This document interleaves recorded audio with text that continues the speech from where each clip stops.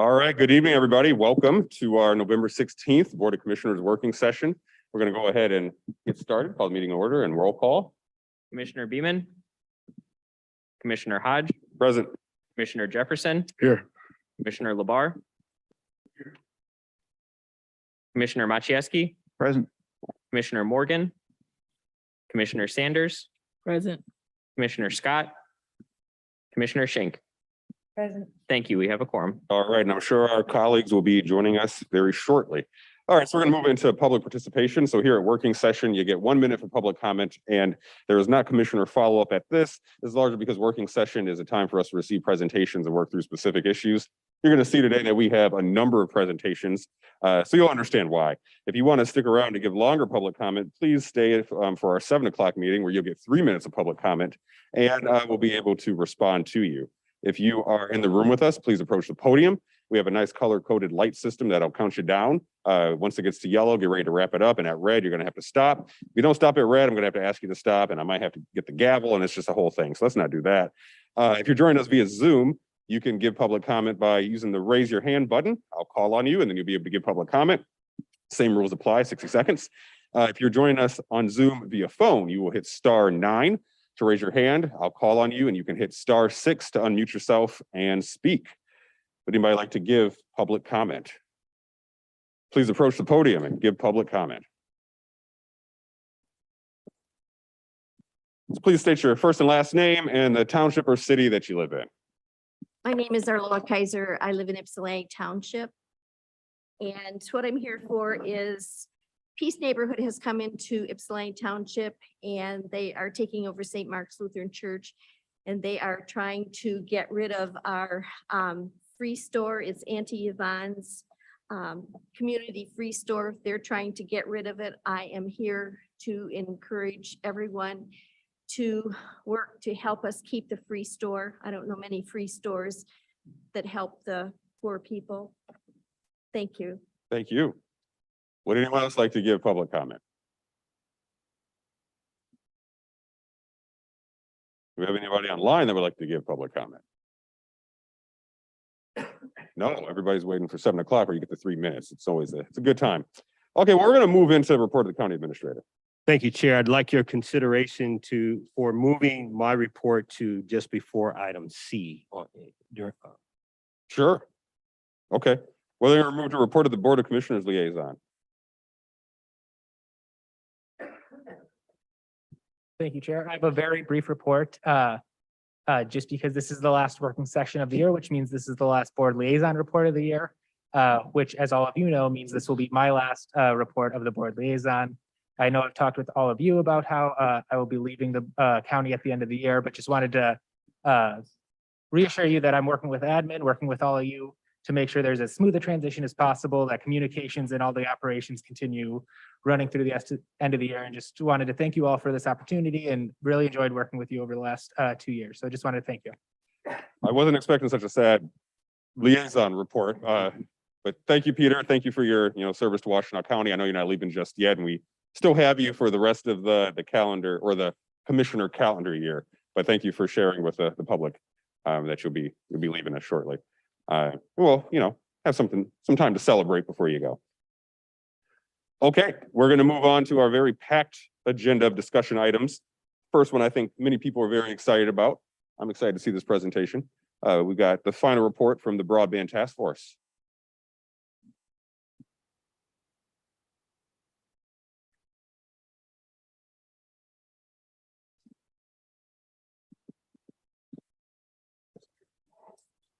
Thanks, Andrew.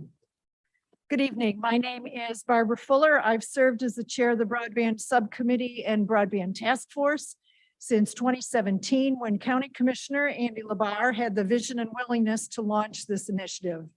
Ben Feynman, who is to my left, has served as the Broadband Task Force Vice Chair. Go ahead and set your computer. But his involvement actually began in 2013 with the convening of the Western Washtenaw Broadband Group, in partnership with then State Representative Gretchen Driscoll and the Chelsea District Library. So in fact, this journey started almost 10 years ago. I also want to point out that Chris Scherer is to Ben's left. He is the current project manager of the gap filling initiative to make this a reality. I want to thank all of you for your vision and commitment to achieving 100% countywide high-speed broadband coverage in this area. In addition, some 100 individuals, all volunteers, dedicated themselves to the work that laid the foundation for the Washtenaw County to become the first county in the state of Michigan to achieve 100% high-speed broadband coverage. As Broadband Task Force Vice Chair, Ben Feynman will describe this incredible journey and the unanticipated good fortune that made realizing this goal possible.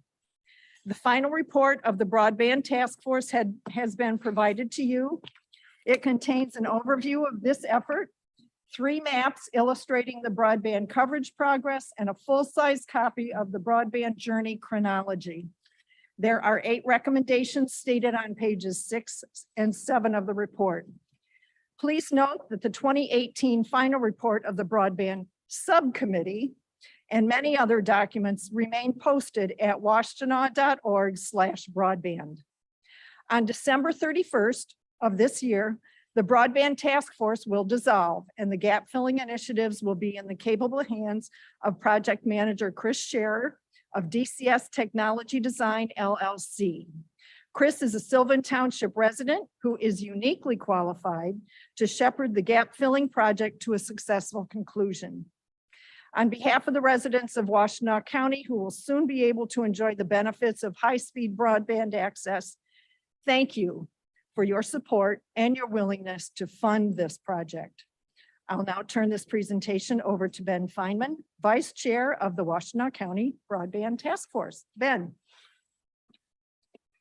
Thank you, Barb. And it's my pleasure to be here today to report good news. I've stood before you various times over the past 9 or 10 years to ask you to do things. And today I'm not asking you to do anything other than to accept our thanks for what you have already done to contribute to the success of this project.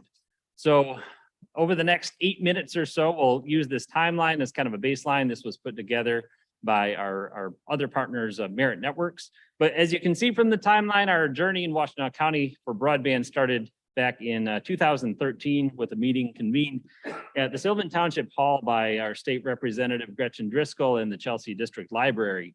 And that kind of kicked us off and formed a consortium to go on this journey together. The first success in this journey was in Linden Township. A group formed and took an issue to Linden Township and the Linden Township residents in terms of how to solve the broadband problem there.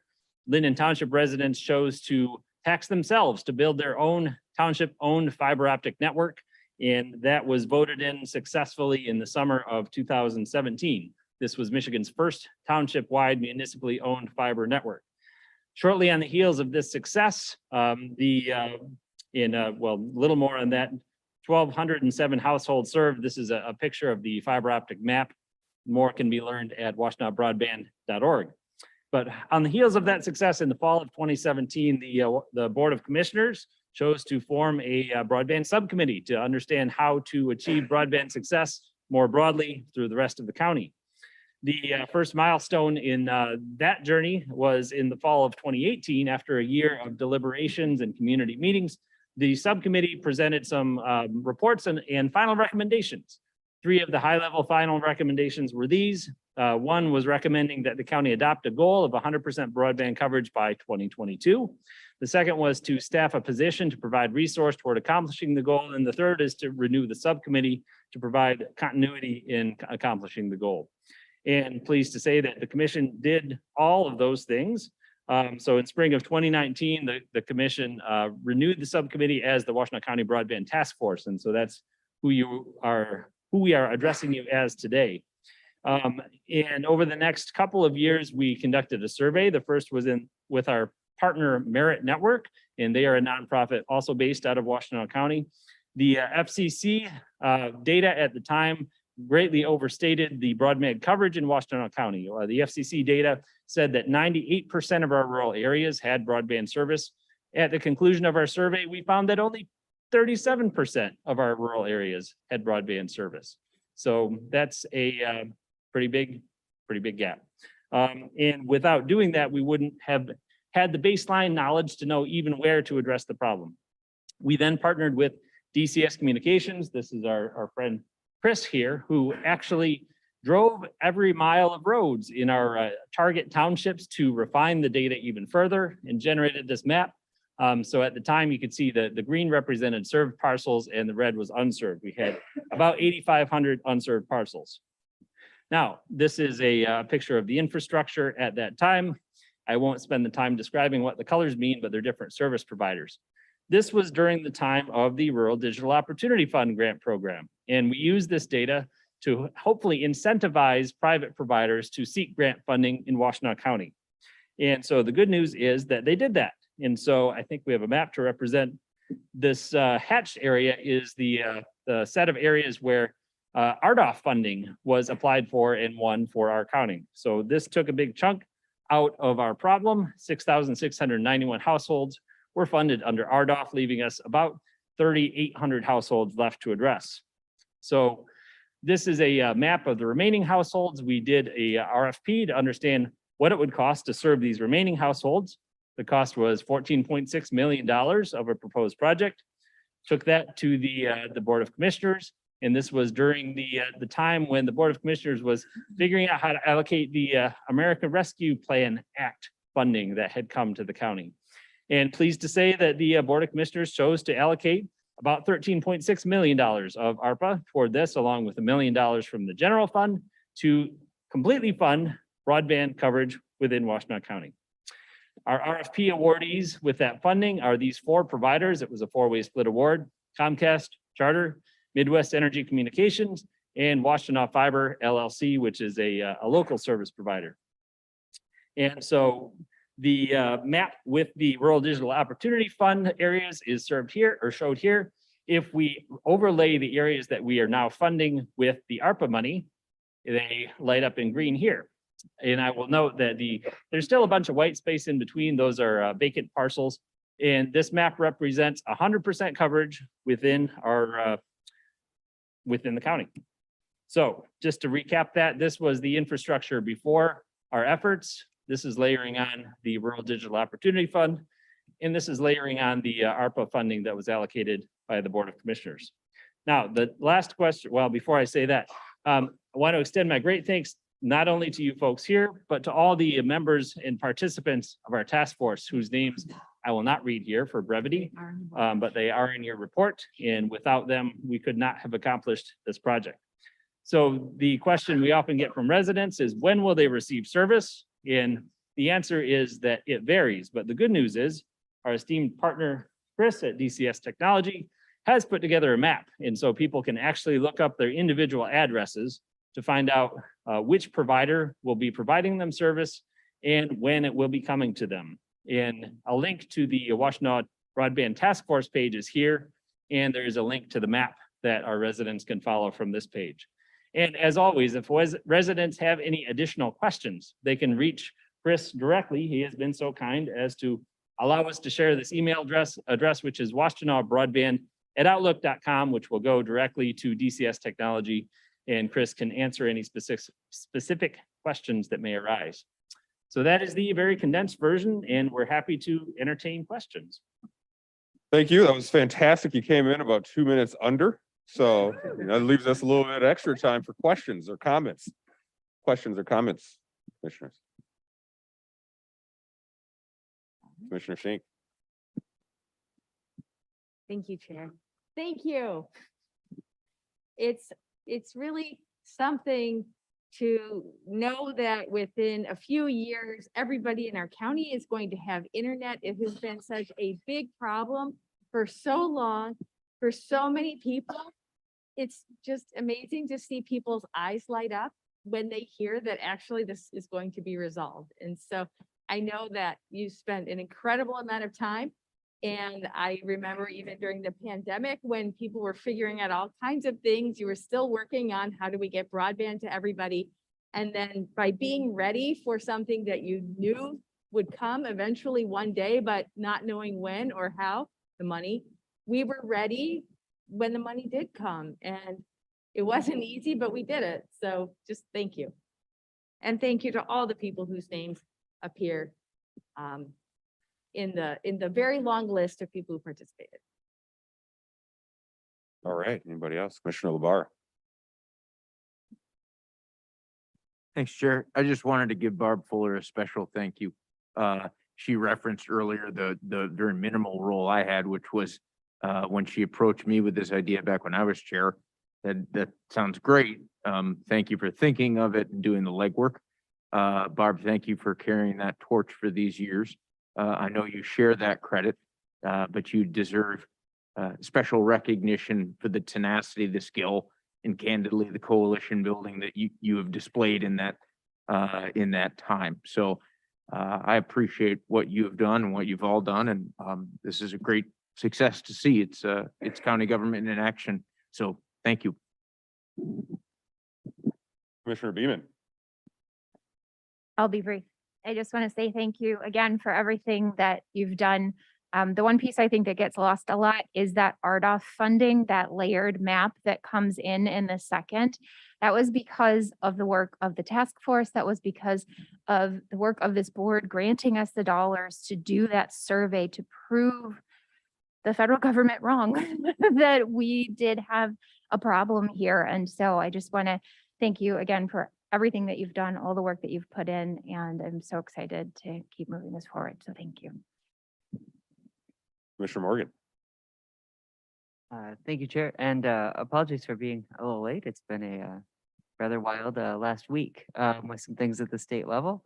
But I just want to add incredible appreciation and thanks to Barb and Ben and everyone that's worked on this. I just feel like it's been so many years in the making, and there's so many steps along the way where we made decisions to support this work. Quite honestly, trusting you that this is what we needed and this would result in good things going forward early in the process. And it's just so incredible that it truly did come to fruition and we were able to do it. But it's thanks to your leadership and persistence and working with all of us. That has been incredible. And then just thanks to Commissioners Beaman and Maciejewski for continuing to push all of us on this too. So it's just one of those things that really is incredible. And I don't even know how to fully or adequately celebrate how big and amazing this is. So thank you. Thank you, Chair. Commissioner Scott. Thank you, Chair. I'm going to tell you a little bit of a story. My son is 15, and he's 5'11", and he is obsessed with being 6 feet tall. He's going to die if he hears anybody telling me the story. So tonight we were like, let's Google what the percentage of 15-year-old boys are fully grown. And I just took it for granted that we had the internet at our house to do that. And I think that the opportunities for parents to reassure their children with any simple internet search and all of the other correlate things that now people in Washtenaw County will be able to do as a result of the leadership sitting in this room, with the three of you standing here, with you, Barb Fuller, with Jason Maciejewski, Shannon Beaman, and all the people on that slide that you had that came to this, and this board itself for recognizing that this is an issue, that it wasn't just a trivial thing to try to get internet in the home for people. It meant education, it meant work opportunities and all of those things. So thank you very much. I think it's extremely exciting. One of the things that is really fantastic is that map where you can put your address in and people can see when it's coming. I have given that information to I don't know how many people so far that are not in my district, but people in Washtenaw County that are like, when am I going to get it? And we've got that map to show them.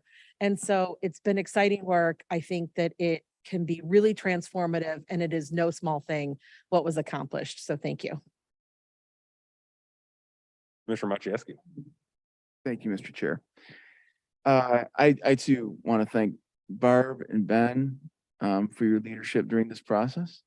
This project doesn't get done without the work of the task force and your dedication to pushing it. So thank you very much.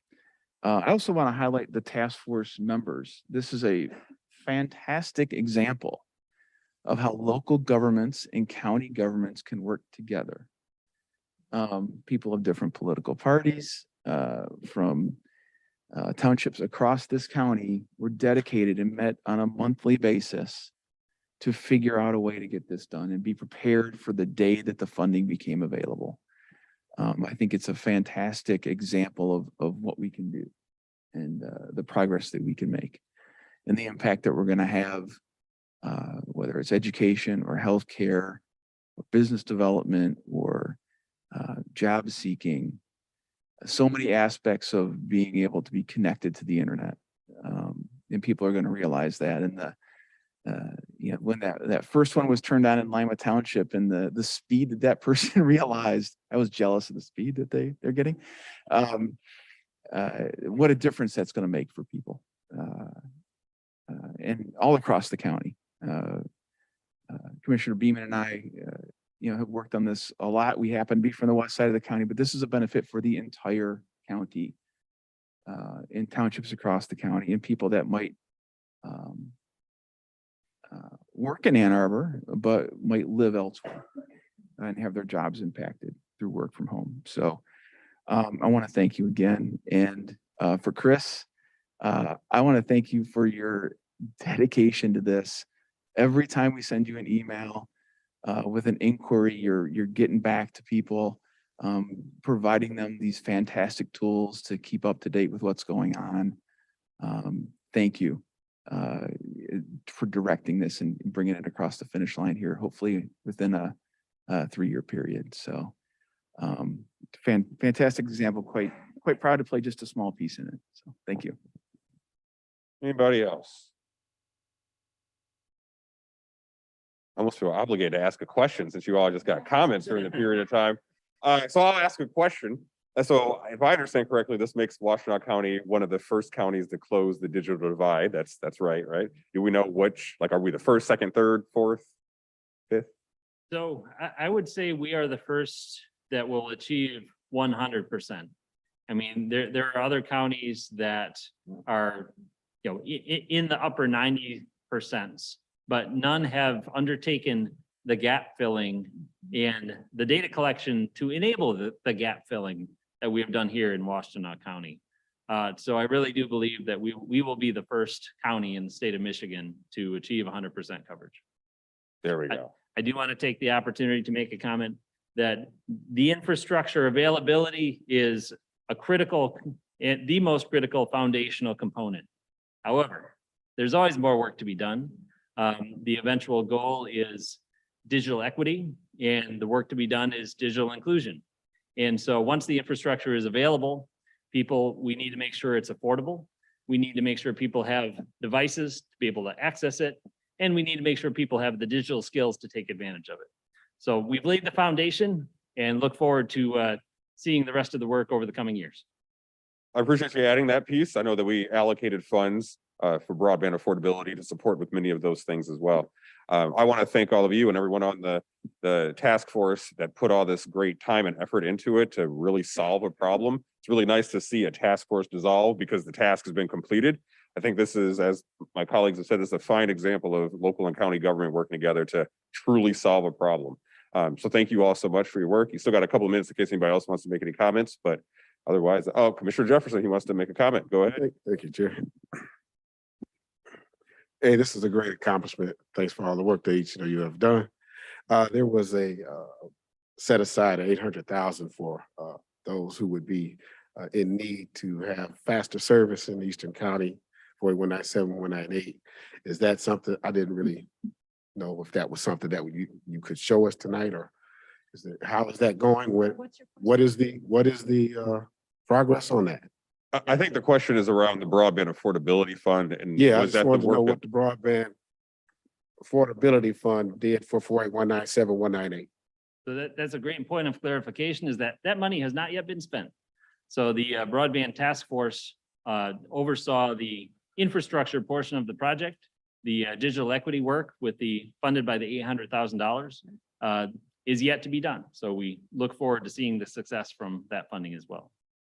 Is that something that the same contractor will be applying with, or are you looking for a new contractor?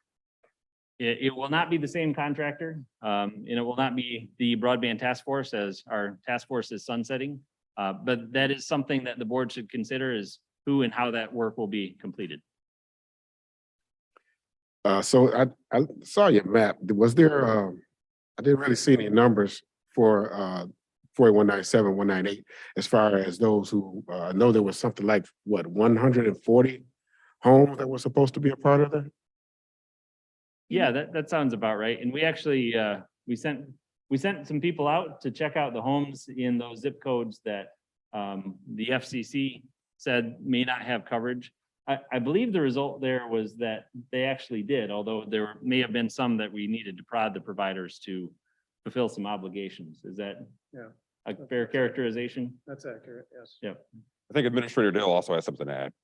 Yeah, Commissioner, I just wanted to say the affordability component is one of the things on the administration's to-do list. So that information will be coming back to this board, and we will look to county administration to operationalize that work moving forward. So that means that the providers have to be, as he said, prodded to try and figure out what to do with this?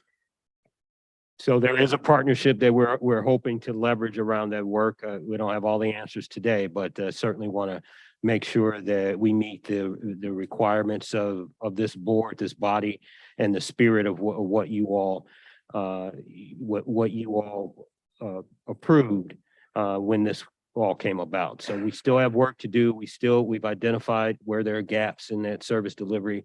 We just need to create a framework for operationalizing the work, and we'll get that to you probably sometime very early in 2023. So we've got to move on to the next. If you got one more thing to say, go ahead and say, go ahead. Commissioner Jefferson, on our website, there actually are links to affordability programs that are currently offered by the providers. The criteria, correct me if I'm wrong, gentlemen, but I think it centers primarily around those who qualify for free school lunches.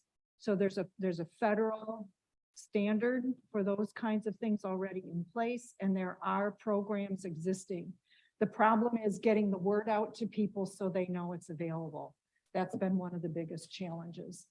And even if they don't have internet access at home, they might be able to do that from school or from a library, from a senior center where there is access. There are some existing programs, but you folks provided $800,000 towards that. It just wasn't within the scope of the task force as it was constituted that sunsets in December.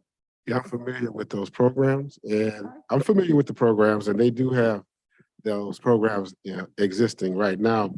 A lot of them don't have a lot of fast internet speed, and that's what the 800,000 is set aside for, to try and correct that, so that like I heard you say, they could go to libraries and community centers. That was the same problem that was out in Western County that needed to be corrected. You had children over there going to libraries to do their homework, and so that's not sufficient for our children on Eastern County either. But I'm just saying, I understand, and I do know that those programs exist.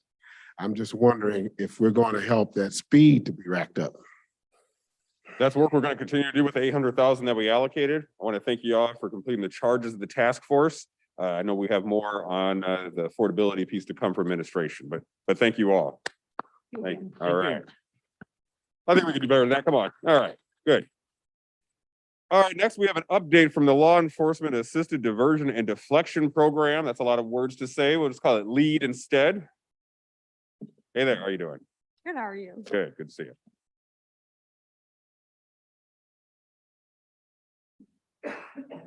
Thank you all for giving me the opportunity today to talk to you a little bit about LEAD and where we're at in Washtenaw County with our LEAD initiative. My name's Haley Richards, and I'm the LEAD program coordinator for Washtenaw County. And LEAD stands for Law Enforcement Assisted Diversion and Deflection. So what it is a pre-arrest diversion initiative, and it's a partnership between the Washtenaw County Prosecutor's Office, Public Defender's Office, Community Mental Health, the Sheriff's Office, and McLean and Winters Law Firm, or the Ypsilanti Township Prosecutor. So primarily we're fortunate to be funded by the Public Safety and Mental Health Preservation Millage. And we did launch back in October of 2021. So we did have some funding from Vital Strategies, a grant from Vital Strategies to start and launch our initiative. But now we're primarily funded through the Public Safety and Mental Health Preservation Millage. And it's based off of a national model, so it's been replicated at over 75 sites across the United States. And so what is LEAD exactly? It's a community-based pre-arrest diversion initiative, and it's intended to provide an alternative to arrest or citation for individuals that have unmet needs that might stem from things like mental illness, substance use, poverty, and homelessness.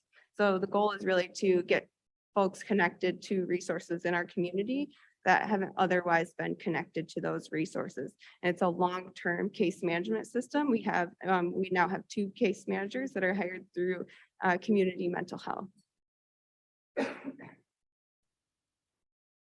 And so this is just an example of the current cycle of arrest and release, the sort of the current status quo of the criminal legal system for especially for particular individuals. So in Washtenaw County, there was a report a few years back there were 8% of individuals that were at an extremely high risk of recidivism in Washtenaw County. So those individuals were cycling in and out of the Washtenaw County Jail 6 or more times within a year. And so LEAD is obviously those individuals were being kept locally. So it shows that those individuals had lower level offenses and may possibly have been cycling in and out of the jail due to those, those lower level offenses that I talked about, due to substance use, mental illness, etc. LEAD really started because individuals over in Seattle realized that the war on drugs wasn't working. So individuals were still seeing overdose rates and high rates of substance use for individuals, even though so the war on drugs wasn't working essentially. And then I just wanted to give an example of what a LEAD participant might look like. So this is an example from Washtenaw County. So the individual was in and out of the Washtenaw County Jail 55 times since 2005, spent over 1,400 days in the Washtenaw County Jail, had nearly 400 law enforcement contacts in Washtenaw County and 70 arrests for, again, those lower level offenses: disorderly, robbery, trespassing, possession of paraphernalia, things like that. And so I'm happy to report that since joining LEAD, this individual, what LEAD is, it's long-term, so progress looks different for everybody. We can't expect individuals who maybe have been using substances for 15 plus years to have a dramatic change overnight. So this individual has now actually gone a period of around 4 months without any law enforcement contacts, which for that individual is the longest time since 2017. And so how LEAD works, it addresses that cycle of arrest and release through trauma-informed case management, and it utilizes a harm reduction model, so the individual is connected with the case manager. And it's really going to depend on the individual needs and the individual's goals on what they're connected to. They might just want help with obtaining their identification to start. That's been a trend that we've seen across some of our initial LEAD participants. Some individuals might want treatment, and some individuals might not to start. But we have seen individuals eventually wanting treatment. So it really depends. We meet them where they're at. And this is just our referral process. So there's 2 ways right now that an individual can be referred to Washtenaw County LEAD pre-arrest diversion. So the deputy decides to refer an individual to LEAD based on the criteria we have set in our operational protocol. Ideally, they'll call the case manager. The case manager will come out to the scene, and there'll be a warm handoff between that deputy and the case manager. And then the case manager will address any immediate needs, if they need housing for the night or a warm meal, and then work with that individual long-term, like I said. And then the other way someone can be referred to LEAD is via a social contact referral. So these are individuals that might not have a current potential charge, but the deputy might know them in the community, and they might see that they could benefit from LEAD. And again, and so social contact referrals can come from deputies, but they can also come from other criminal legal system stakeholders or partners. And then we also have a LEAD prosecutor who oversees any diverted LEAD cases. and helps to track the progress in managing cases. And we have an operational work group meeting that meets to discuss any new lead referrals and then talk about individuals and how to best support them in our community. Just to reiterate a couple of main points of lead, a slow start expected. No one fails lead. Someone could be in lead for 5+ years and be actively engaged with their case manager, and then go back to an inactive status and come back to an active engagement with their case manager because of that harm reduction approach, not a divert to treatment approach. We're meeting individuals out in the community where they're at and where they're at with their goals as well. I just wanted to touch on a couple of the desired outcomes for LEAD. So LEAD is designed to reorient a collective response to safety and health related problems, eliminate racial disparities at the front end of the criminal legal system, inspire structural investments to address gaps in services and strengthen communities, as well as improve trust and confidence in law enforcement and the criminal justice apparatus. And so I've kind of touched on the LEAD model now, and I just wanted to talk about where we're at currently in Washtenaw County. So we initiated back in October of 2021 as a pilot in Ypsilanti Township. We're still in our pilot phase currently, but we do now have, we started with 11 deputies trained. We now have 26 deputies trained and 5 sergeants. We have received 44 referrals. Most of those have been social contact referrals. We started with social contact referrals at the recommendation of the National Lead Support Bureau. So most of those referrals have come from deputies, but a couple have come from other criminal legal system partners. And we have had 1 pre-arrest referral to date. And we have regular policy coordinating group meetings that oversees our policies and procedures, as well as operational work group meetings that are meetings with individuals working in the community directly with the participants. Again, we have 44 current referrals. At those operational work group meetings, we determined 31 to be eligible for LEAD and 12 are actively engaged with their case managers. We also have 10 that were determined to be temporarily ineligible. No one is forever ineligible for LEAD, but the only reasons that individuals have been temporarily ineligible were due to limited police contacts in their history. For instance, we had 1 individual who the law enforcement contact was that they were suicidal. In that instance, we were able to refer that individual on. They were willing to accept treatment and help. We were able to refer that individual onto other resources that are existing in our community. So when you think about LEAD, it's the highest level of care. And so we were able to connect them with community mental health services that they could benefit from. And then the other reason were if they were recently found incompetent in court. So we are currently partnering with the Center for Health and Research Transformation to complete a 3-year evaluation for LEAD to show that impacts on our community. So right now we're at the point of we have developed a logic model, we've developed a data framework, and we're working on developing data use agreements, and we expect to have the first evaluation report by the end of the first quarter of 2023. And then some next steps. Again, that evaluation is really going to help us inform our expansion timeline. We're still in Ypsilanti Township currently, but the goal is to eventually expand throughout Washtenaw County. We're working on developing an in-house Washtenaw County train the trainer training so that deputies can train other law enforcement partners and other deputies in the community. And we're also working to develop a community leadership team, which is a board essentially that will help ensure that the community has a voice in the LEAD operations and policies and procedures. And that is all I have for you today. Thank you. Right on time. That was, Jackson. these presentations today are right on or right under. So that was great. Thank you. Can I just offer just 2 quick pieces? Number 1, Haley is the lead coordinator who works at the sheriff's office. We have been investigating and putting LEAD together for years. As soon as she came on, it started to work. So that means I probably wasn't doing the best job. So I want to commend her for that. But also 2 really important pieces. This is the only thing that I know of in our county that is systems wide. There are lots of good programs and diversion in the county, but to have the prosecutor, public defender, human services all together is pretty unique. And then the other piece, you heard the data of the 1 individual. Think about being in our jail 55 times.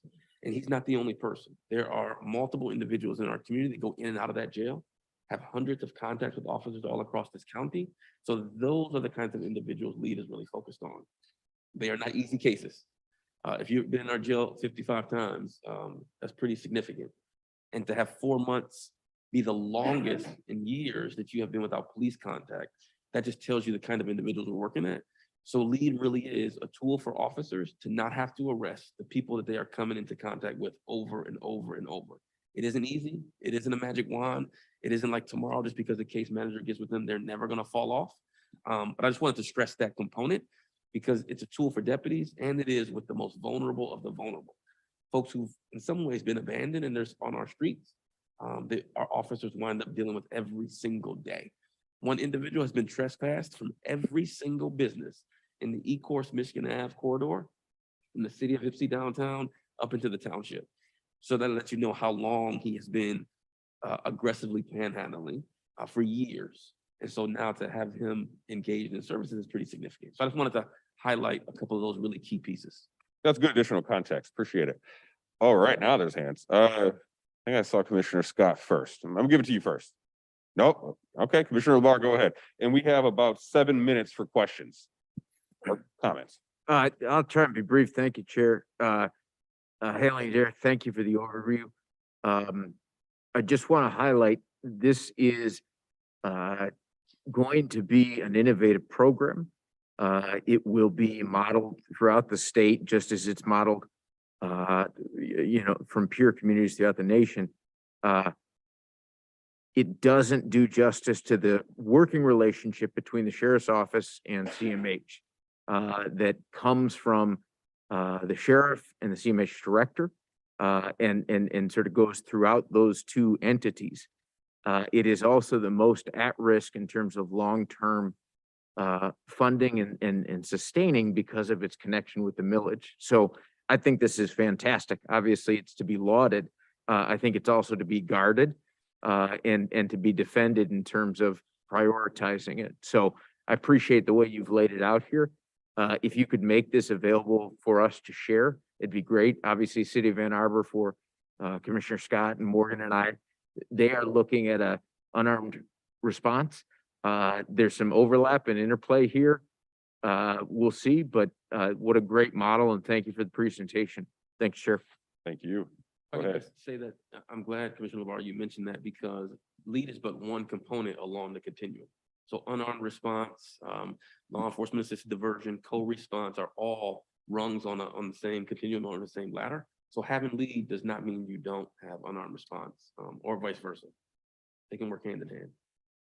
All right, Commissioner Scott, you want to make that? Nope, holding back. Okay. Go ahead, Commissioner Morgan. One quick question, which is, there have been, I think, some requests that have come to us over the last year or two asking for more criminal justice diversion or kind of other programs that seem somewhat similar. I'm curious if this is kind of doing that work, or if there is more that needs to be done.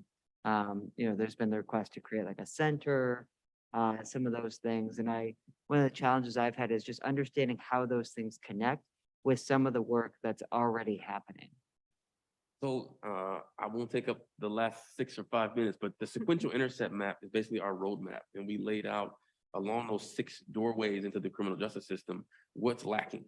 And so I would love to come back and actually talk about that roadmap, because that's what we've been working off of for the last 10 to 11 years.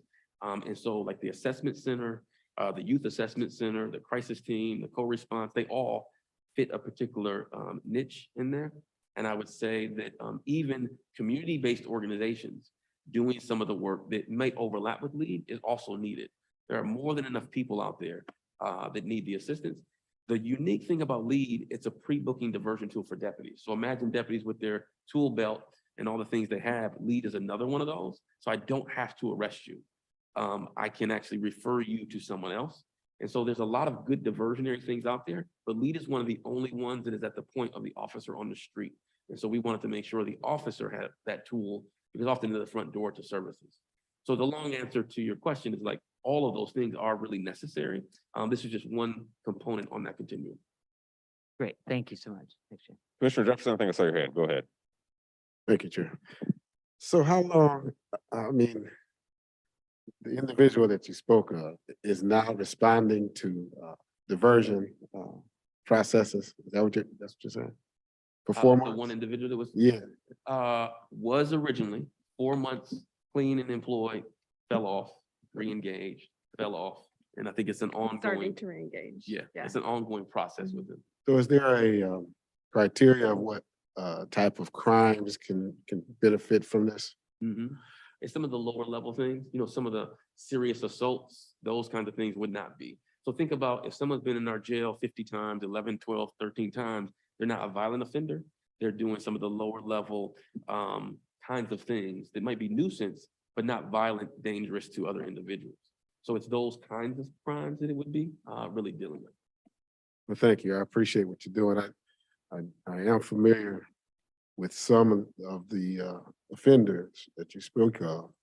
And if you can find a way to help them get off the streets and become, a person that has no more contact with the law, that's incredible. So thank you.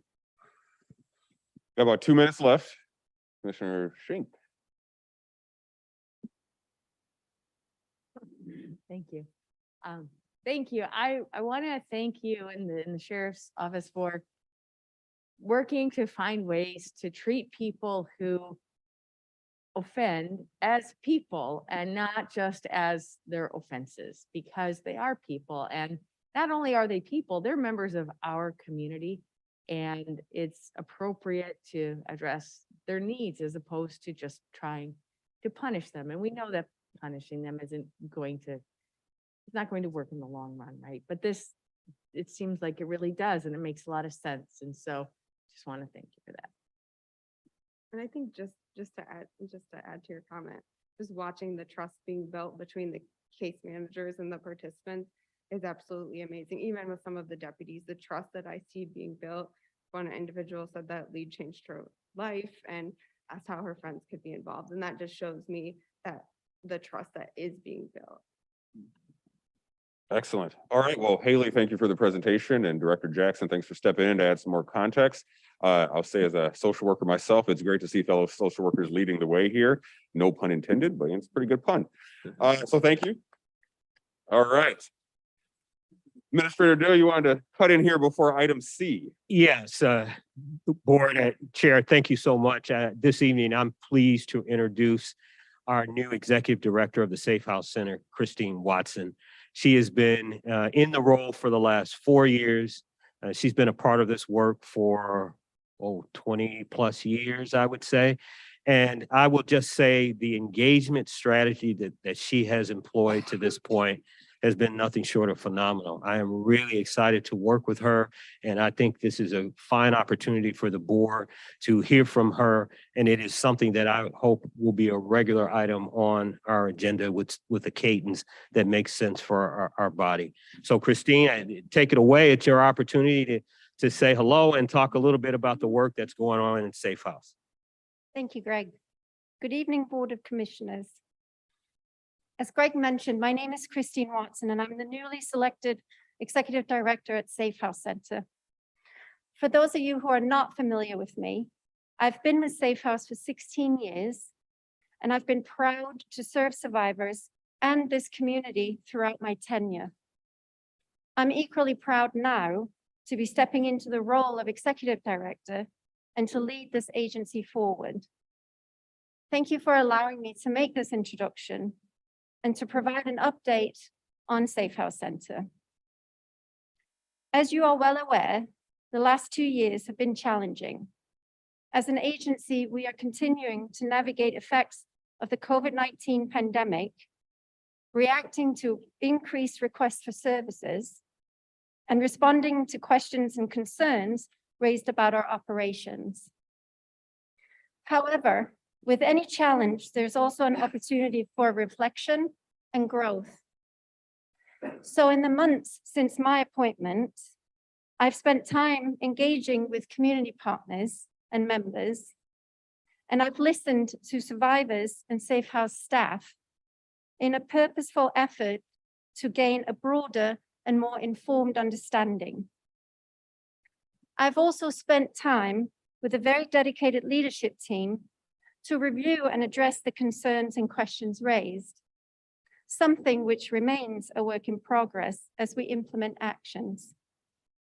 And finally, I've spent time ensuring that our services remained accessible and available. Because Safe House is a vital service provider in this community. Our goal of building communities free of violence has yet to be accomplished.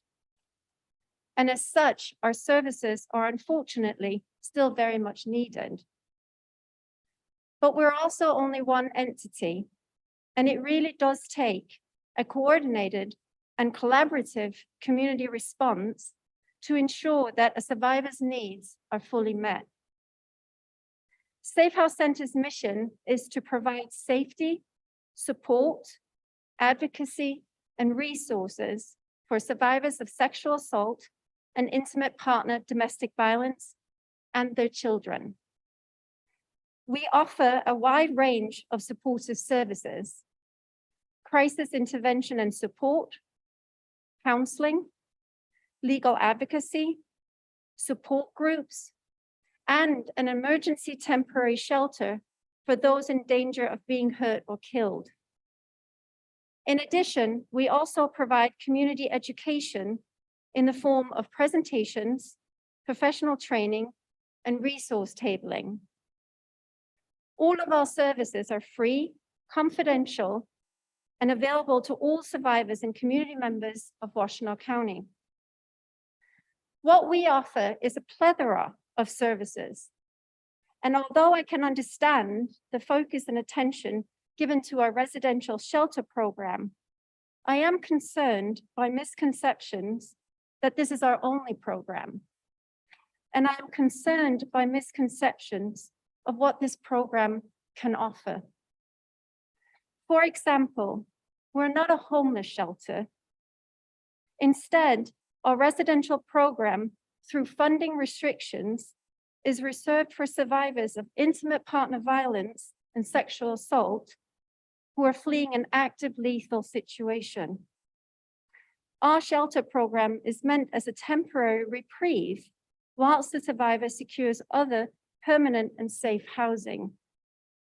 And importantly, it's a program that relies on permanent affordable housing being available in the community for the survivor to access. As the county commissioners, you are all very aware of the issue of insufficient affordable housing. And thankfully, you are already doing your best to address this issue. Because the national and local housing crisis impacts us all.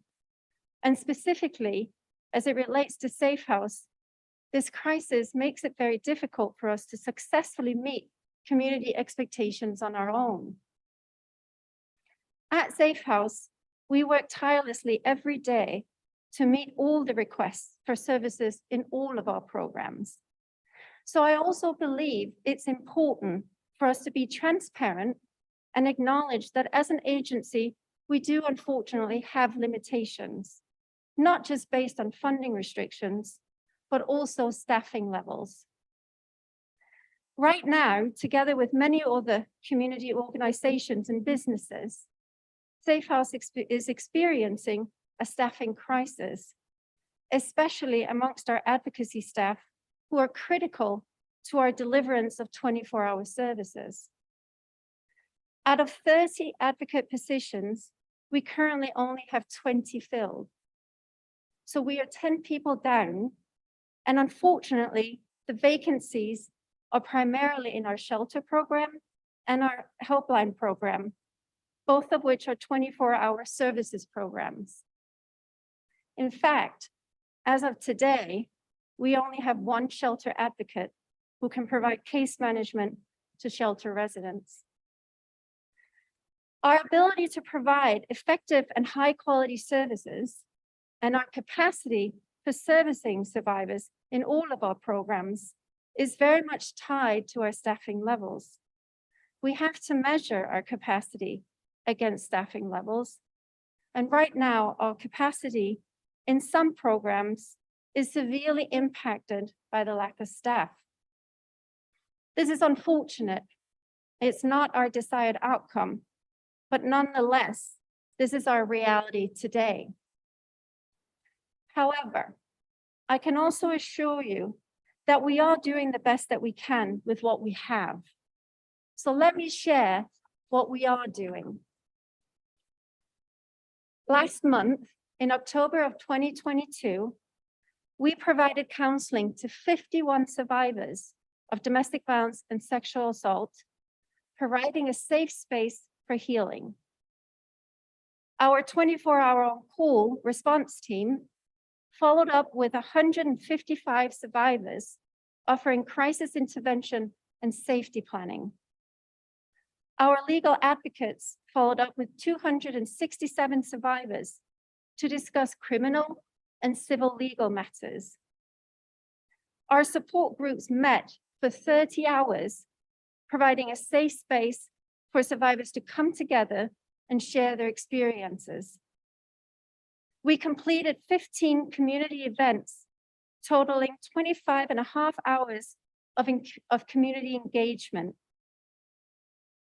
In addition, we received 425 calls on our 24-hour helpline, providing crisis counseling and resources to everyone who called. And finally, we sheltered 14 survivors and 11 children. These numbers prove that we are still supporting survivors in a meaningful and impactful way every single day. And my hope is that our community will recognize these efforts and be understanding as we work towards increasing our capacity once again. In 1992, the residents of Washtenaw County voted to ensure that survivors of domestic violence and sexual assault had a place to turn to. This is a mandate that all staff at Safe House take very seriously, and we strive to follow through on that commitment every single day, coming to work with one goal in mind: to be of service. So we thank you for your continued support and your partnership, and I thank you for this time to provide clarity and information and to introduce myself. Thank you. All right, well, thank you for coming to introduce yourself. I think you're going to say something here. Yeah, if you all have questions for Christine, I asked her to stick around and answer a few questions from the County Board of Commissioners. Few questions. Not several, a few. Commissioner LeBar, go ahead. Thank you. Is there anything that we can do individually or collectively to help you in this transition and to set Safe House up for the most success?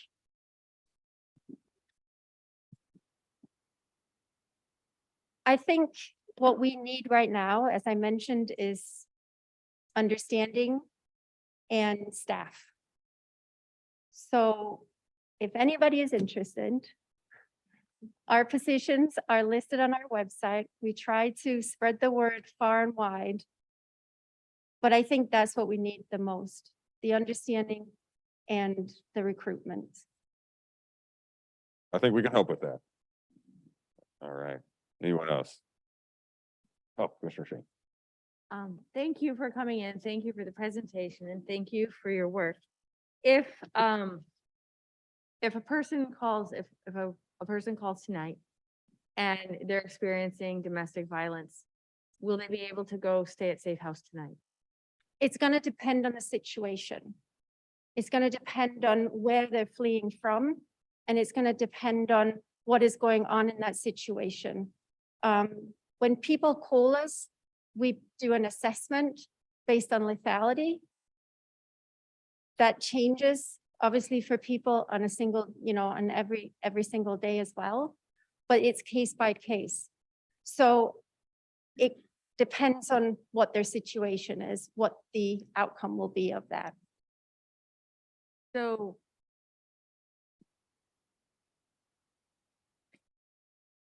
if someone's experiencing domestic violence and they what kinds of questions are they going to be asked to determine lethality? They will be asked questions such as what has happened recently in the situation? Where is the other person? What is going on in the caller's present situation in terms of housing?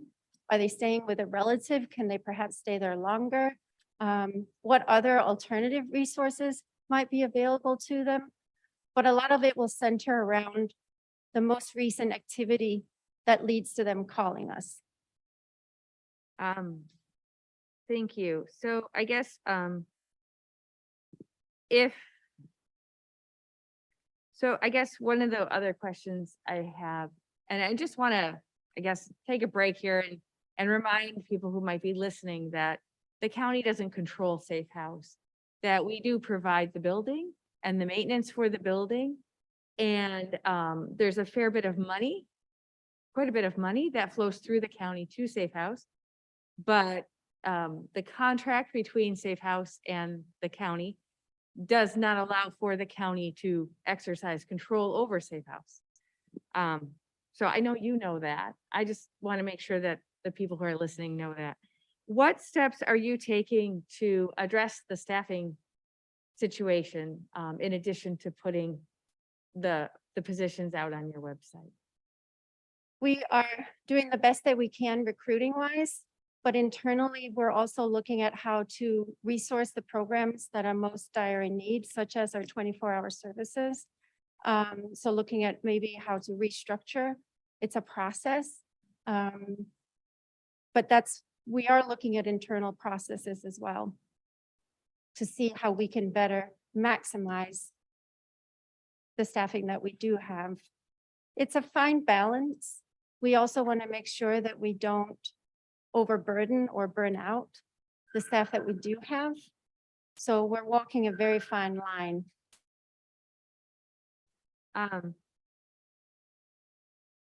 If you are able to hire more staff, will it be easier for people to come to Safe House? I think I feel a little concerned that someone has to believe that they will be killed and you have to believe, Safe House has to believe that they will be killed to be able to access the sheltering services, because if I were in that position, I would want to leave long before I thought I was going to be killed.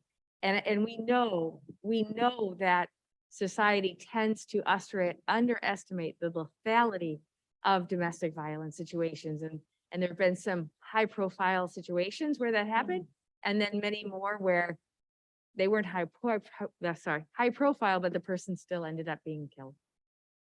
No, I appreciate your concern and I agree with it and I share it. And I think we should all share that. This is also where, like I said, the coordinated and collaborative community response comes into it, making sure that there is affordable housing available to people who need to leave. Our funding restricts us to be a short-term crisis intervention agency. So that's one of the struggles. But I agree with you that that concern shouldn't be present. And it's a hard one to measure. I agree with that as well.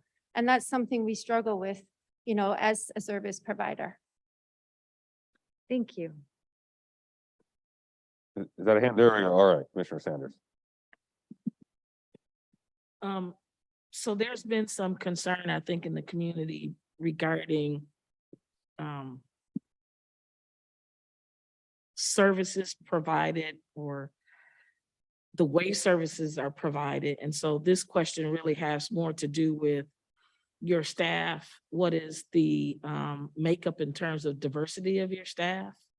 And then second part would be, although we don't control how Safe House is operated, we have quite a bit of an investment in Safe House. So what can you provide to commissioners in terms of a cheat sheet or flow chart? So if I have a constituent come to me and start asking me questions about Safe House and how they might be able to be serviced, what can you provide to us as commissioners that can help us answer their questions before they have to come to you and go through sort of an intake process? I think that's a great suggestion. I would start by saying, look at our website. All of our services are described on our website. People are also welcome to call our 24-hour helpline and receive a description to figure out eligibility. We have to look at eligibility in terms of being a survivor of sexual assault or intimate partner domestic violence. But other than that, I'm also happy to work with you on creating a cheat sheet with the information that you think would be helpful in addition to that. But that's where I would immediately send people to our website and also to our 24-hour helpline to kind of figure out what is appropriate, or what services may be appropriate and available to them. And then diversity of your staff. So we welcome people from all walks of life at Safe House. So that means that our staff are typically made up of social workers, people with either their BSW or their MSW, but it also brings in people who maybe have degrees in other fields.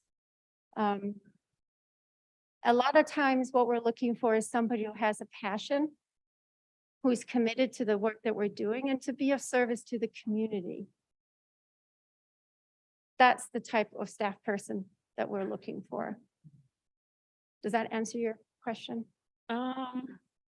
It does. I guess I was kind of expecting a response that would include some sort of purposefulness in terms of your recruitment for staffing. Because if there's no intent to make sure that you are recruiting, seeking, hiring a diverse staff, then most of the time you're going to end up with a staff that is not diverse. Nope, I appreciate your input and I would agree. I would say our intent is highlighted in the places that we do try to do our recruiting and our job posting, which, like I mentioned, is part of our website. We also utilize, email service. Barrier Busters is one of them. Social Workers of Michigan, I think there's a Facebook group for especially the Black social workers group. We also have spoken to recruiters in the past to make sure that we were being as far and wide as we could be. And then I would also say that our intent shines through when we interview people. We're very specific in the questions that we ask. We're very specific in the experience that we're looking for from people, but we also recognize that sometimes people have to start one place. And we're not going to shy away from necessarily being that place if people bring with them that commitment and that passion or life experience, because that, I think, goes a long way as well, especially in this work. Okay, so one last follow-up question to that. When you're looking to do staffing, are your hiring committees only consistent of the staff that you have? Or are you looking to include community members that may help you because of their experience and their relationships that you may not have, recruit a staff that is representative of the makeup of the county and is representative of sort of where a larger number of survivors, what communities they may be coming from?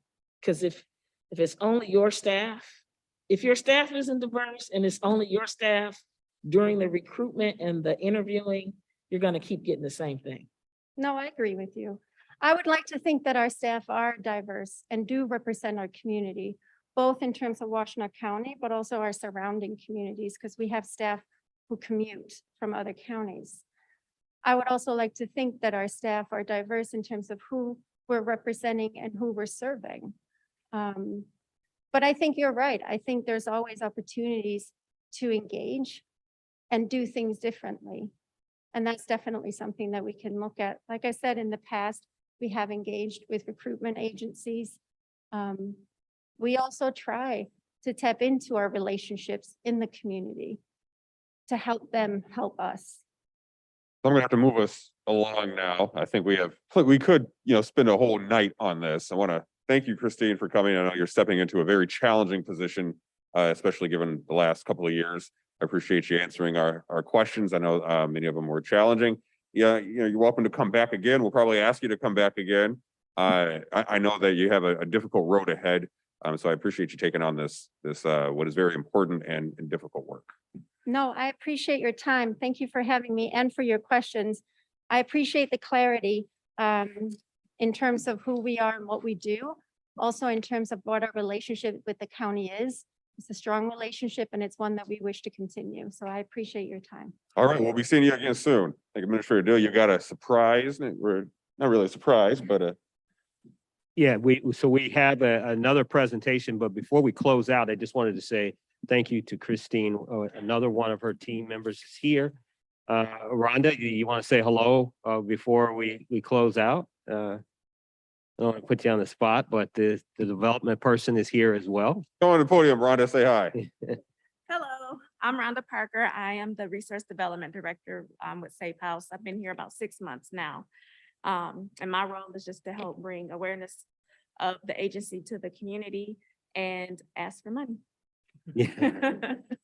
And then closing, Commissioner Sanders, excellent question. I, as a member of the board, we are leaning into the work that you talked about and making sure that our workforce is diverse and making sure that we have enough resources to service our community. Those are priorities for us. And I will ask Christine to come back on some frequency that makes sense for this body so that you all are kept in the loop in terms of our activities and the investments that you all make in Safe House.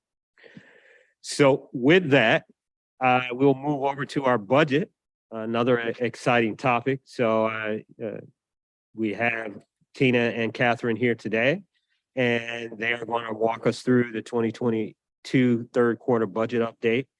I want to, first of all, thank the organization and the County Board of Commissioners for their work over this past year. We get to this place by being strong stewards of taxpayer resources. We get to this place by making sure that we're disciplined around our operations. And we get to this place by making sure that the priorities and investments of this body are done in the most impactful way. So as you will see this evening, you will see that we are moving down a path as we always talk about, to be strong stewards of resources. And as I turn it over to Tina and Catherine, I want to remind you that we have a number of challenges on the horizon that we'll have to think through. And you heard some of it tonight, from affordable housing to our commitment to some of the programs that have traditionally been funded in this community. Our resource model really will need to be evaluated moving forward if we're going to continue to sustain those programs at the highest level possible. So Catherine, with that little bit of an intro, please take it away. Okay. So I'm going to run through the third quarter budget update. Given the time, I'm going to go at a higher level. I'm happy to answer any detailed questions either tonight or over email. Before you get started with that, I'll say, commissioners, if you want to follow along with the slideshow and you're in Civic Clerk, this is an item that would be during the BOC meeting. But then I remember I'm one of the only people that use a Civic Clerk, so nobody else is probably looking at it. Sorry, go ahead. That's okay. Also, thanks for letting me do this earlier in the evening when my mind is a little fresher.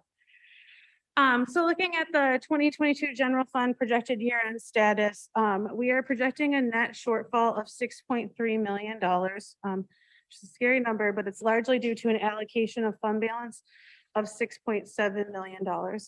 At 12/31/21, our fund balance was $47.4 million in the general fund. And this would make the projected 22 fund balance $41.2 million, which is 28.9% of the general fund budget and below the 29% threshold we have set.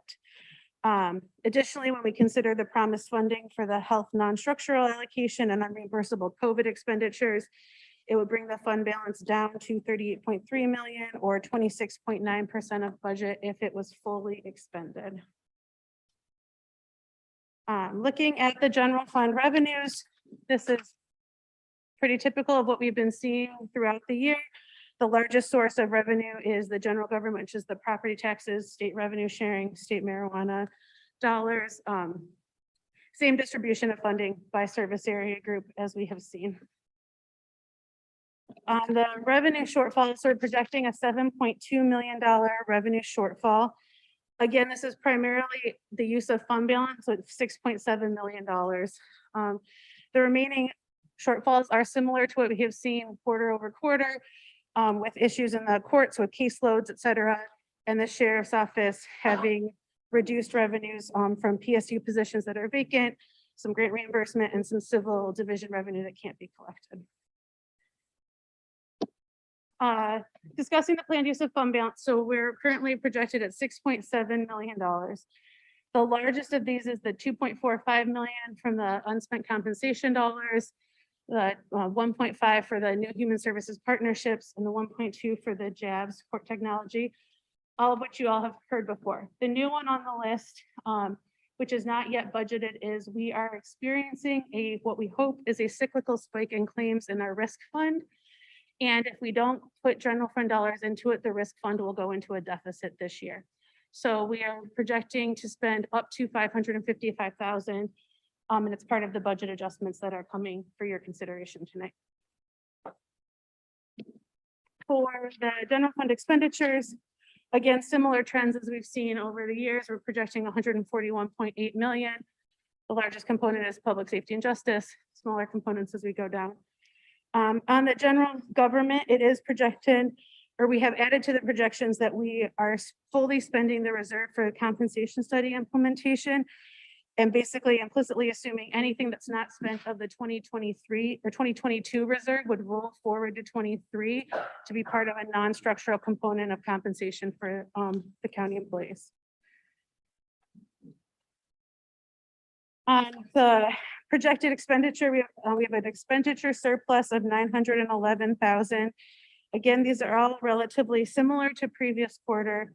The sheriff's office is only projecting $112,000 surplus, meaning their large amount of vacancies is being offset by their medical and food contract costs, their increased medical fringe rate, and then increased fuel costs above the budget.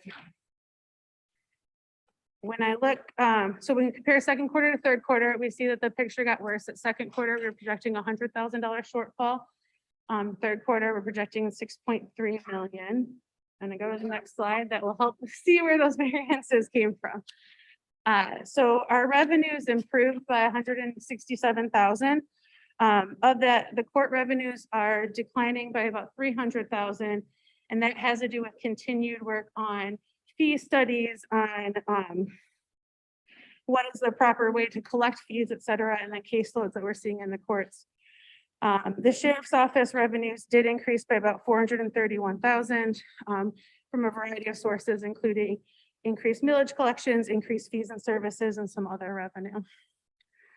The expenditures increased by $6.3 million. The biggest of this is the $4 million from the full compensation study implementation.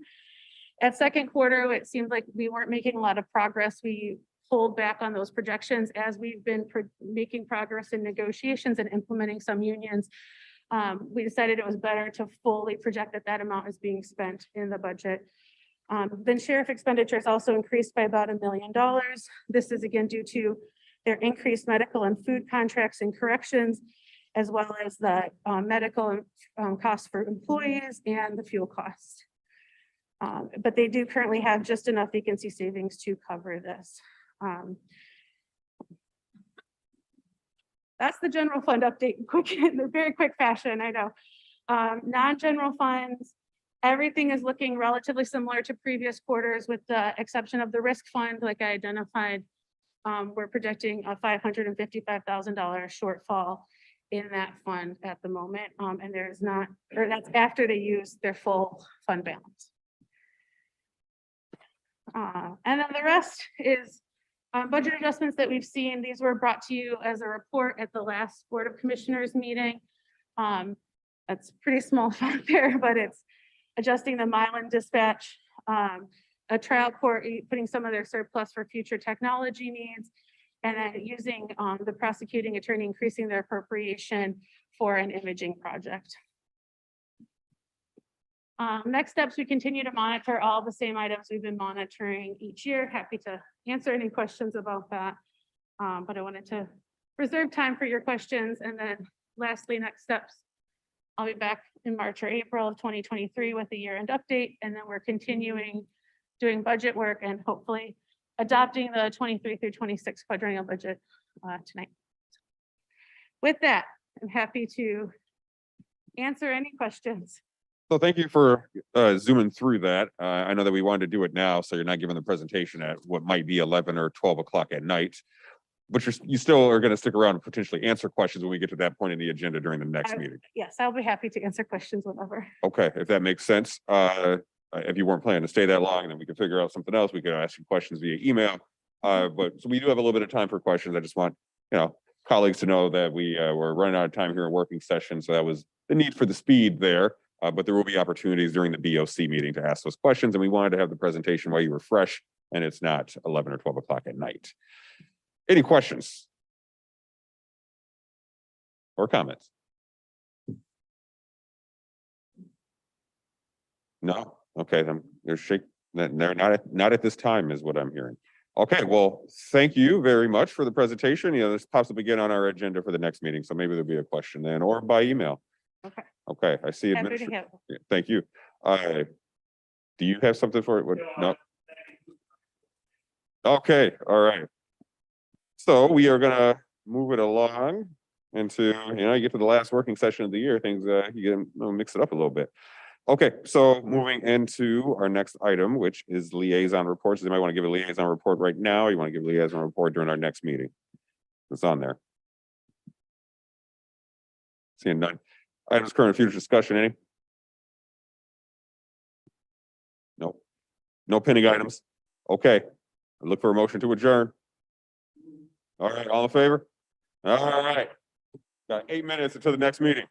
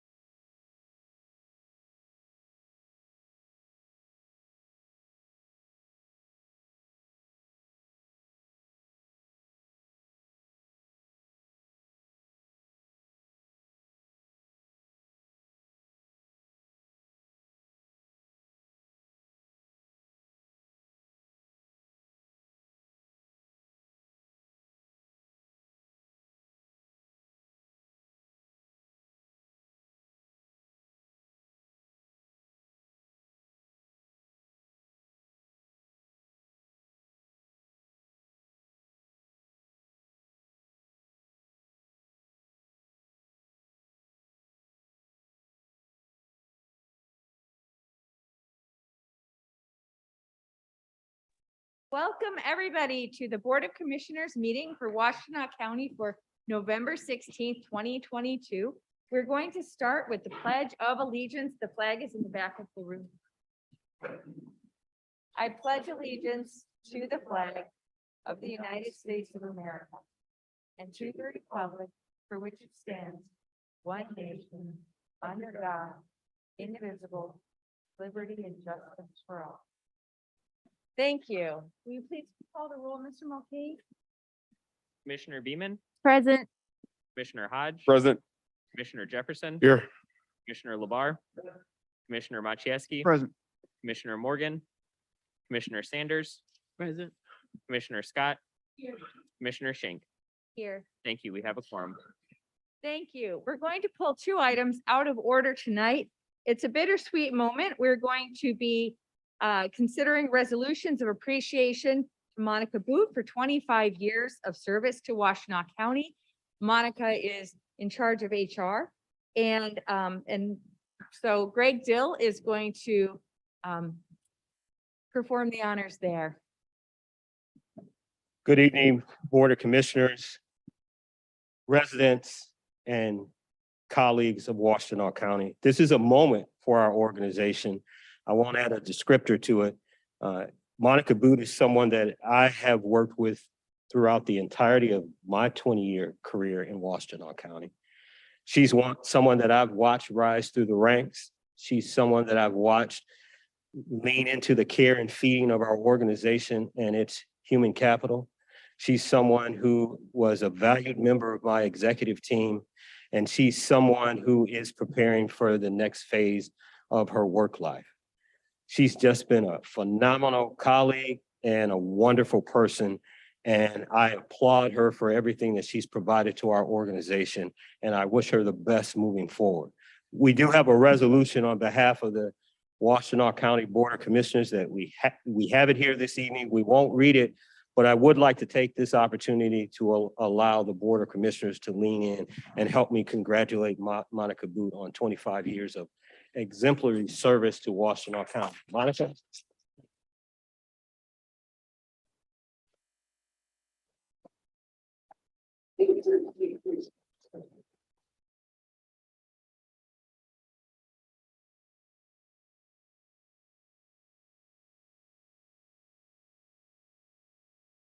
Thank you. Thank you very much. I won't take a ton of time, but I do want to thank you for the opportunity to work for such a great organization.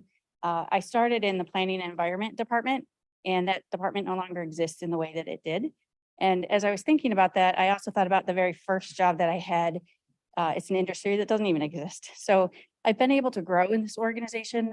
Both my parents worked in the public sector. My sister works in the public sector, and my brother did at one point as well. So I'm looking forward to the opportunity to continue in local government. I've had a great opportunity to work under Verna McDaniel, an amazing HR director and administrator. I appreciate Administrator Dill's trust in me and his movement to my position as the executive director of HR. I've loved it. It's been challenging. I've learned a ton. And then I just want to acknowledge the current HR team is really phenomenal.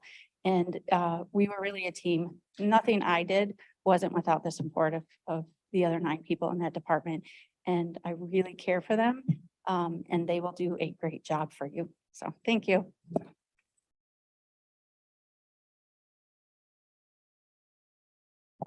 Unfortunately, we have one additional departure, and she is here joining us tonight. Teresa Gelati has operated one of the more important units of county government, important in the way that it is a touch point to the whole of our community. Teresa, if you wouldn't mind coming up. She joins us here tonight, and I'm so grateful that she decided to do that. Today is her birthday. So, yeah. Okay. Teresa, go ahead.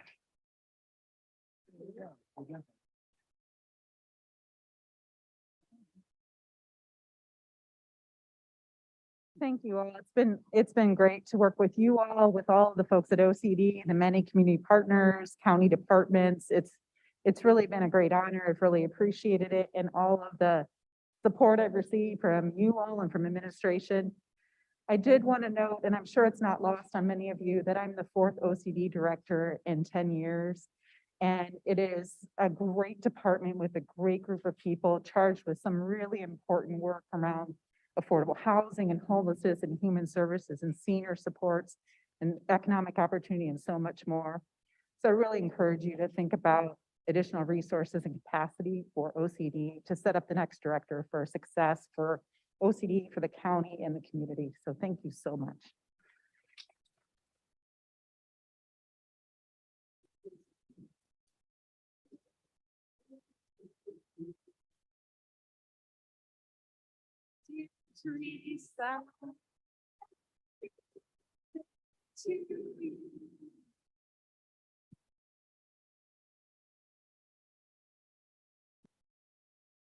Thank you. Commissioners, did you want to make further comments?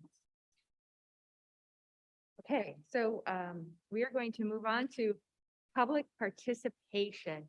Each person gets 3 minutes to address the board. We ask that when you're ready to take your turn, you step up to the podium. There will be a green light that will be on and it will gradually turn to yellow, which tells you that you need to finish up gracefully. And the red says that the 3 minutes are up and it's time for the next person to speak. And we're really glad to see so many people here tonight and are very interested in what you have to say. Oh, and if you could also say your name and where you're from, that is helpful as well. Thank you very much.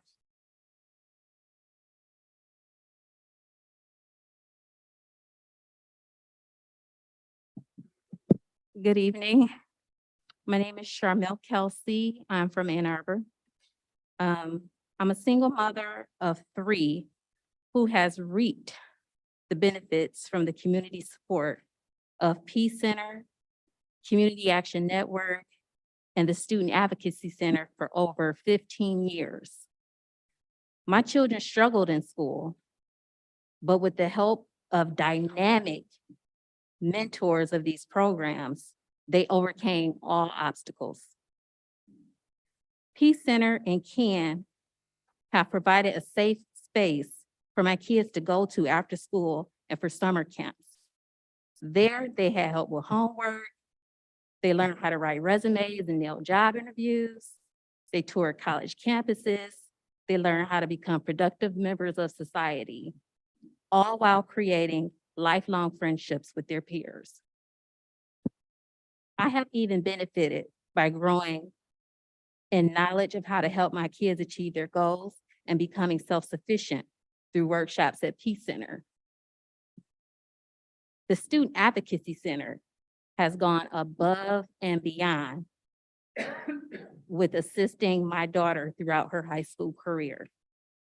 She was experiencing difficult times and had a lot of anxiety, which increased during the pandemic.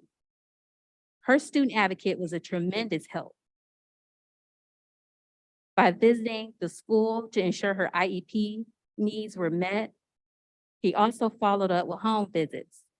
SAC was there for her, supporting her through the most trying times of her life. As a result of their tireless efforts, she graduated high school, gained confidence in advocating for herself, and now is enjoying her dental assistant program. If I had to do it all over again by myself, my family's outcome would have been very different, especially for my sons. Please create a dedicated fund for proven youth-serving organizations such as Peace Center, CAN, and SAC to continue to make a difference in the lives of generations to come as they have for generations already. Thanks.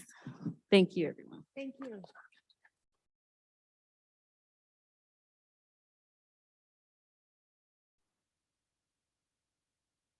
Can you please keep, I'm sorry, our board rules to keep your mask on. I know it's inconvenient, but we would really appreciate it. Thank you so much. Sure. Thank you for the opportunity to speak tonight. I'm Tad Weiser, a resident of Ypsi Township, Vice President of Local 3907 of the American Federation of Government Employees, and a member of the Huron Valley Labor Federation's Executive Board.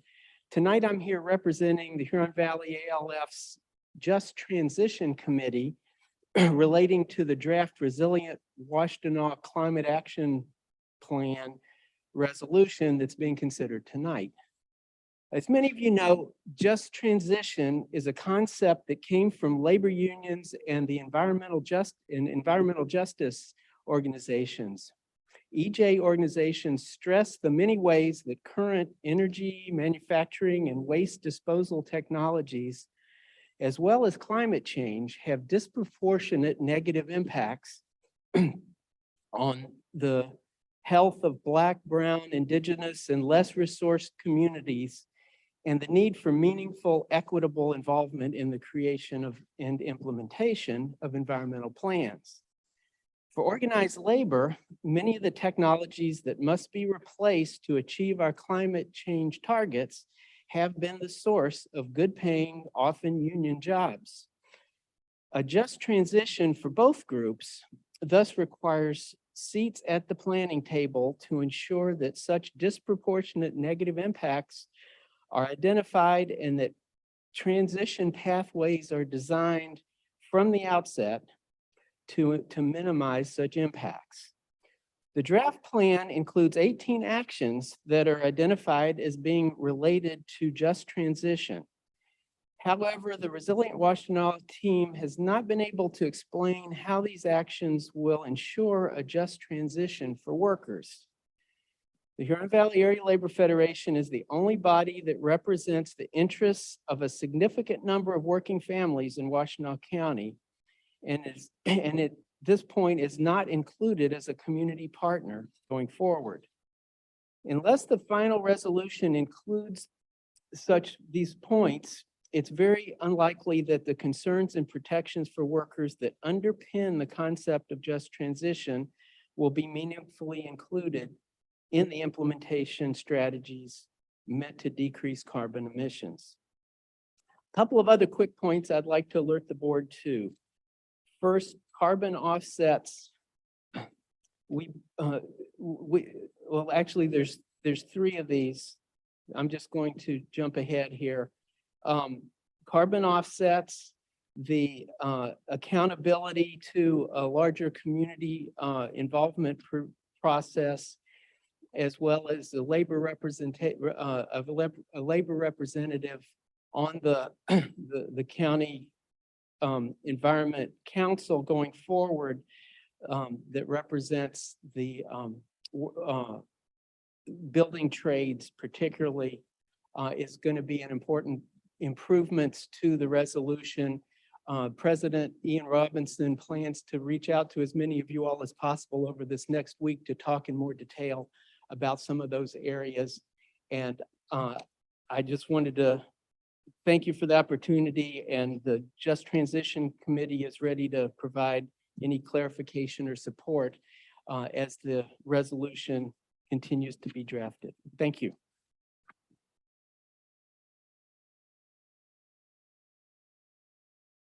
Derek Jackson, employee of the Sheriff's Office and longtime resident of Ypsilanti Township. I'm sure by now, many of you are aware, or all of you are aware of the series of articles that have been posted online that call into question your allocating resources to help in gun violence by investing in the violence intervention workforce. And although I'm not really here to talk about that, I did just want to take a second to acknowledge you and to say thank you for your steadfast support in this work. Just today, the team of community members and my staff had 4 situations. A 15-year-old that was shot a couple of weeks ago, an 18-year-old that was stabbed multiple times about a week ago, a 23-year-old shot just a day or 2 ago, and a homicide that happened several months ago that now, because of court proceedings, is one of our biggest concerns around retaliation. And I say that because you should know that that work is going forward and that work is impactful, and you all are a part of the system and the process to make sure that lives are being saved, and not just lives, but young Black lives in Washtenaw County in particular. And so when you lay down the rest tonight, I want you to feel comfortable in knowing that your support in this work is actually saving lives, and there is never anything wrong when you have the ability to save a life. So although that's not really my primary reason for being here, in my last minute and a half, I'll just say that I wanted to comment on one section of the latest article.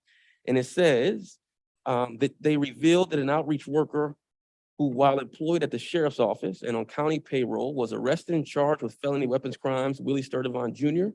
worked conducting outreach and mentoring felons between 2016 and 2022.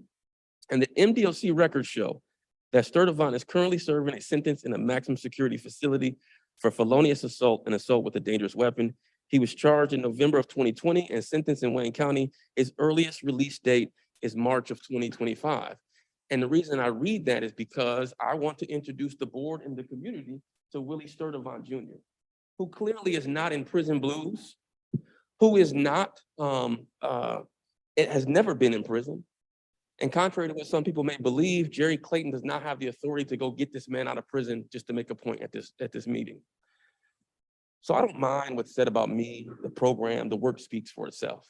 But when a good man has his name dragged through the mud, I think it's contingent upon us to stand up and make sure we call out that. This man, a Black man who went to school and got his degree, who has been servicing our community honorably, who is a full-time employee of Washtenaw County to the Community Mental Health Department, who again has never been to prison, never been accused of the crimes that it says he's been accused of. I think it's just shameful. And so I wanted to help clear his name to make sure everyone understood that, to make sure you understood that, but then also to publicly say to Willie, we appreciate you. We thank you for all you've done. The program that he ran that helped keep people from going back to prison, 66% of those individuals were successful. And so I hope the board and everybody in this room will help lift up Willie as we say thank you. Thanks, Willie.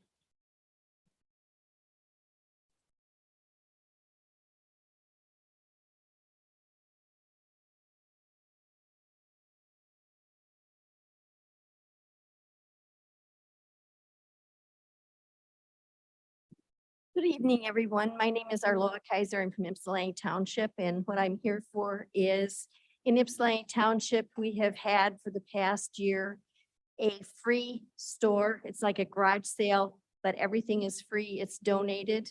And now Peace Neighborhood has come in and bought the church, St. Mark's Lutheran Church, and they're going to redo it to their specifications. And I am afraid that they are going to get rid of this free store.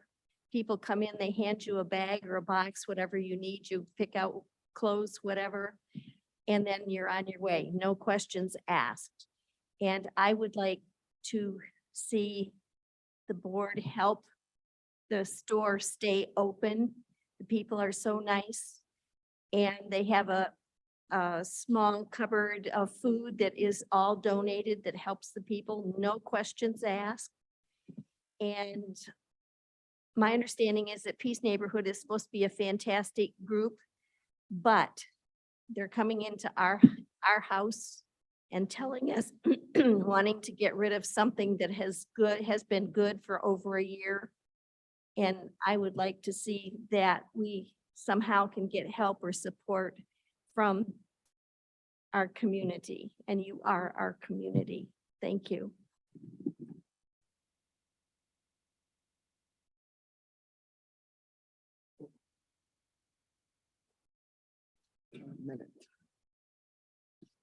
Good evening, commissioners. My name is Damon Jacobs.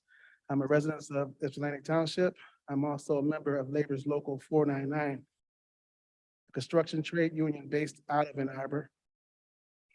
I come before you tonight to speak in support of item K of your consent agenda, the funding allocation of the construction of an Ypsilanti-focused recreational community center. As a father, I know the importance of reliable, quality recreational activities for young children.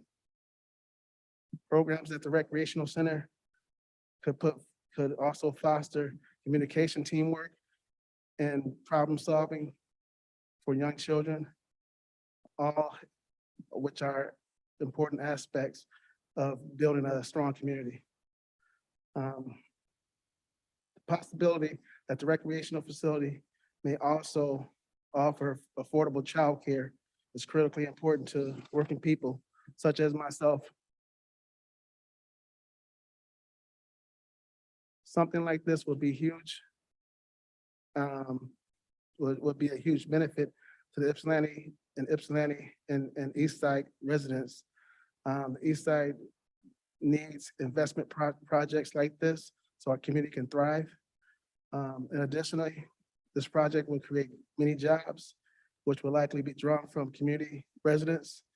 Keeping local tax dollars in the community is very important.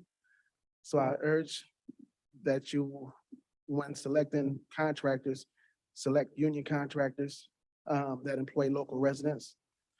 I would like to thank you for the opportunity to speak tonight, and I hope you approve item K of the consent agenda to improve the well-being of the East Side community and our county as well.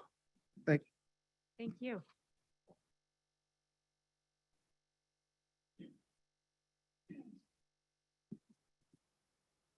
Good evening, Commissioners. My name is Kasim Campbell, and I am a resident of Ypsilanti Township.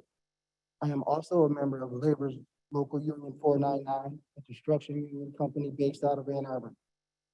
I'm here tonight to speak in favor of item K of the consent agenda for the funding of the construction of East Side Recreation and Community Center. As a long-term community resident, I know how important it is for people to be able to have a space to come together and gather as a community. Additionally, given the lower health outcomes on the eastern side of the county, it's critically important that recreation facilities are available to local residents. If this project moves forward, it will create jobs, both temporary and permanent. A large number of construction jobs will be created by this project, thanks to the county. The county's responsible contracting policy. Many of these jobs will be filled by highly skilled local trades and women. I also do hope that this project is built union, as the quality of construction and professionalism demonstrated by union craftsmen and women is unmatched. Union contractors focus on quality benefits, livable wages, safe workplaces, all values I know the board prioritizes.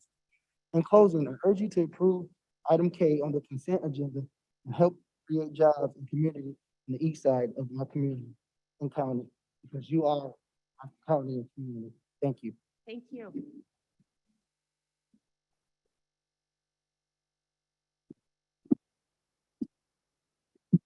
Good evening, Commissioners.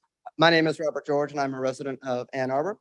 I'm also a member of Labor's Local 499, a construction trade union based out of Ann Arbor, and I'm a member of the Washtenaw County Parks and Recreations Board. Additionally, I am also a member of the Huron Valley Executive. I come before you tonight to speak, as my brothers have before me, in support of item K on the consent agenda, the funding allocation for the construction of an Ypsilanti-focused recreation and community center. The idea of a community recreation center based somewhere on the east side of the community dates back over 20 years. Unfortunately, this project has languished because of political and fiscal reasons for far too long. The residents of the eastern side of the county deserve a high-quality facility where they can gather and exercise. As a member of the Washtenaw County Parks and Recreations Commission, I know well how impactful the availability of recreational facilities can be on an individual's life. Our country suffers from many different health crises, many of which can be alleviated with consistent exercise. The county's current recreation facility, the flagship, the Mary Lou Recreation Center, is beloved by community members across our great county. Creating another such space more intentionally dedicated to the needs of the east side of the county would yield many lasting benefits. Additionally, as others have stated, this project would create locally based, high-paying union jobs. It is critically important that we invest in our community members, and even more critically important that those community members working on this potential project are appropriately trained. Because of these reasons, if and when this project comes before this board, I urge the commission to select a union contractor that sources many of their workers from our local community. Union contractors invest in their workers, in their construction projects, and in their communities. And I hope this board would see the values of these investments. In closing, I urge you to appropriate the money outlined in item K of the consent agenda to move this vitally important community project forward. I appreciate the work that this board has done in the past, advocating for organized labor with a responsible contracting policy, but there's more work to be done. I also urge the board to continue to work with community partners to raise the necessary funding for this project to ensure that it happens. For far too long, residents of the county, and specifically residents of the east side of the county, have been shortchanged from a terrific facility like this because of politics and self-interest. I hope that this board begins to remedy those long-lasting misdeeds tonight. Thank you for your time. Thank you.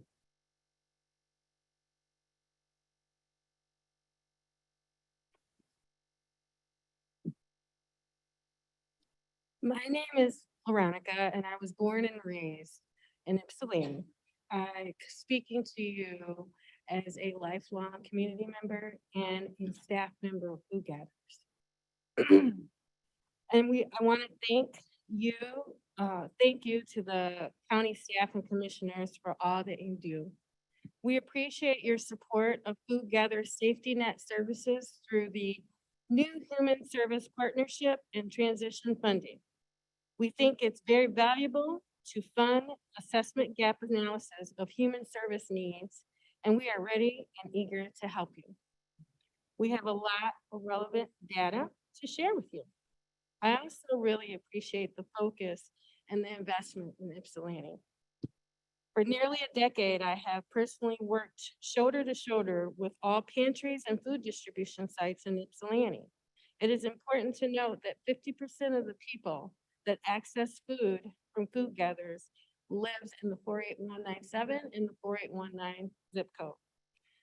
Food Gatherer applied for funding from the Community Priority Fund to provide ongoing food, training, and backbone support to 38 pantries in Ypsilanti, 10 distributions at housing sites, and dozens of summer food and school sites, all located in Ypsilanti.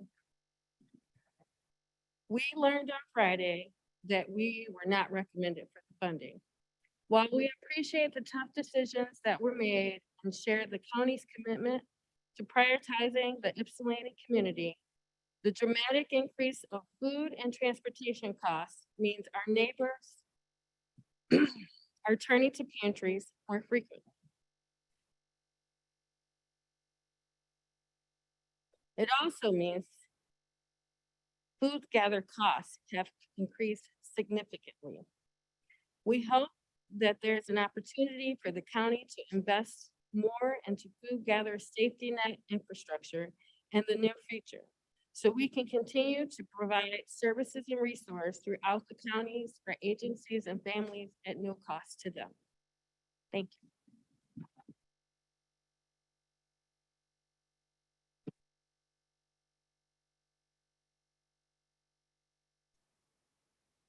Good evening. My name is Pastor Donald Phillips, and I, along with my wife, Reverend Dr. Talia Phillips, pastor Brown Chapel AME Church in the city of Ypsilanti, District 6. This is my first time being with you all, and I came this evening to say thank you. I want to say thank you for longtime partnerships, specifically to recognize our Commissioner, Ricky Jefferson.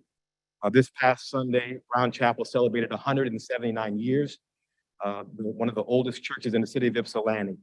And he came to represent commissioners and also to say, job well done. Also want to recognize former Mayor Lois Richardson for declaring November 13th Brown Chapel Day. And we continue to be a partner in this community. Thank you to all of you all who work so diligently hard to build relationships and to grow together. I have to recognize our predecessor, Pastor Jerry Hatter, who served for almost 30 years serving this community. And as my wife and I pick up the torch to move forward, we continue to desire to build relationships in communities. Thank you, Food Gatherers, for your support of our feeding program that's been operating for over 30 years. It is through feeding programs, clothing programs, mentoring, literacy programs, unity building, holistic health and wellness that we continue to strive to build and strengthen our community. Yes, we have a vision for a family life and literacy center that will help the east side of the county to continue to help young people and all families grow in a holistic way. So again, I just want to come to say thank you to represent the Brown Chapel family and all of your work that you do, and also the work of those who have diligently strived over these past 2 years of pandemic. And as we continue to try to make wise choices, but also grow in strength and in understanding of each other. So our prayers are with you as you make tough decisions in the days to come. And we look forward to being not only praying for you, but walking alongside with you. Thank you.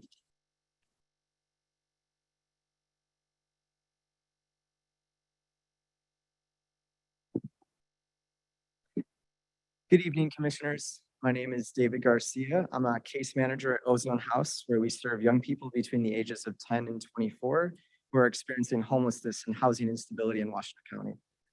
One of those young people who we serve, I'll call Rebecca.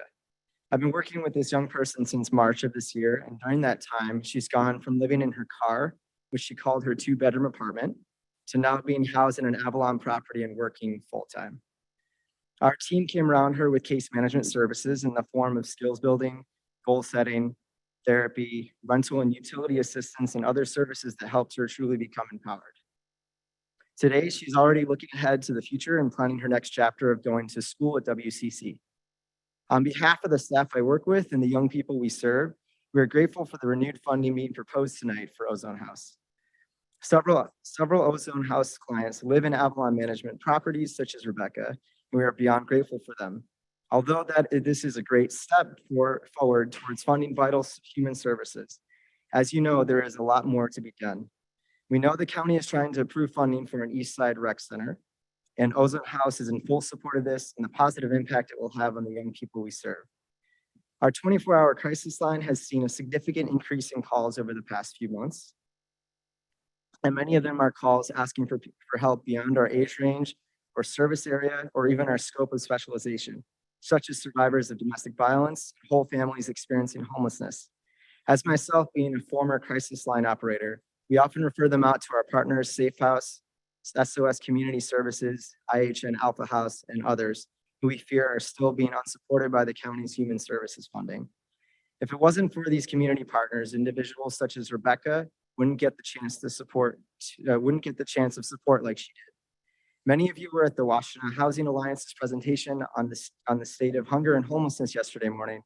I want to both thank you for your support here and encourage you all to respond to the call to action of making significant investments in housing and human services going forward. Thank you.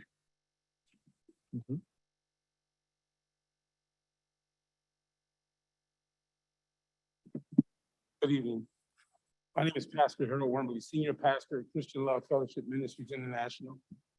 And I want to first come to you and say thank you for considering and even looking to approve, hopefully to approve, the recreation/community center, because that's what it's going to be. It's not just a recreation center, but it's something that we can have to continue to promote kids and families at promise. We don't believe in that risk, because that risk is typically used to get grants the kids don't receive. But at promise, these kids, when you say that, you give permission to everybody else that these kids and these families are going to do well because they are destined to do that. The other piece of that is that too many kids are on the bubble. They're looking to see what's going on, what's going to happen. So many kids have also lost their lives or incarcerated, and families are devastated because of that. Let's get the kids off the bubble, and let's put them in a situation where they can enjoy recreation and community with the entire community. I understand that this is not just for the kids and families of just that area, but the entire area. It's also going to bring different community, different people together of different nationalities, different economic status, and that is building community to reach nations. And so I thank you for that, because when we teach these kids how to do what is right, they will grow and they will do the things that they need to do. I heard a man say that what you do most is what you do best. And so if we can teach these young people how to do what is great, they will go on to do those things. And the community needs to come together. So thank you, because when I look at people, organizations, when you look in their wallets, you know what they actually have, they have on the agenda. You know what they really feel good about. I can look at you and say, with open eyes and an open mind, and thank you for considering that 13 million that's listed on here. But I know the county is a spearhead of this. So I thank you, Commissioner Gill, and the rest of the Board of Commissioners for that. And last, the food gatherers program. It's a desert over there, and we need it. Every dollar every support, because if you look around and drive through there, food shoppers is not going to get it. I'm gonna tell you that right now. We're not about eating scraps. We need fresh vegetables, fresh meats, fresh produce. And this will help us because we have been in existence serving food over 15 years. And this is what we'll continue to do. I want to say thank you for what you're doing, and I appreciate you and I applaud you.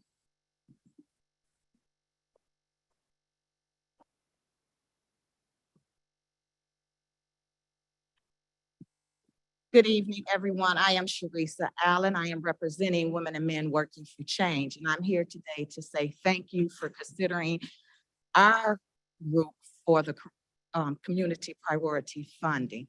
We thank you for allowing us, I'm just going to say approval, allowing us to move forward to serve our most vulnerable populations, our most vulnerable communities. We serve the Eastern Washtenaw County. We've been serving for 5 years, and I'm going to say, just give you a quick synopsis. When I started this group, it was just going to be a group of my friends, and we were going to start and do domestic violence walk, and that was going to be it.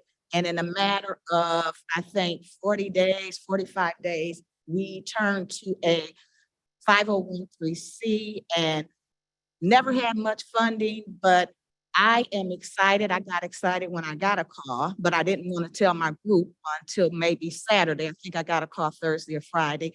And I waited to Saturday to say, we are on the agenda today. I thank you. We get a chance to expand our horizons. We get a chance to expand what we're doing for our community. We focus on domestic violence because one thing for sure, domestic violence is not just an in-home problem. Domestic violence affects the entire community. And I want that to be known. And I'm glad we'll be able to give the services that we need. We're able to expand to our teen parenting. We'll be able to provide direct utility assistance. We will be able to broaden our horizon. When I look around, there are many agencies and organizations that we have partnered with, and I'm looking to even broaden that partnership. So I thank you again, commissioners, for doing the work, for stepping up, stepping out, and bringing the service to the 197, 198 community. Again, thank you. Thank you. And I want to say I have my Vice President, Lisa Jones. I have my Marketing Director here too with us. We're excited about getting ready to get on the floor and do the work. You know, you need a few dollars to make that happen. And so we are having our Christmas dinner, our annual Christmas dinner, December 23rd from 4 to 7. It is in the city. We are outside, no matter what the weather is. Mother Nature has been good to us the past few years. And so we hope she keeps it up on this December 23rd. But we invite you to join us out there. We serve the community. At one time we said homeless, but we recognize we truly don't know what homeless look like. We just want to make sure everyone, someone, somewhere gets served a hot meal. And that would happen December 23rd, 4 to 7 p.m. behind Trojan gas station, right across from the AATA bus stop, Trojan Cleaners. Thank you. Thank you. Thank you.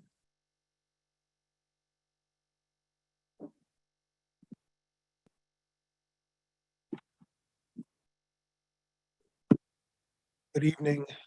My name is Anel Eccleston. I'm the Director of Care and Sustainability at the Student Advocacy Center of Michigan. I wanted to kind of start tonight with a proverb here. Train children in the way they should go.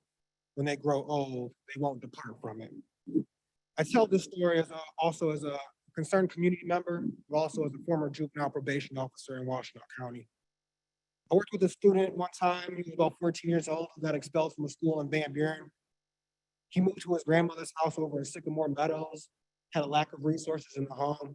I was so excited to get the opportunity to work with this young person. So we worked to get him enrolled in the school, got him enrolled in other community activities. We made sure that we connected him with positive youth. If we weren't able to work with this young person, he really would have struggled throughout his entire high school experience. We started off by first getting him enrolled into a virtual program. Eventually, he was able to transition into an in-person program where he was able to graduate a semester early. There was a moment in this relationship that we were building with him. I guess I'll reframe it to say he was building it with us. where he came to us one day. He was really concerned about some peer engagement he was finding himself involved in. Even when he was assaulted by his peers, the first thing he came to us and said, man, I really want to get back at these folks. I really want to retaliate here. SAC is a house, it's a home for these youth to go to receive this kind of mentoring, to receive this kind of support. We were able to work with this young person to ensure that he did not retaliate. When he went home, his family wanted to retaliate. They were ready and they were willing to go. But he was the one that took a restorative approach to the situation with his family. He was able to redirect his family and no retaliation had happened with his family. I bring all of this up to say that we need strong nonprofit serving youth in our community. SAC is not the only one that's doing this work. We heard from Ozone. We know that there's others here in attendance as well. Our schools need us. We all rely on each other as well as the community.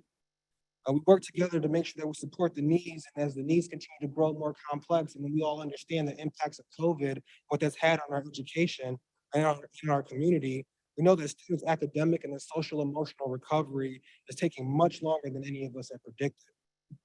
So at this time now, we have this perfect storm happening. This is unprecedented times that we're in here with the dissolution of coordinated funding. So it's not anyone's fault per se, right? But what we need to do is we need to work together and we need to find a way through. We need to take action. So today I'm asking that you all create and dedicate allocation of at least $1.2 million for proven youth-serving organizations in the 5-year RFP being released in December. This story is just one of the many stories that all these organizations can pull together. And so we ask and we encourage you all to take these into consideration while you're trying to build out this particular funding to support these programs. Thank you.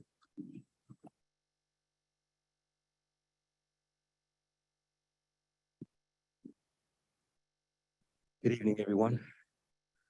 My name is TC of Willow Run Acres. I run a nonprofit organization out of Ypsilanti, and our mission and our goal is to help educate and stimulate the mind of the youth of the future. I am one of 3 Black farmers in Washtenaw County. I've been a farmer since 1973, and it's something that I really love doing.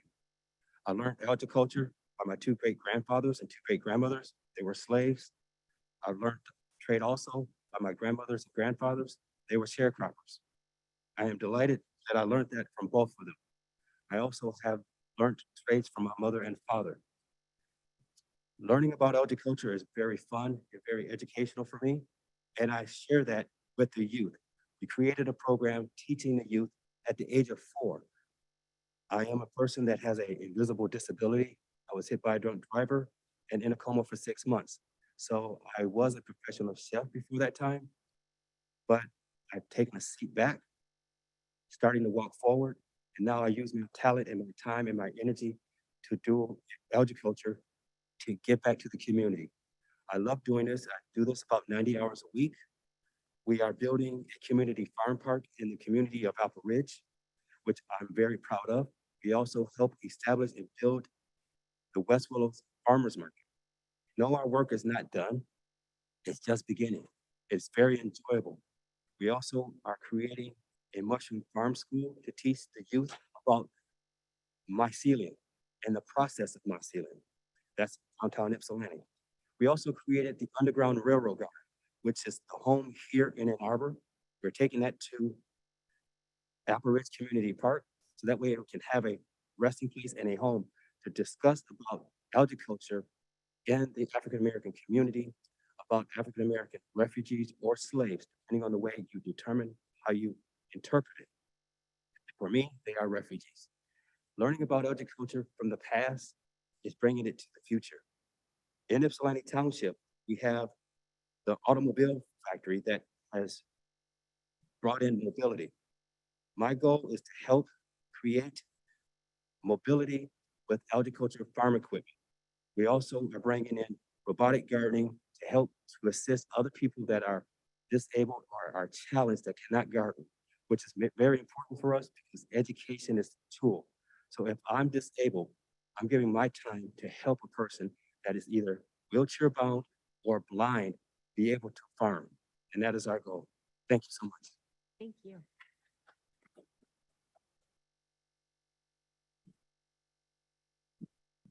Good evening. My name is Shanice Johnson, and I'm the proud Vice President of Our Community Reads, which is a literacy program based in Ypsilanti, Michigan. And our goal is to have a home library in every home in the city of Ypsilanti. As we all know, the literacy rate in this area, in this state, and all across the country is very, very low. My understanding, and of course everyone else's understanding, is that if you can't read, you can't live. So I work with Kalista Walker. She was a paraeducator at Erickson, and she founded this program 2 years ago. So what we do is we go out in the community and we distribute books for free to the community, from babies all the way up to adults. Whoever wants to read, it's no problem. We'll give you a book. And we also have a YouTube channel where you can go log in online for free and you can read along with readers. We've had people from Washtenaw County, judges, prosecutors, teachers, parents, myself, Kalisa, and other organizations behind me who have also read for our channel. And our goal is also to just keep our kids safe. The imagination of a child is precious. These kids are living in trying times. Some of these kids are growing up too fast. They're 10 years old doing the work of a 20-year-old or a 30-year-old. They're caring for their parents, their siblings. They're living in some of them are living in household environments. Some are living in broken families. So the imagination can be brought to life in the child through a simple book, through pictures. And we emphasize that greatly. And we thank you for what you have given us. We thank you for anything that you can and will do, because we need it. We can't do this alone. Kalisa and I started this project coming out of our pockets for our Queens Club and Fairs Club programs, which is, we have a Queens Club group and a Fairs Club group. The Queen Clubs are for girls, middle school ages 12 to 17, and high school, and the same thing for our Fairs Club, 12 to 17. And we expose them to as much culture as we can outside of their neighborhood, because sometimes these kids don't even know what outside of Ypsilanti looks like. So thank you so much. And we appreciate everything that you have done and will do and plan to do. Thank you.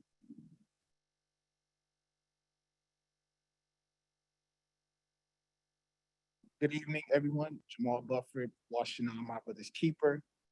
We aim to support cradle to career pathways for young Black and brown men in Washtenaw County. I'm here to advocate for the center to come to 48197, 48198 area. I'm also part of the community violence intervention team. Some of us are here.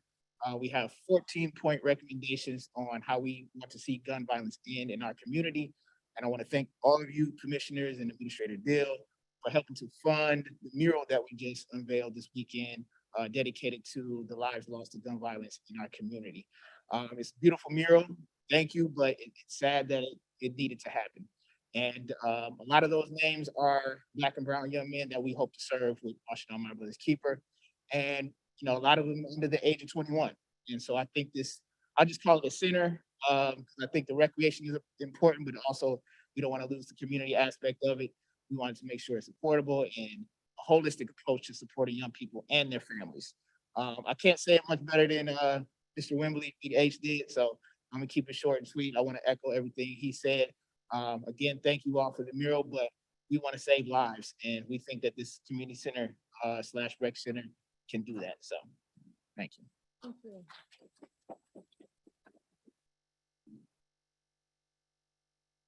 Good evening. My name is Colleen Plus, and I work with the ISD with Washtenaw Success by Great Start Collaboratives with the Trusted Advisors. And I wanted to thank you for considering to fund the work of the Trusted Advisors through the Community Priority Fund.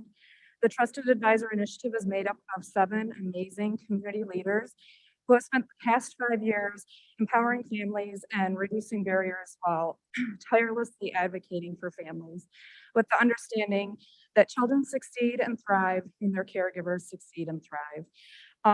So I just wanted to thank you so much for supporting the initiative and so much of the work that we have done over the past 5 years. We've talked to families about what they need. We believe that that's the foundation of our work, is not assuming that we know what families need, but asking what they need. And although that has changed over the 5 years, there's been one constant, and that has been something for kids to do. And so really excited to see the funding for the community center on the on the agenda, and I'm really excited to see what will happen in the coming years with that. Thank you. Thank you.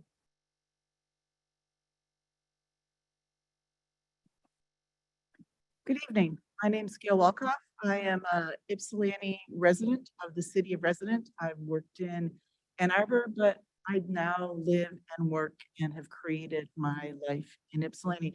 I'm here wearing many, many, many hats. My first hat is the need for a center for youth and for people within the 48197, 48198 to go to. A recreational center, if you play basketball, I'm sure that's what you're going to call it. If you're somebody who just wants to go watch movies and just hang out with your friends, you might call that, just a community center. If you want to do something, get food or whatever, it's a community center, but it's a center someplace for people to be. So very much in support of that. I've been working within the community. I have a nonprofit now since 2017. Since Educate Youth, pre to that, I had dedicated to make a change. So I've been working within Ypsilanti for 11 years now. One thing that I have said, those people that have heard me on city council or on council mission meetings have heard me say, youth have nothing to do. If you talk to youth in Ypsilanti, they will say there is nothing to do. And they really are not kidding. There is really nothing to do. So the thoughts of doing this is lovely. You've heard a lot of people talk about the nonprofits here. I can talk about my nonprofit, Educate Youth, or it's not mine, but one that we have. You heard Jamal and about CVIT. The young man who designed the mural came from Educate Youth, and his journey was just like any other journey you would hear. He happened to be Educate Youth hired Curtis Wallace many years ago, so he's been doing art with Curtis Wallace, which brings me to my second point of the need for dedicated funding. I realize you all have the horrible decision of, with the ARPA funds and everything, of deciding who's going to get money. So it's like craziness. I can't even imagine what your positions are like in making these decisions. But I just want to say that having dedicated money for nonprofits, Educate Youth, Student Advocacy Center, Ozone House, all of the other places that I know that I haven't said, it's necessary and students need it. We are failing them. Bottom line, we are failing them in Ypsilanti. We have programs that teach how to read. We have programs that support students. We have a program that assures that kids will graduate high school. We do that with a 2-year plan, but we all need to work together. And my last thing is the mural on Saturday proved that if you take many different organizations and many different people shining their brightest and bring them together, you have your village and you create what we had on Saturday. One group of people couldn't do it. It had to take all of us doing what we do best and working together. And we have to do that.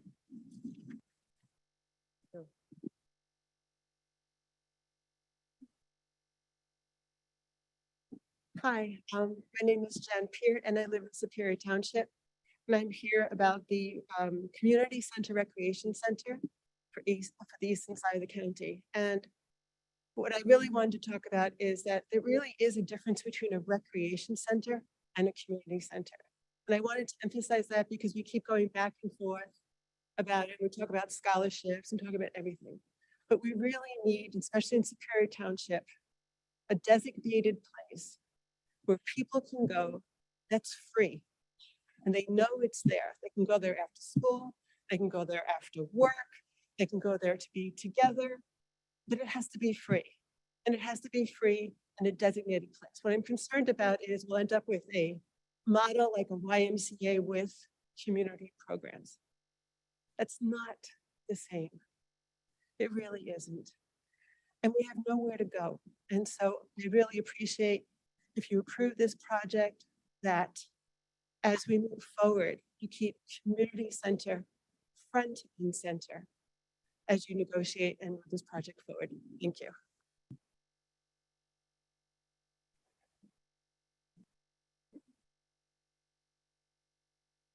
We have people online who would wish to make a comment. We do. The first hand is Brian King. Welcome. Hello. Working? Okay. My name's Brian King. I'm a registered nurse at Washtenaw County CMH, and I'm also a homeowner in District 2. Over the course of the past year, I've been involved in negotiations with our county's administration to implement the MAG study as an elected member of the union's negotiating team. In this role, I've seen the ins and outs of the process, and the goal of the study was to improve the low pay of county employees as a result of MAG's expertise, in turn making the county better for all to work and live in. But as I stand here today, I clearly see that it's only making it better for some and not all of the employees of Washtenaw County. Today, as a registered nurse with a college degree, I make significantly less than I was paid prior as a licensed practical nurse with no college degree. The MAG study suggests that the market value for a registered nurse in our area is about $66,000 a year. The nurses at Washtenaw County are paid 38% below that.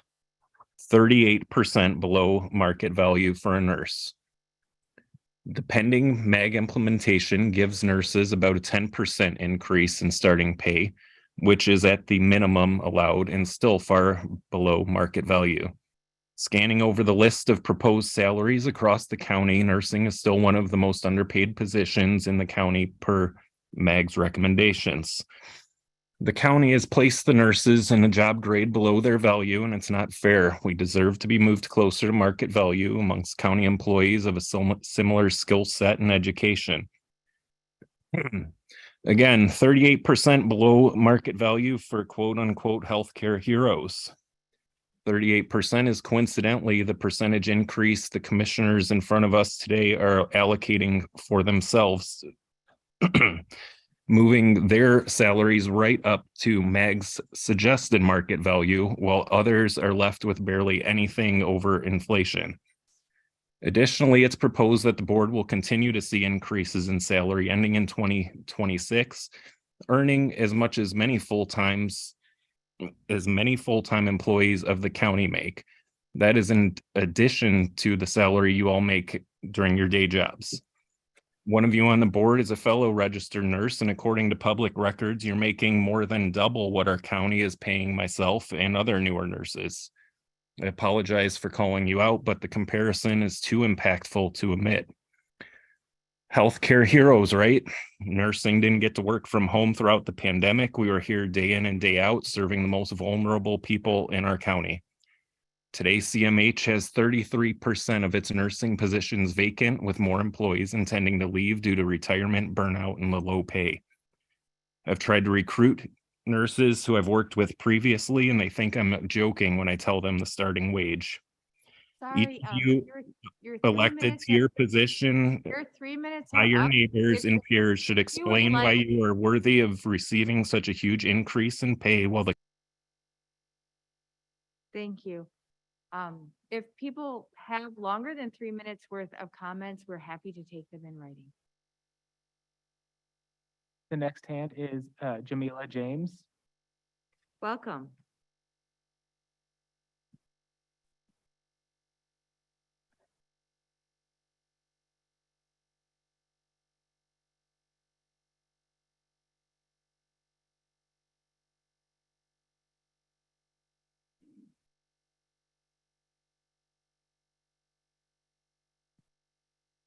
Is there anyone else? Maybe we could come back to them.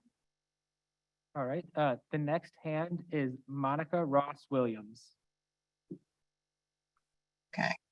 Okay, hello, can you hear me? Yes. Okay, great.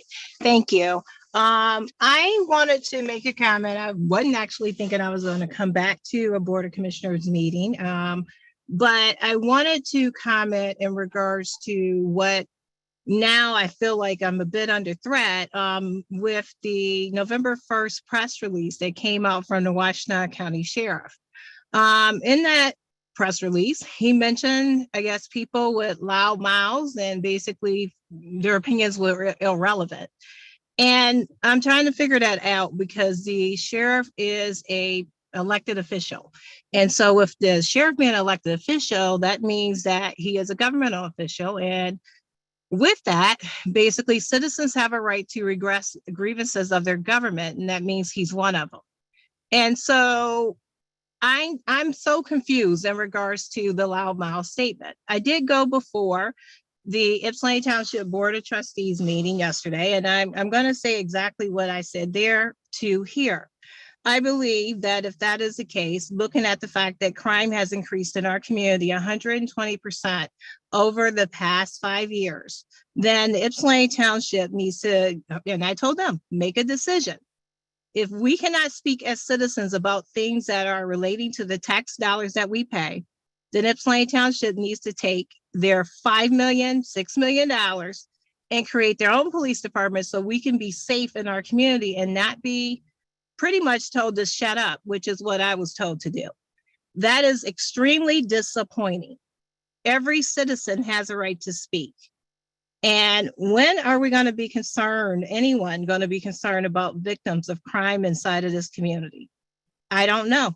I'm not saying that that was a crime for me, but I know we didn't have some victims of crime inside of our community. So as I wrap up, I just wanted to make it clear that it appears that the sheriff of Washtenaw County tells me as a taxpayer, I cannot speak. That is extremely concerning. Thank you. Is there anybody else? I would like to speak. Can you hear me now? Yes. I'm sorry, I don't think you could hear me before. Yes, we can hear you now. Thank you. Thank you very much. Did he press the button for my 3 minutes? They start yet? Okay. So hi everyone, my name is Jamila James. I came across the agenda recently and there were a couple things in there that raised some concern for me, and I just wanted to kind of put a record and kind of ask the question. So I noticed that there's on the agenda for people to get a raise or the commission. I find that concerning. Number one, this is in no way, shape, or form to talk about the fact that you probably we all should get paid more. The school board only gets paid $130 a month for their work. So you all need a wage. That being said, this is a part-time gig and you have full-time jobs. And with the raise that you're proposing, you're making more money than some of the residents in the community at their full-time job. And that's just kind of food for thought. Because it is a elected thing and it's something you ran for and all that stuff, you were aware when you took the position that it didn't pay a whole lot of money. And in 2018, from what I can see, it was paying $15,000 a year already. So I think that's a kind of, yeah, that's a well-paid, very well-paid part-time job. The next thing that I had a concern about was the recreational center that's being proposed. I have reached out to a couple of commissioners to discuss it. I kind of get it. I think that I want to echo what was said earlier about making sure it's a position or a place that is free.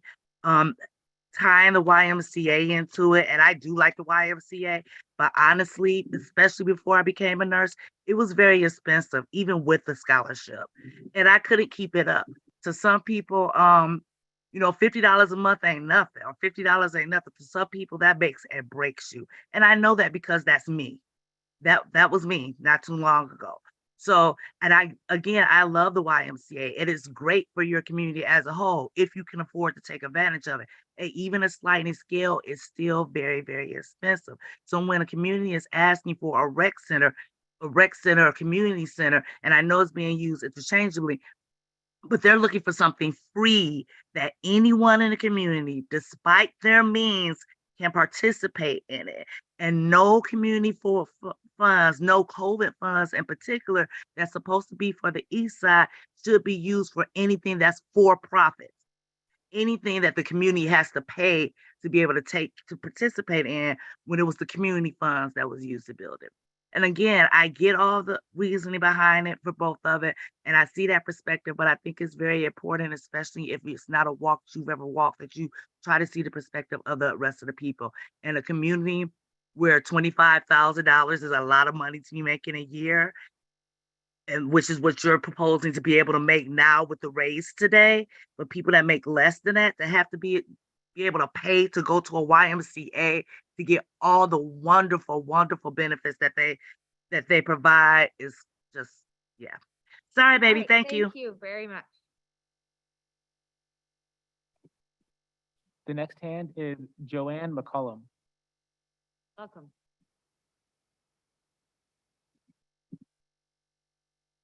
Hello. Can you hear me? Yes.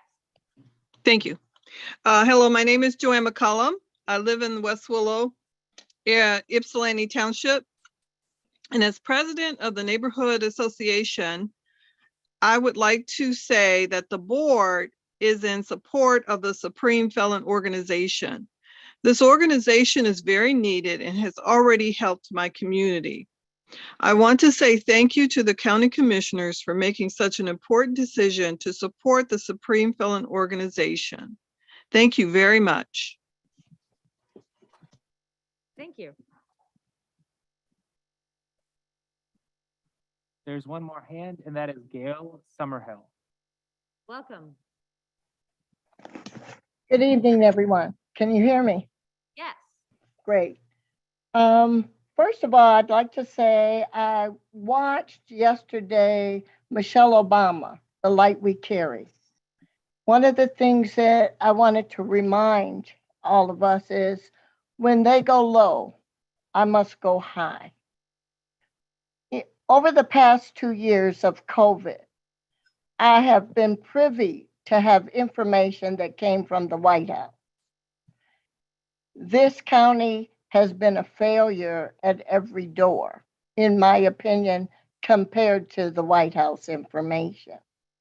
Today, there was a summit of COVID-19 and the dollars. There were so many places that showcased what they did with the money. This is 2 years later. The East Side is still suffering. I thank you for all of the programs that you finally supported with dollars that have been working tirelessly. I want to just say in closing, thank you for the East Side participants and the programs that have been working for 2 years free of charge to make sure that our East Side is covered. Think about the words that you're using. It is not a community center / recreation. It is a YMCA for profit. And so I would ask yourself, what doors are the people going to go into for free? I leave you with that. Thank you. Chair, we do have another hand from Juan Bradford. Welcome.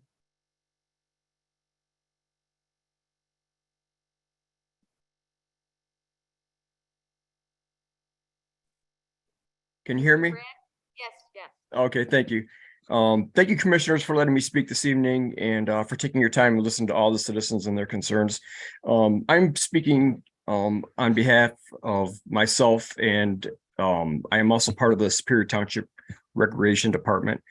And there's been a lot of discussion in our department amongst our commissioners about this East Side proposed recreation center, and everyone is feeling very good about it. We have our support for it. We've been having meetings about the center and the possibilities that center will bring to the children and the families in that area.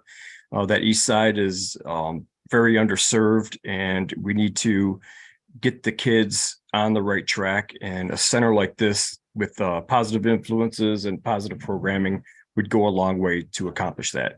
So thank you this evening for letting me speak. Thank you.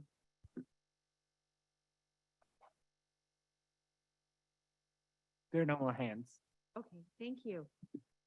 Thank you, everybody who made a public comment. Now we have commissioner follow-up to public participation. Commissioners, would anybody like to speak? Commissioner Hodge. Thank you, Chair. Thank you for everyone that showed up tonight. It's about an hour and 20 minutes of public comment, so we had a lot of interesting things on the agenda, so I appreciate you all sticking around to hear our response to it. I was taking notes as people spoke, so I'm going to try to address as many of the comments as I can. If I forget anything, I'm sure some of my colleagues will address that as well. I want to start with the what I'm going to start referring to as the East Side Recreation and Community Center.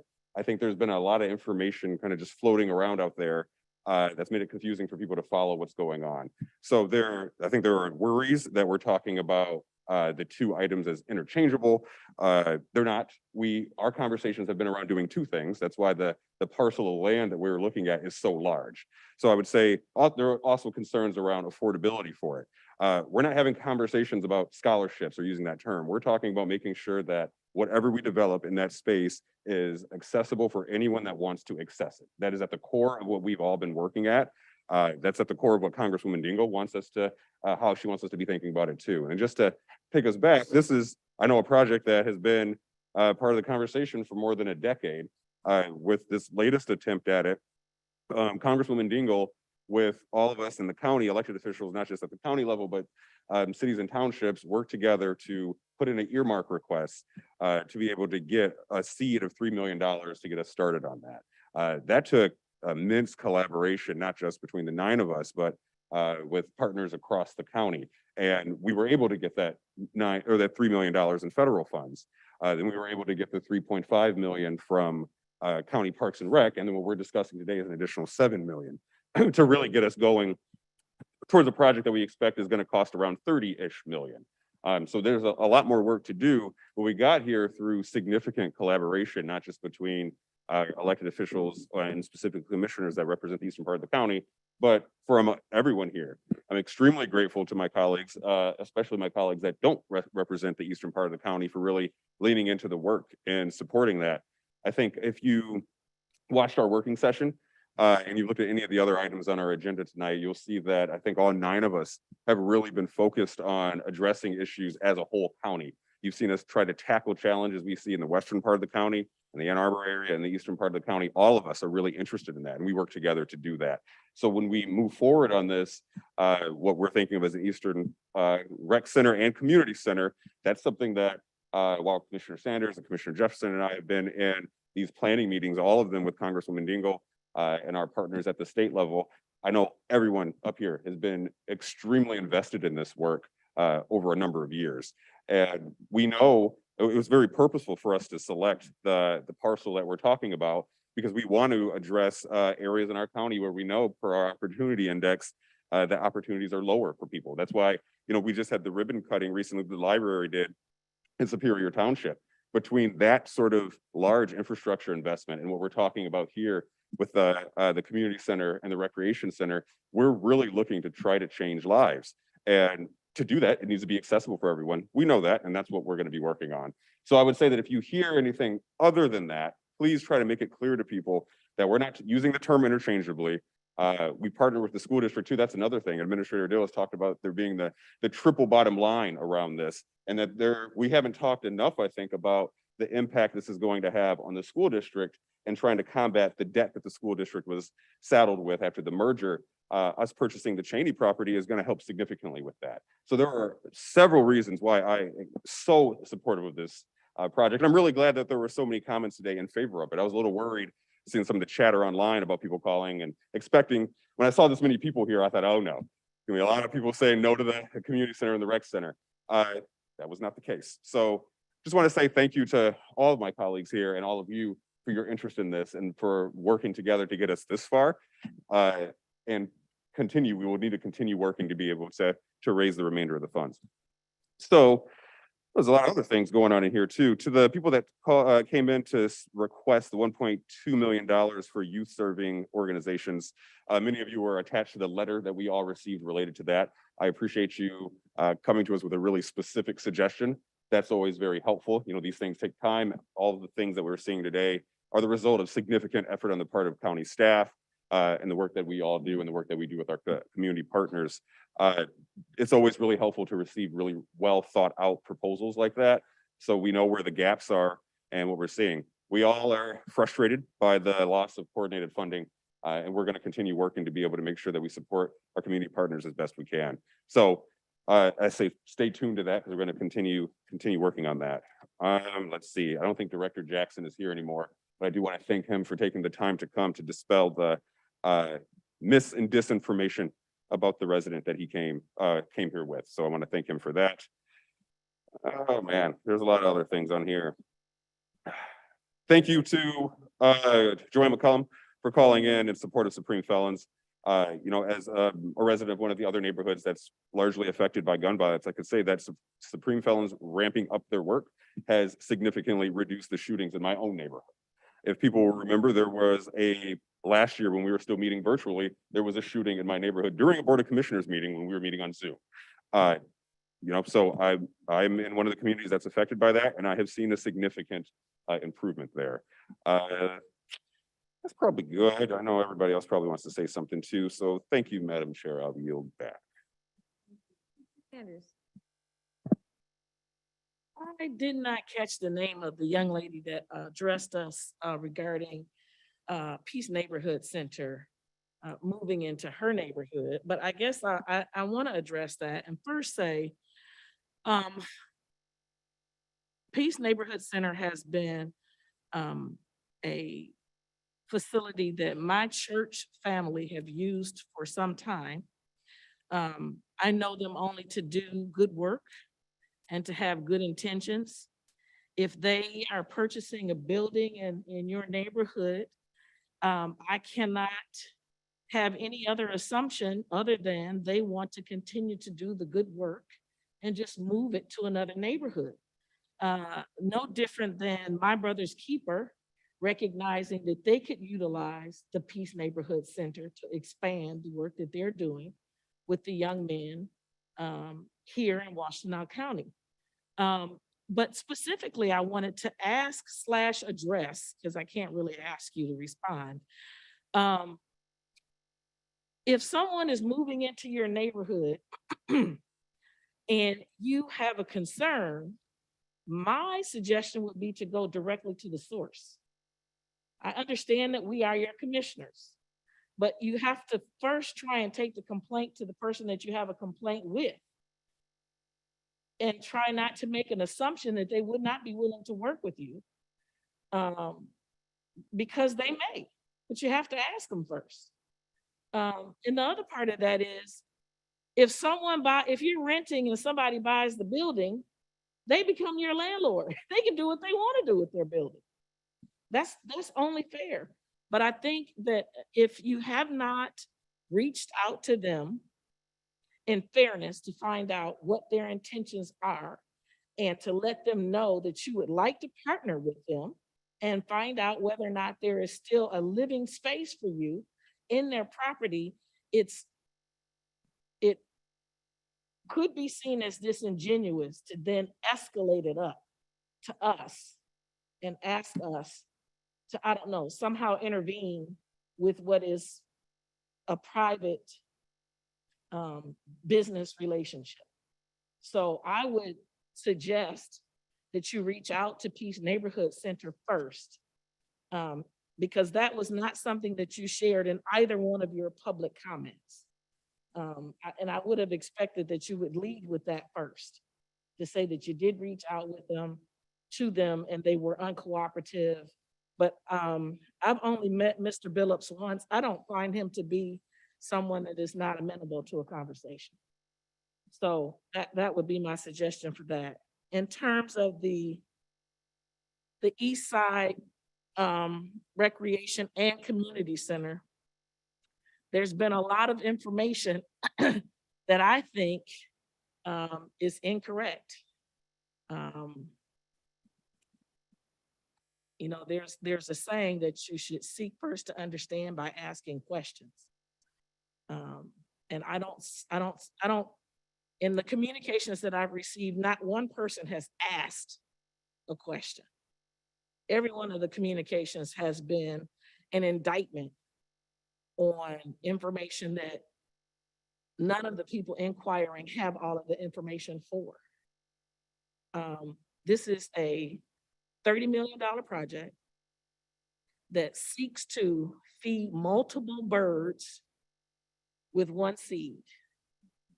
And I think all of the commissioners here, especially the ones that have been involved in these working groups, including myself, are coming to the table to make sure that those residents receive what they deserve, which is a quality facility, quality programming, and accessible. And that means affordable or free. And I don't want to lose sight of the fact that we're also looking, and I don't know about anybody else prior to my term as a commissioner, but we are looking to help alleviate almost $1 million in debt for Ypsilanti Community Schools. I don't want that to be lost because they are struggling with staffing, the ability to pay better, to give raises. And I would imagine being able to reduce almost $1 million in the debt that they have been laden with this consolidation would help them do that. And so to me, if you're lining up all of the positives and they are far outweighing the negatives, I'm gonna have to go with the positives. But I would really appreciate just once in a while, the naysayers giving us an opportunity to seek first to understand instead of always accusing when they don't have all of the facts.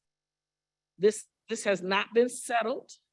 We are in progress. We are working towards this. But keep in mind that when you're talking about construction and demolition, you need to get some of this stuff locked down because prices keep going up. So I personally, as someone that has lived and still considered to be living on the east side of the county and has worked in this community for every year that I've lived here, almost 35 years, I fight for the east side. And I've been doing that since I took this seat. And so if I sound a little defensive, I am. Because I do speak up for the community. And I will continue to do that. The naysayers can keep being the naysayer. So, but if you don't know what you're talking about, maybe you should seek first to understand.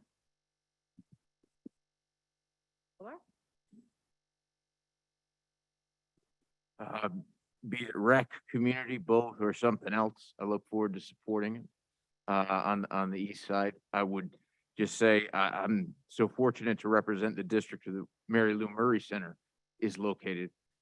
I think that was the namesake's idea in the 1970s. I believe it opened in 1991. I was here in 2016 when we were last closest. We had no one else at this board table there at the time. It fell through to some degree. And so I say all this just because we are losing time if we wait for the perfect. I think this is wonderful and I look forward to supporting it. The questions that have come out tonight about human service funding and the calls for specific things to be funded, I think are well stated and are an iteration of other calls that we've heard on other issues related to affordable housing, related to the interplay between the county, nonprofits, other counties, and leverage dollars at the state, federal, and nonprofit level. And now with, I think, the excellent letter that outlines the challenges that groups like Student Advocacy Center and CAN and others are having, I think we see that with coordinated funding dissolving and with the county stepping in to try and fill that void, using this new human services partnership metric that's seeking to address racism, poverty, and trauma as those core drivers is a needed and necessary step. But built into that is an explicit statement that you're gonna need 5 years of funding to get that up and running and for it to be effectively a game changer in terms of addressing things on the front end. We have, by hook and by crook, built a scaffolding that has accompanied that new human services partnership in terms of dollars. We were here in June, we allocated 1.5 million. We've increased the amount of money we put in as a county to the new human services partnership, which is more than we put into COFU. And we're getting ready tonight, God willing, to approve the $3 million that's been outlined in terms of use of ARPA dollars. I would suggest we have more to do still this year and into early Q1 2023 in terms of continuing to build onto that scaffolding. If we're serious about seeing the new human services partnership work in terms of both serving our community members and their need in this moment, and changing the dynamics that exacerbate those needs in the first place, and maintain and allow them to fester, I think we have to have in tandem additional capacity for our nonprofits to keep doing their work. And I just close this by saying, I don't know the answer to where we find those funds. I just know we need to. And I also say the county for decades has used the nonprofit community here locally to achieve the goals that we as an organization think are important for our community. And that is a two-way street. But what we're hearing loudly and clearly is, even if we have the best of intentions with the changes we've made and seek to continue making, there are still gaps that need closing. And so I hope tonight is a step on that, and I hope we'll have continued steps in that. And I would play whatever role, or if it's deemed that my involvement is not as helpful, whatever non-role colleagues would ask me to get that done. So I look forward to that in the work ahead, and thank everybody for coming out tonight to give their feedback. Thank you, Chair. Thank you. Others? Commissioner Scott? Thank you, Chair. I have a lot of things in front of me, so I had to figure out where I was. First of all, I want to follow up to Brian. I'm sorry, I didn't get your last name. He's the RN at CMH who called us. Don't worry about calling me out, Brian. I've called myself out on this issue with how much I'm making as a nurse working at a large academic institution compared to what you're making here at the county. I mentioned to a friend of mine this morning at breakfast how much nurses were being paid in public health and CMH here. And she was baffled that BSN trained nurses were getting paid what would be a low salary for LPNs other places. It's true, I do make significantly more as a nurse in my job, and I believe you should be making more. Travel nurses, some places in this country are making $7,950 a week. A week. I'm not making that. The average pay for a travel nurse in this country is $45.74, and there's so much need. I have a number of colleagues who've left full-time positions at area hospitals to go travel because you can go anywhere you want and travel for more money. And so people who are staying here in our community and doing the work, we should be thinking about that and thinking about how to honor that work. And like you, Brian, I didn't stay at home during the pandemic either. And I understand your frustration with being called a healthcare hero and not having it recognized in being able to pay your bills. Two, I want to talk about the East Side Community Rec Center, Community Center, Rec Center. Like my colleagues, I am eager to cast a yes vote to get things rolling on this. One of the first things I did when I was elected to this body the first time was show up at a Parks and Rec meeting to talk about my support for this. That was 4 years ago. And I know it's certainly been under discussion for a long time. So it is exciting that we are having this on the agenda tonight. A rec center creates community too. I mean, I just think anybody who's been on any kind of sports team or done anything like that knows how much community playing together and doing sports or doing like activities like that creates a sense of community. So I'm excited to see the iteration of that as we go forward and think we're coming in on a nice first step this evening.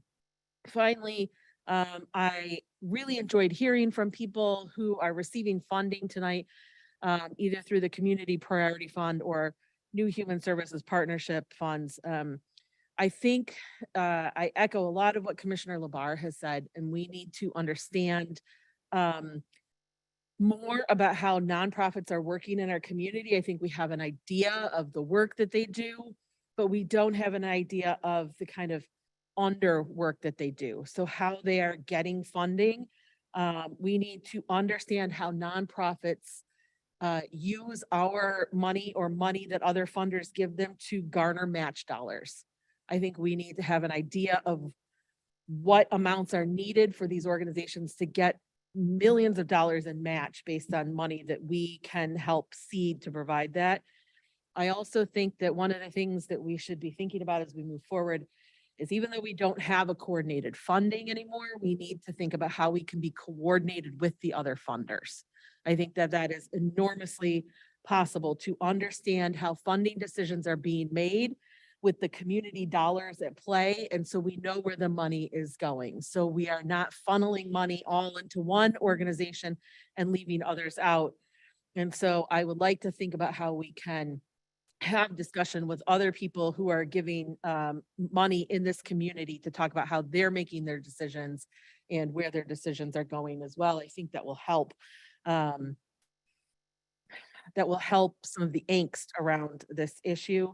And there was, another thing I was going to say, but again, now it's 8:45 and I've forgotten. So I'm sure it wasn't that important. Thank you, Chair. Thank you, Commissioner Stowe. Anyone else? Commissioner Jefferson? Thank you, Madam Chair. I appreciate all who have come to spoke tonight. It's never too long for me to listen to what the community needs are and what's important to the community. I could sit here all night because that's the base of all of our decisions, meeting community needs, but also knowing exactly what is needed and what priorities should be met. It's difficult at times to separate from what we have choices as far as priorities because of lack of funding, not lack of heart to be of service and help to the community. We have tonight an allocation from the county, $7 million on our agenda for what is being called the YMCA Rec Center Community Center. Let me be frank that this will be built not on behalf of the community, but with the community involved. The community will have a say in what design is and what is going to happen with the operations. The YMCA has two organizations that will set up these community engagement meetings with that in mind, so that it will be a community-based design, community-based construction, community-based operation. Of course, with the building at Cheney being $800,000 in debt, the county will purchase it and take care of that and own that building. We want to own the center and have the operations come from the YMCA. There has been conversations happening in my stead as a political advocate, political activist, and a political officer.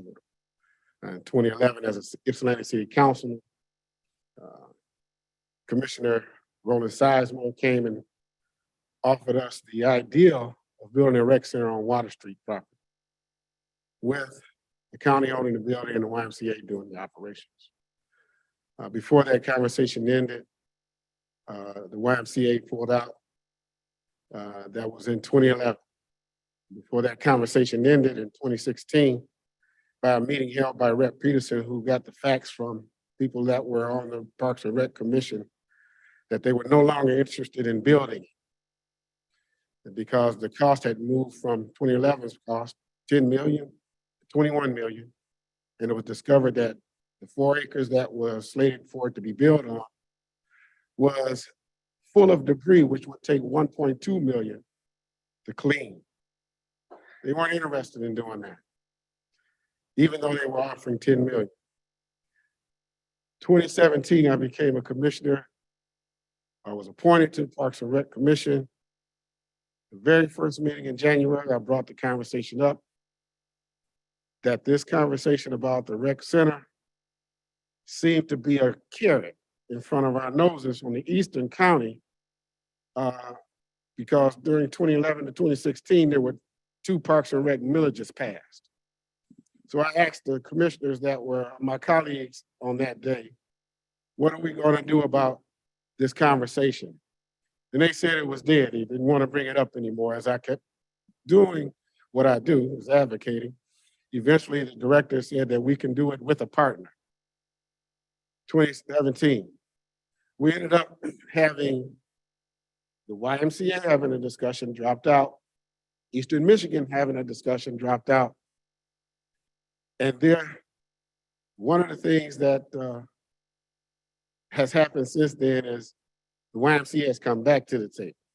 YMCA came back to the table, and as you know, the YMCA has philanthropy donations that come in to help run their operations. That's key. It's been said that the YMCA donors are interested in a YMCA. In our conversations, the community spoken and said that they're interested in a community center. In those conversations that began in 2017 and until now, there's always been a community center, a rec center for me. I plan to continue to advocate for that. This board of commissioners has had that as a priority since I've been here. And as we heard today, the Mary Lou Rec Center took almost 21 years to come into fruition. This conversation has leverage now that we have partners. Parks and Rec, one of the commissioners came and spoke today about having labor of this construction for a building done with unions. But let me say this, the park commissioner that was here has never asked, as I have, to continue to increase the 3.5 million that they're willing to put towards a rec center, as opposed to the original 10 million. 5 million for construction, 500,000 every year for 5 years for their operations. I'm still advocating for that. There is a reluctance. We talked about political things that have been keeping this, political things that have been keeping this from happening is not coming from this table. It's coming from politics within the community. The interest to have a rec center on the Eastern County is not a priority when it does not bring in economic sources, resources. It's like some would say, putting money in a hole.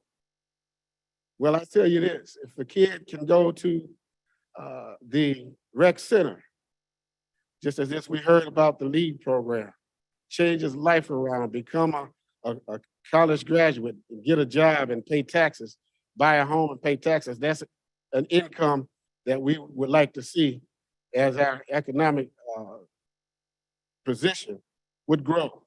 So it is an economic benefit. I want to say this too, that those who believe that there has been conversations by all of our Eastern County commissioners, I can tell you this, It would not be moving if I had not been fighting for it.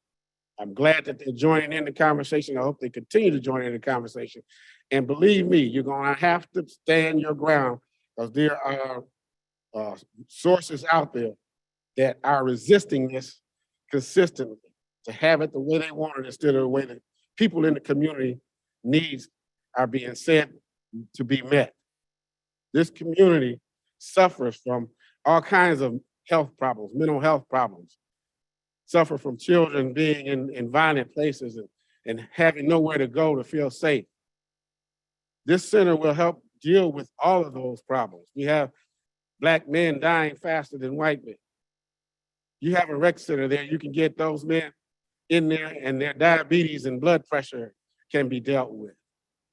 You have mothers who have babies who are dying early. You can get that in there and have social services in there that can help mothers navigate through their pregnancy. This is not something that is just a conversation. This means a community will survive and thrive and live with a quality of life. It's not only a food desert there, there's a lot of desert problems over there, especially economic and recreational and places for our children to go. I appreciate all of those who came to talk about the money that we are allocating them for this organization tonight, but I more appreciate those who do not live in my community who advocated for the recreation center. We need it. We need it. We've needed it longer than now. We need it. That needs to happen. And whatever I can do to continue to fight for that, I will. Now, at this point, the Peace Neighborhood Center is not buying the church. There is an organization that bought the church who has asked Peace Neighborhood to come in and run the operations. Before they got there, one of our community service for no money residents has been holding a clothing, it started out as a clothing free giveaway. I would supply masks when they first started, supply those things for them. And I would hear conversations of those who came. They're glad that there's a place where they can come and get something free because they can't afford even to go to those places which sell things for $2 a piece. Mr. Billups has talked to me and said that we need to sit down and have a conversation. That hasn't happened yet, but we will have a conversation. And the woman that you're speaking of that spoke about that has been in touch with Mr. Billups. She gave Mr. Billups a petition with over 100 names signed from that community that said they wanted to keep the clothing store there. And it was not accepted. But he said to me that he wanted to have a conversation. We can have a conversation and talk it out. Because one of the things that I know about Peace Neighborhood Center, they have raised up children that graduate from high school, go to college, have a career, and come back to try and help their community. So there can be some type of conversation for some compromise. I'll look into that as he has not been able to get to me, although he has offered to talk to me about it.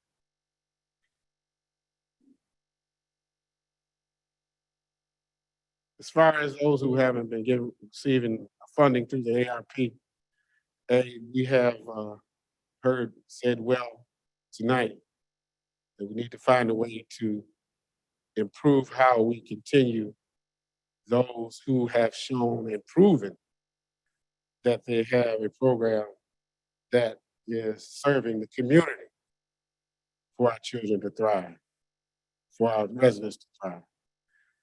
There is a amount of money that is being pushed out from ARPA, which is not coming back. So we're going to have to find some other ways to deal with that. Food gatherers, our pastor came from Brian Chapel, student advocacy, the work that Gail does and educate youth. All those things I know of. I'm not asking to hear what you do. I've been around you. I know what you do. I know who you serve and how much you serve, how hard you work and who you've been working with, and the results of that with our children. So I know all those that I just named have proven in our community to be successful. But how do we fund those is what we need to look at in a better way here at the county, because that is something that will make this community a better community. This board, one that I've been on since 2017, has always been a board that wants to do what we can to fund human services and those things that are dealing with the disparities in 48197-198. Thank you. Thank you. Commissioner Morgan? Thank you, Chair. I will just speak to one of the items here in our, that was addressed by the audience. Particularly the East Side Recreation Center. I am thrilled that this is finally moving. I think this has been years in the making to have something that will support the eastern side of the county and our residents and our young people over there. This is something that I think is also a phenomenal testament to the Board of Commissioners working together on our collective priorities. Earlier tonight during working session, we had a presentation about the incredibly successful effort around expanding broadband throughout our county. This is something we set as a priority in 2019, expanding broadband access. We also included in those priorities, as Commissioner Jefferson mentioned, the establishment of East Side recreational opportunities. These are things that we set together as a board collectively and said at that time, we are going to all work together to advance these priorities for our entire county, because all of us want to support and believe in the residents of every single part of our county, whether they be eastern, western, central, wherever they are in our county. And I think this amazing effort tonight that hopefully we will approve is another testament to that. Certainly each of us advocates for the priorities that are particularly important to our residents, but it takes everyone here and all of the incredible staff at Washtenaw County to make transformational things like this happen. Nothing we do is ever perfect, I will give you that. I know that there is always room to improve the work that we are doing and the things that we support and fund. But I do think this is a pretty amazing day that we are allocating $7 million just from this board to support the development of an Eastern Recreation and Community Center, which is, I will expand on that just a bit to say, as Commissioner Hodge mentioned, the recreation and community aspect of things is something that I know we've heard a lot from residents about as a huge priority. And I think is a testament to listening and incorporating feedback from residents as we do things for Washtenaw County. So I just say that to say this is really incredible. I have never heard a single commissioner oppose this initiative in my time on the Board of Commissioners, at least not any commissioners here at this board table. I think this is something we are thrilled to support. At least I can speak for myself, but I know that support is pretty broad here. So I just say that to say this is a really amazing thing that really will impact the lives of county residents. And so I'm very excited, and I know we've had some mixed feedback.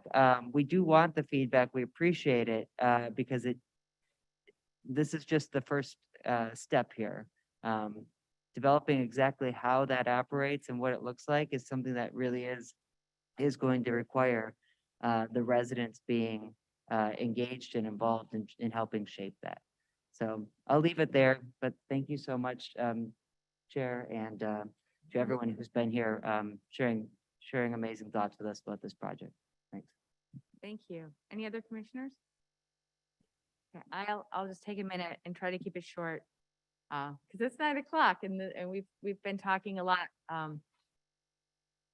think one of the things when I think about what's gone on in this meeting so far and what's about to happen as we move through our agenda, is that, and I didn't add up the numbers, but we're about to allocate a lot of money.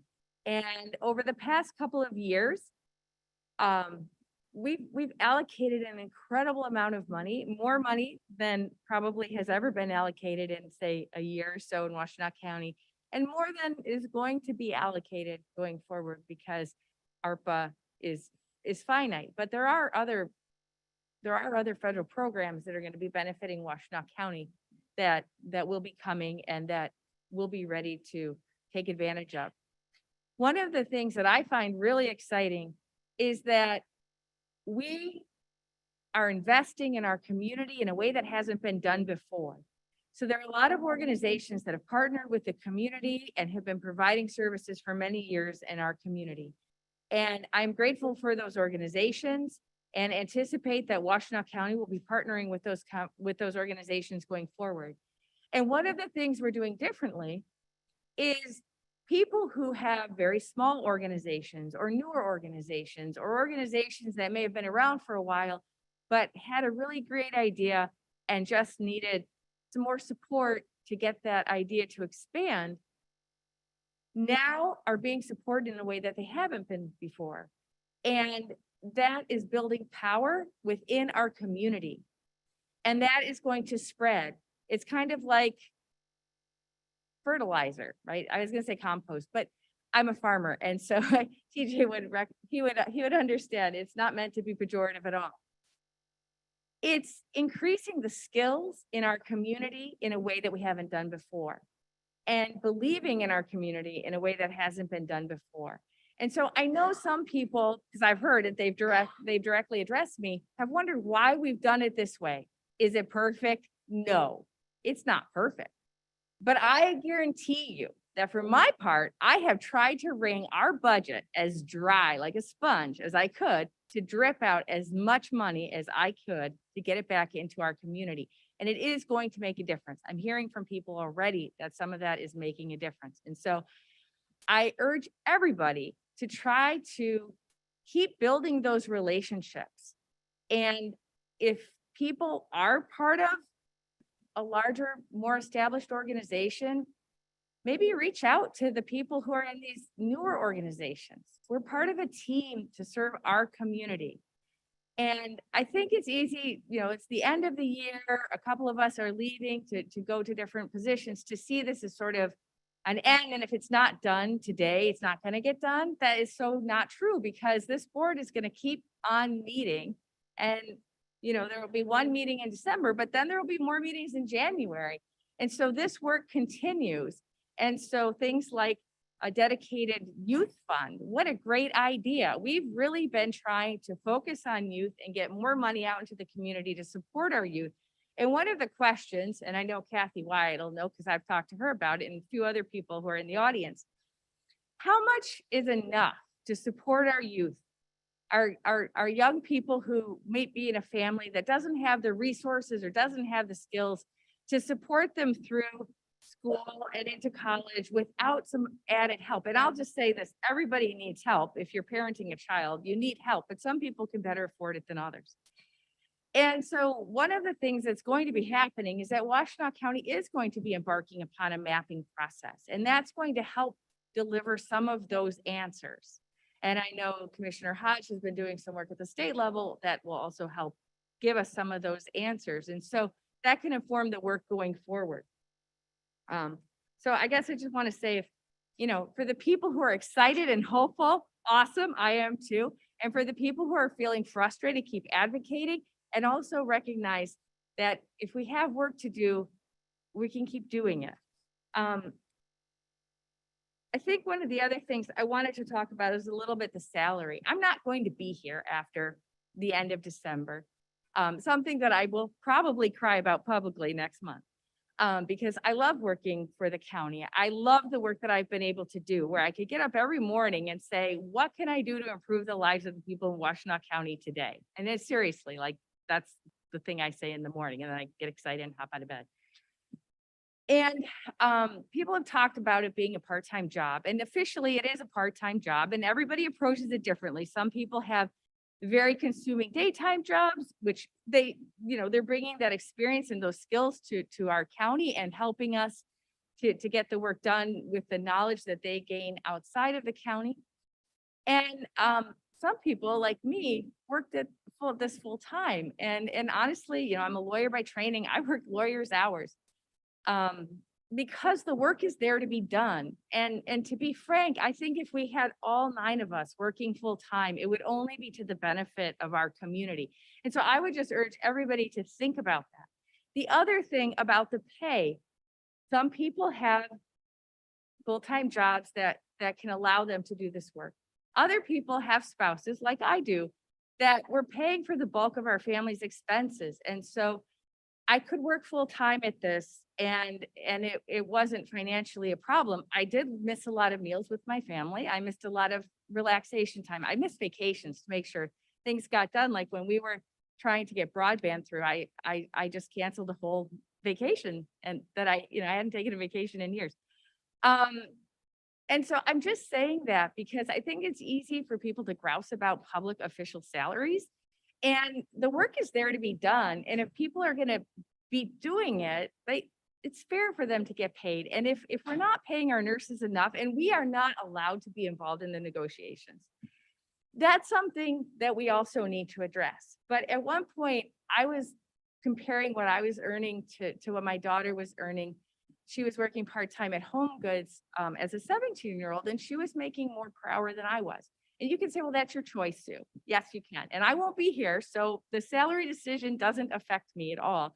I just wanted to throw that out there because I think it's fair to think about because the people around this table do work hard and do put a lot of hours into it. And I also want to be able to encourage people who need that money to keep their households running, to run for office and to serve, because they're going to bring skills to this table that the other people at this table aren't bringing, right? So people who have who are experiencing financial hardship.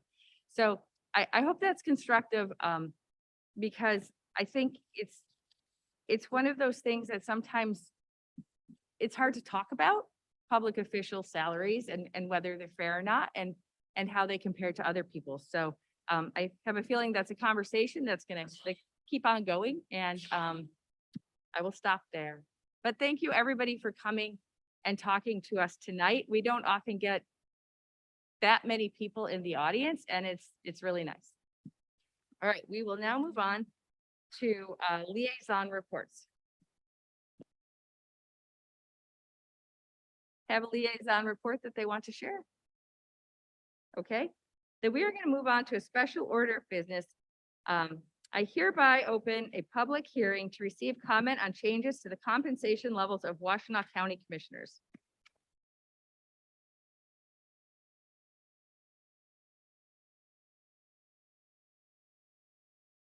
Again, you'll have 3 minutes. Good evening, Commissioners. Thank you for hearing me tonight. My name is Mary Campbell.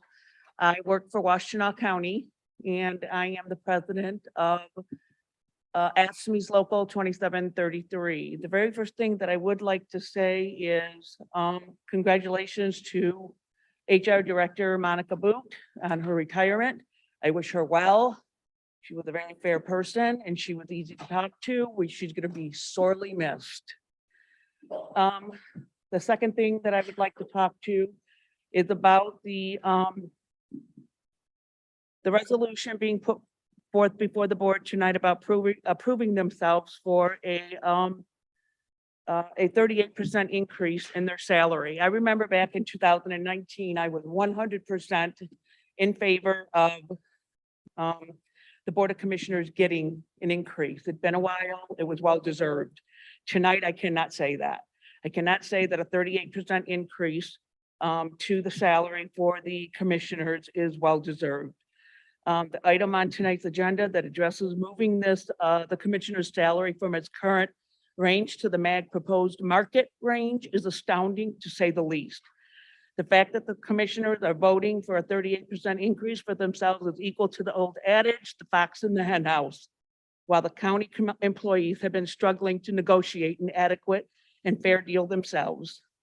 To bring the commissioners up to the MAG proposed market rate when this was not done for all the other county employees that were below the market rate is unfair, unjust, and inequitable. The comment in this resolution that states the impact on equity is that of the recommended salary adjustment and is in line with the other classifications and compensation modifications recommended by MAG is true, but not the initial adjustment of placement on the salary table. Many county employees are not making the MAG recommended market. The commissioner or commissioners who put forth this resolution should be ashamed. I find it absolutely ridiculous that the new salary for a part-time position will be higher than a full-time court clerk, than what a court clerk makes. And MAG stated that entry-level clerks are one of the most underpaid positions in the county, along with our nurses. So I support that, what Brian King said earlier. So I ask that the county commissioners not pass this resolution today. Thank you very much for hearing me out tonight. Thank you.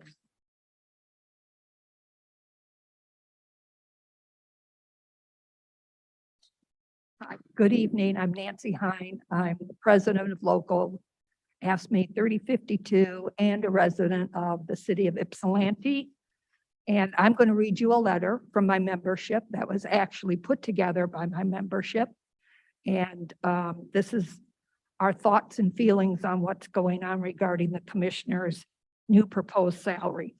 Following our last local 3052 union membership meeting held Tuesday, November 15th, many of us members expressed concern about the Board of Commissioners resolution dated November 16, 2022, that is before you tonight. The resolution is set to give Washtenaw County Board of Commissioners you a substantial raise in the range of approximately 38% minimally for just 2023. It may be a lot higher than that as total calculations are unclear about whether the BOC will actually get 2 raises in 2023 and additional raises in 24, 25, and 26. The resolution also indicates that would put your salaries and benefits above the MAG recommendations. But that's a great thing, right? For you guys, what about the rest of us? Can we get that? Local 3052 members are very dissatisfied with this action that is being proposed. Upon review of the current salary tables, there are about 12 full-time classifications and an additional 3 classifications within my local that would be making the same or less than the Board of Commissioners proposal for 2023 for a part-time position. The equity concerns about this are also very concerning. The employees of this county run the day-to-day of this organization, and we are not getting the support or the financial compensation that we deserve. And as a result, we'll continue to see, the county will continue to see the exit of employees from this organization. Most of us are very proud of the work we do, and we are the people that get up day in and day out to come to work for this organization, and we should be compensated fairly. Most importantly, this would further contribute to ongoing equity issues for those team members who make the least in this organization. This will have a trickle effect that would be seen throughout every union. We ask that you would consider the equity, morale, and retention impacts of this resolution. This has hit all the sore spots that most employees already have as it relates to compensation. It does not seem to support the existing needs of the employees who are a large contributing factor to making our county a world-class organization. I speak in solidarity of my local 3052 members. Thank you. Thank you. Anyone else? Chair, we do have one, oh, go ahead. Yes, hello. My name is John Sebastian Trim. I spoke a couple weeks ago. And Ms. Schenk, I do agree with you that you know, I know other commissioners in other counties, you guys don't make a lot of money. But I think for as a union employee for the county, a lot of people are really holding on by the threads, as we heard the last commissioners meeting. I would suggest perhaps not marking your increase as high to somewhat reflect what we're being proposed in the negotiations for the MAG study. As a token of good faith for the union members. I mean, I had a woman in my front yard in your district, Mr. Jefferson, you know, almost in tears, working for CMH and the issues that they face. And I think all of us, we all deserve a pay raise. We are all, you know, understaffed, overworked, whatever. But I feel that, you know, we should try and come together here and perhaps not, you know, allocate yourself as high a raise, but meet us in the middle. So we have good faith and people who are struggling don't have a sour taste in their mouth. So I think. Thank you.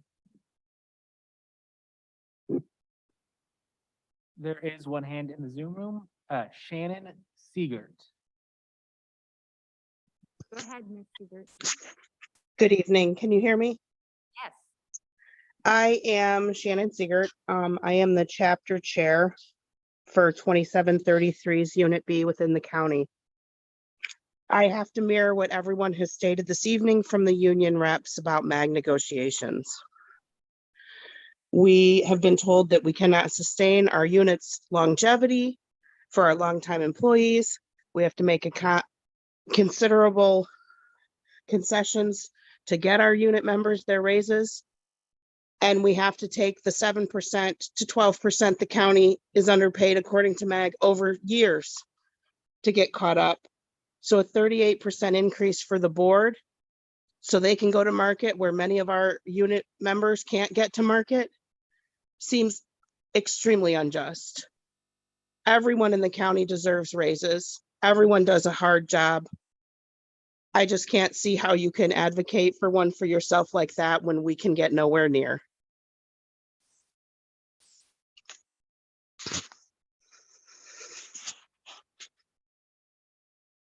Thank you.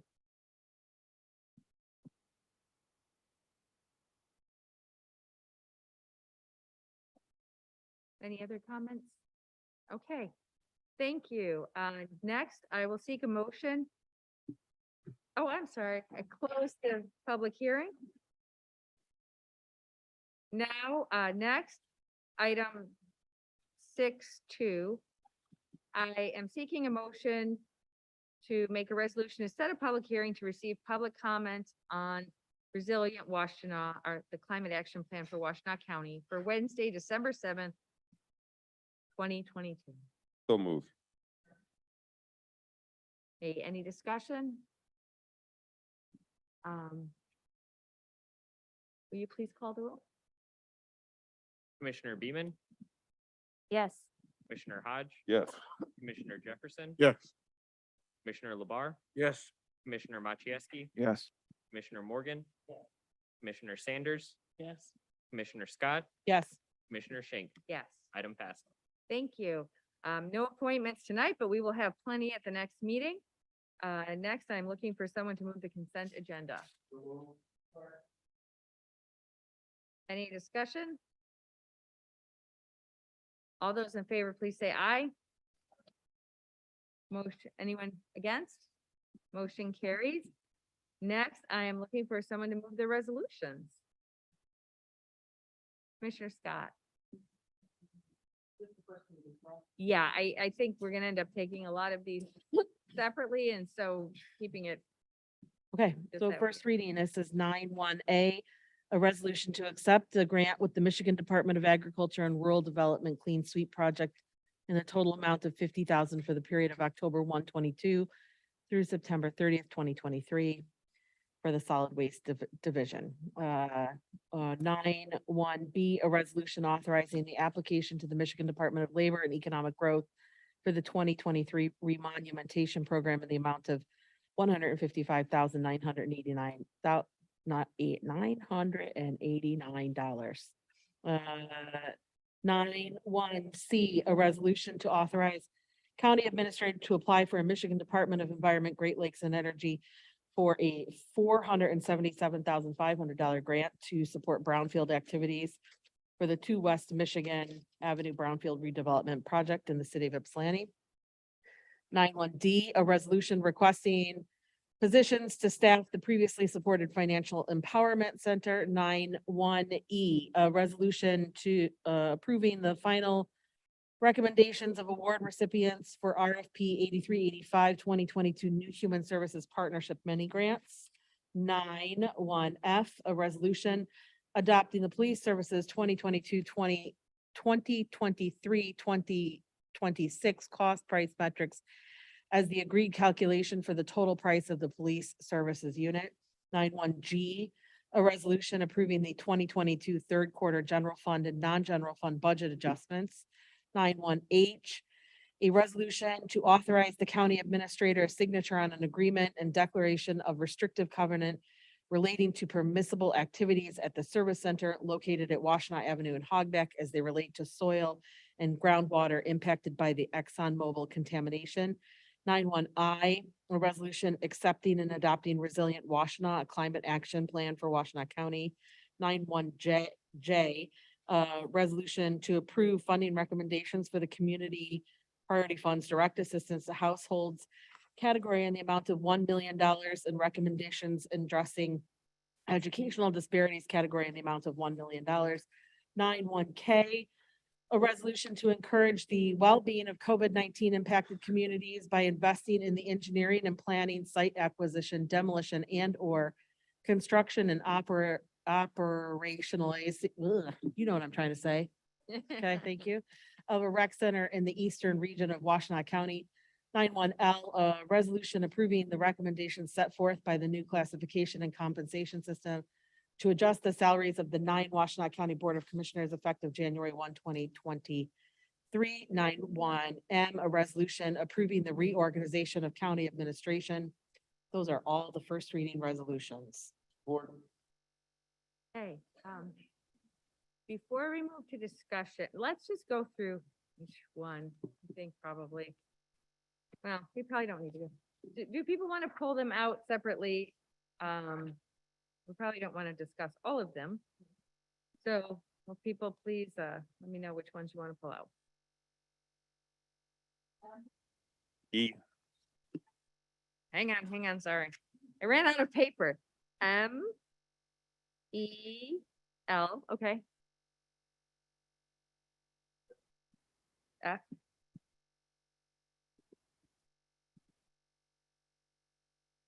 All right, so I have, E, a resolution approving the final recommendation of the award recipients for the, New Human Services Partnership Mini Grants. F is the, resolution adopting the police services contracts. L is the recommendation, MAG. No, that's the commissioner's salary, sorry. And then M is the reorganization. Anything else? All right. All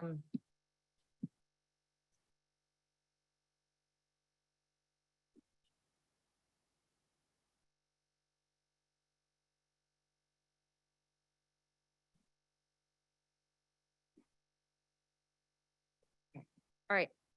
Is there any discussion on the resolutions that were not pulled out? Commissioner Morgan.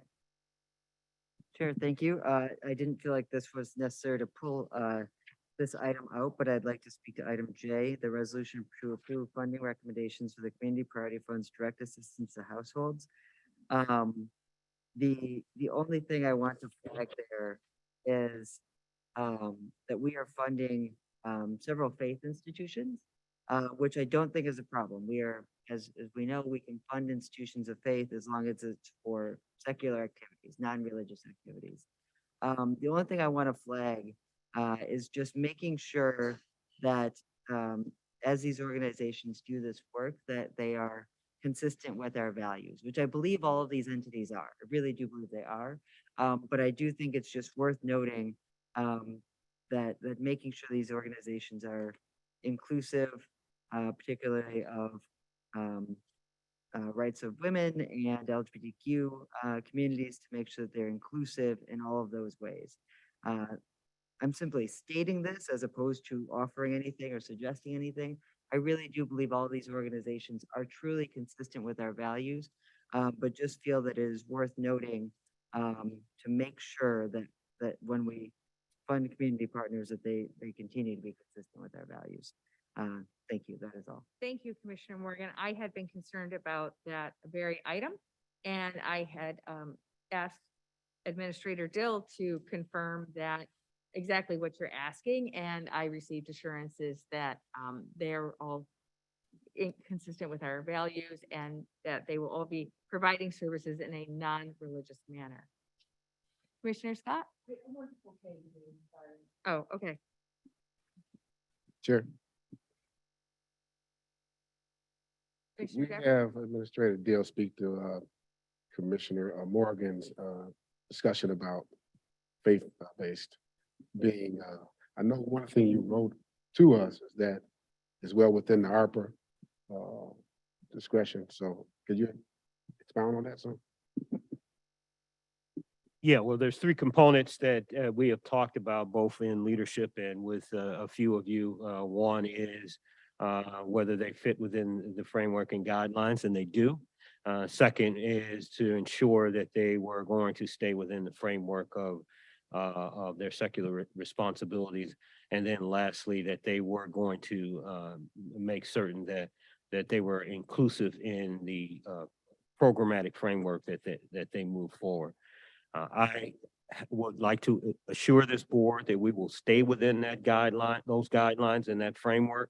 And that at any point, if we feel like that those requirements aren't being met, we will back away from those items. And just one other point, you did when you wrote the email to us, you did point out the fact that we have been in the past funding Salvation Army. That is correct. Thank you. Yeah. Any other comments on this, on Jay, or any of the other resolutions that were not pulled for separate consideration? Okay, because this is first reading, we'll do a voice vote. All of those in favor of the resolutions that we did not pull for separate consideration, please say aye. Aye. All those against, please say nay. Motion carries. Now we will consider separately Resolution E. A resolution approving the final recommendation of award recipients for RFP 8385, 2022, that did not come out right, 2022 New Human Services Partnership Mini Grant. Discussion, Commissioner Hodge. Thank you, Chair. Looking forward to voting yes on this and very grateful to the community reviewers for their work on it. I have to abstain from voting for one of the grantees, Fed Up Ministries, due to a conflict. But my yes vote will be for all the other ones. And then I will be abstaining from that one. Thank you. Any other comments on this item? Okay, we'll move to a voice vote. All those in favor, please say aye. Aye. Anyone against, please say nay. Motion carries. Next, we'll consider item F. A resolution adopting the police services contracts, basically. Yes, Chair, thank you. I just wanted to be sure what I'm reading here. It talks about the millage funds playing a part of the police services contracting model. Those dollars that are going to come from that millage fund and subsidize the cost per deputy, those dollars are have they been given in the past? That's like in 2020. Is that what it wouldn't the last time that we did the contracts where the millage dollars are part of that also? And then also the other question would be, is that something that those who are contracting have to apply for as a grant? So I'll look to the first piece and maybe lean on Tina to help me with that. I don't believe that the first round of contracts relied on the millage. And then, I'm sorry, your second question again? Does this mean that those who contract for police services would have to apply for any of the grant money to receive it? No, it wouldn't. The only action that is required is the action of this board this evening. And then, as far as this going to that, this millage will be coming up for renewal.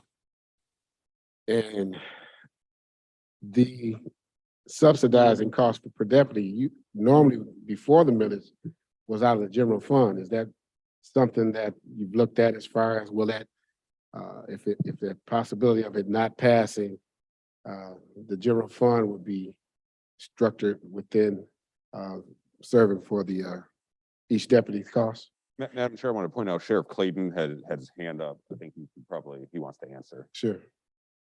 On Zoom. on Zoom. Yeah, I don't see him anywhere.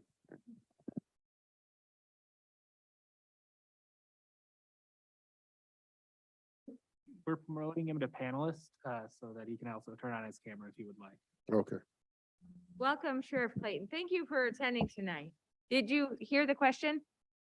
I did. Thanks for having me. So a couple of answers. Yes, since the millage on the last extension of the contract, essentially what the millage does is it replaces the general fund subsidy to police services contracts, which is one of the reasons why we pushed the millage so aggressively, because of the continued increase and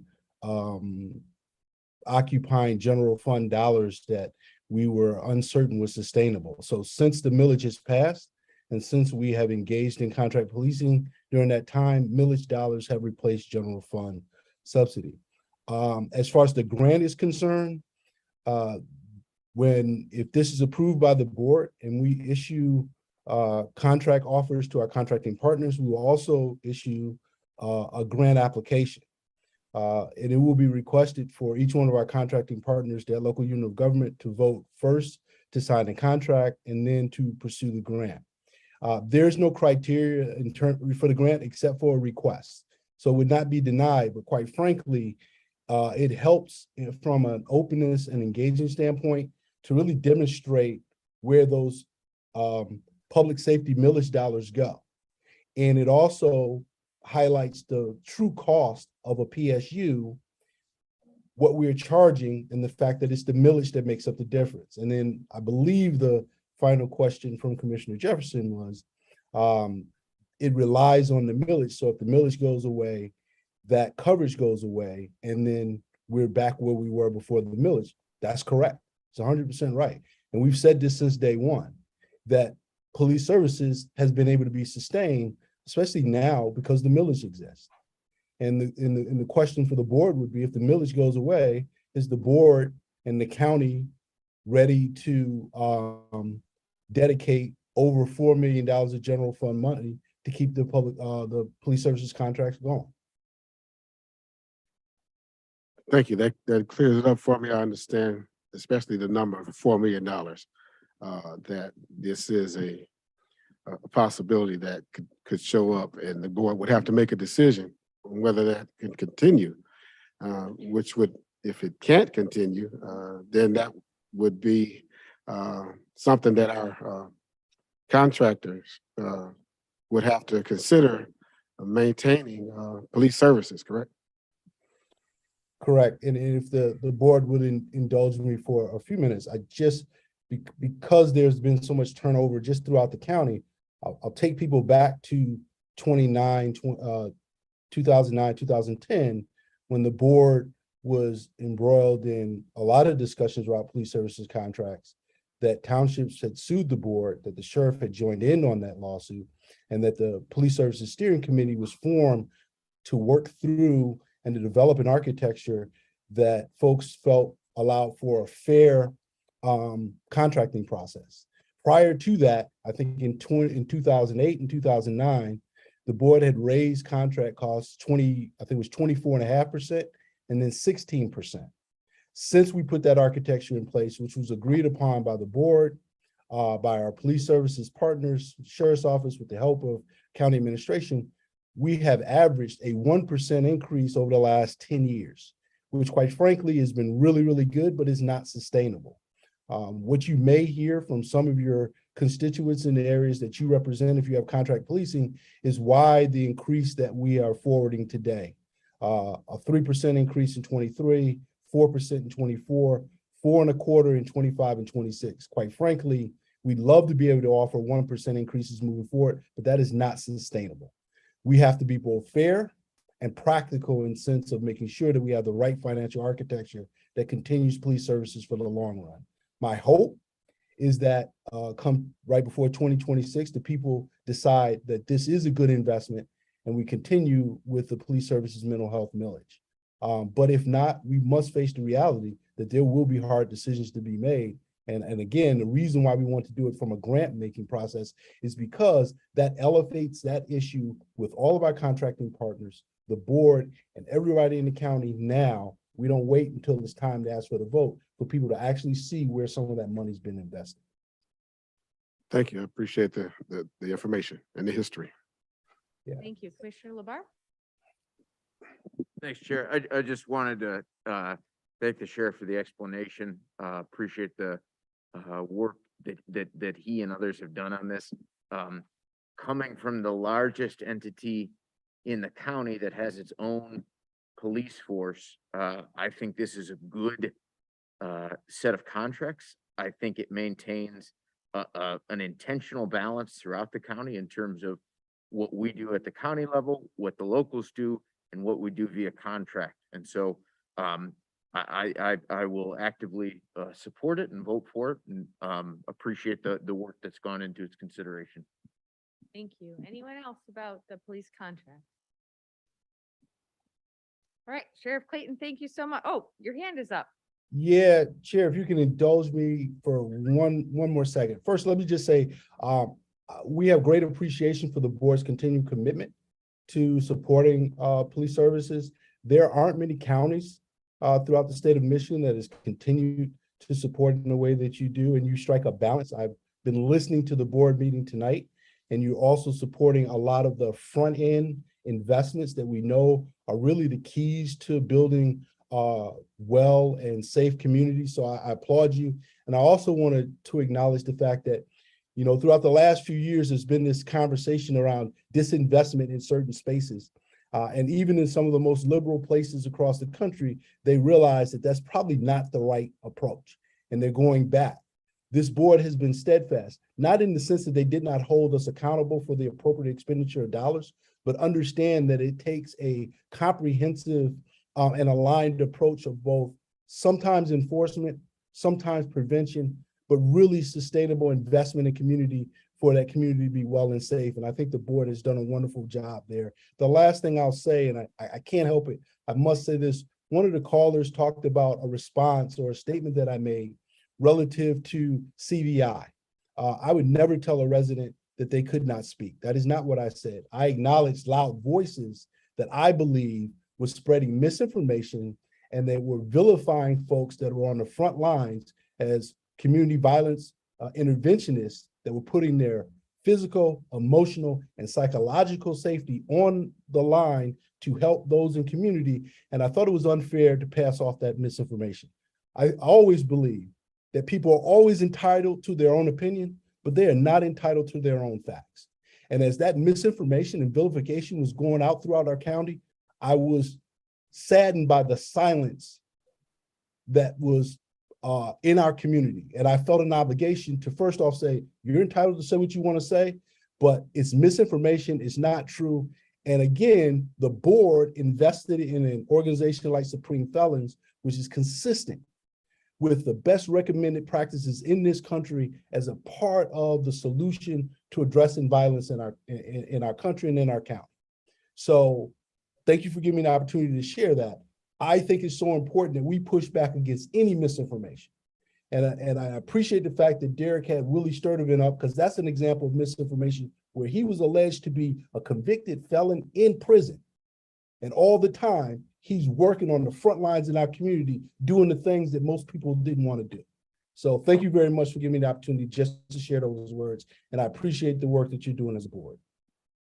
Thank you, Sheriff Clayton, and thank you for your work and for your leadership on these topics, because we work together closely with you. And by doing that, we are better able to serve our community.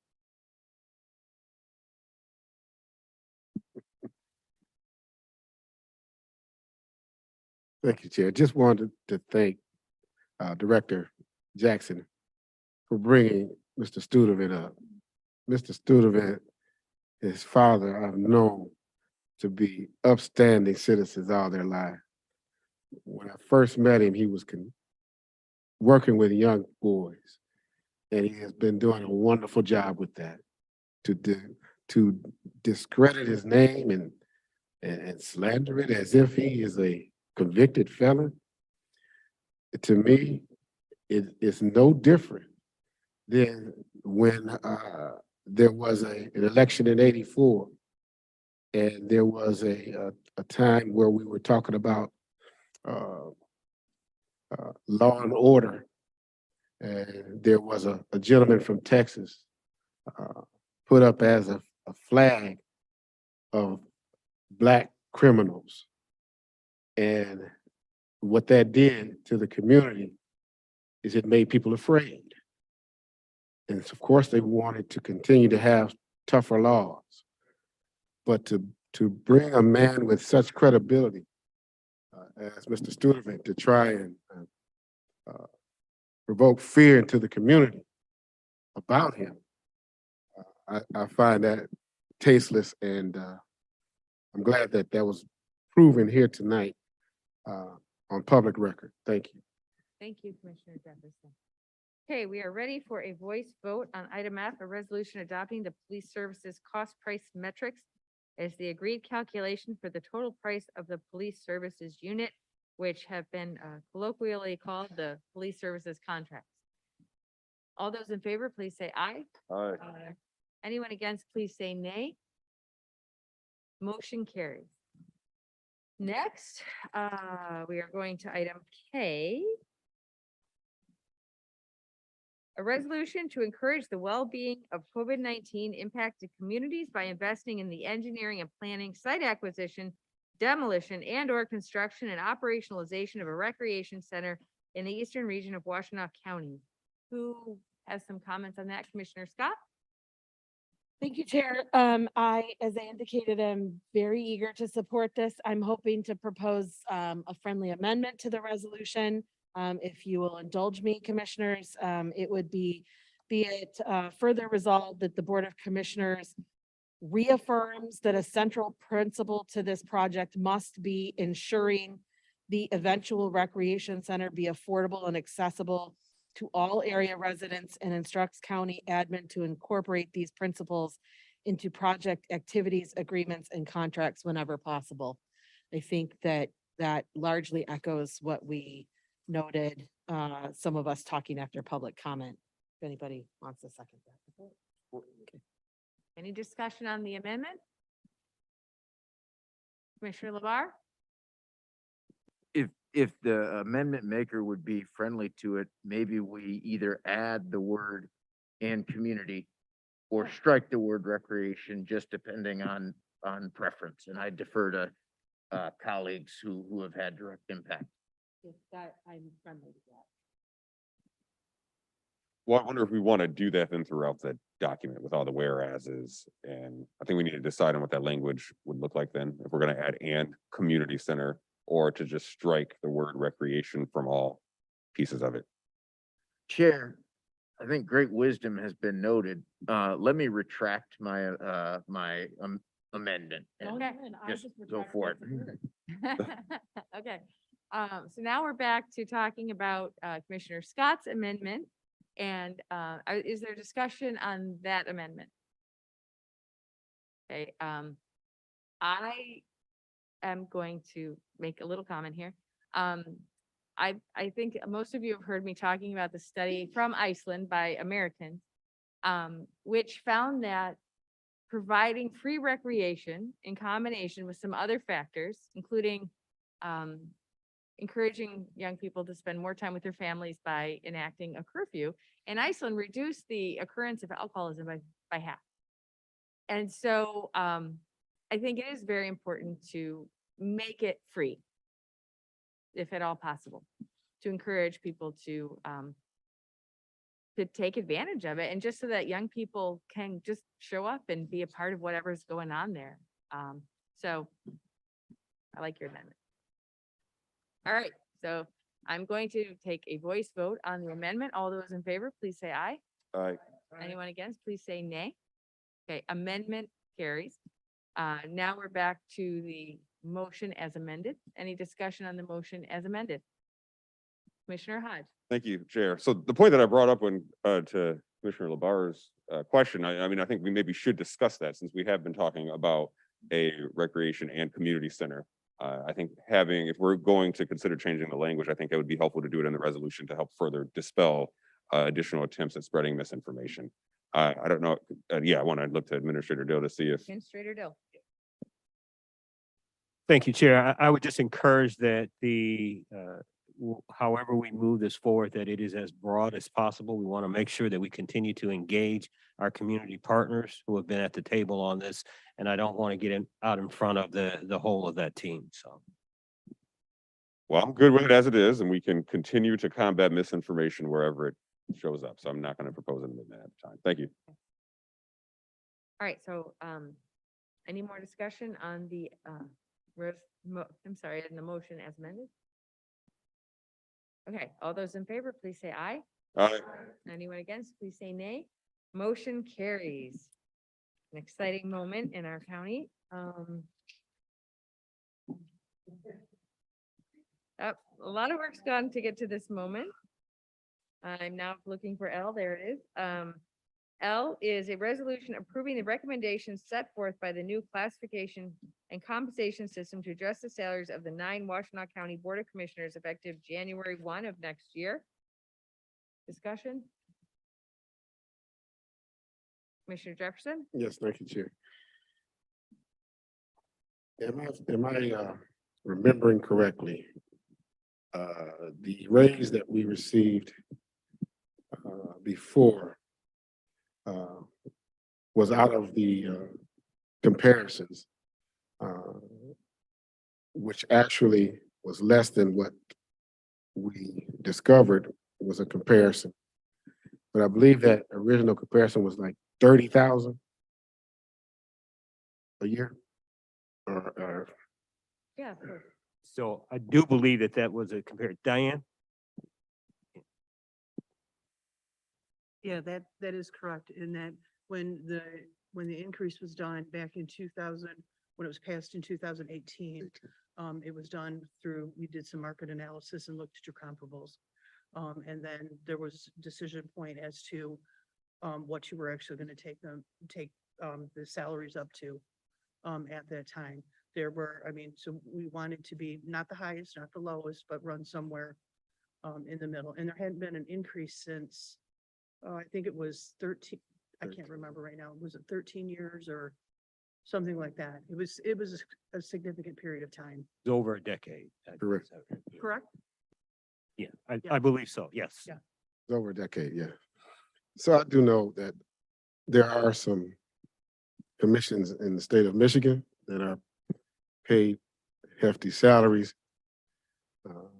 but they also use those salaries to hire and pay staff. I don't see anything that I can feel good about when it comes to approving this raise. And believe me, the work that we do is considerable amount, but we are flexible. Our hours can be changed every day. And there's things that we have to do, and there's things that we want to do, and there's things that come up that we must address. But the thing is, our employees, some who have to live outside of the county just to work here,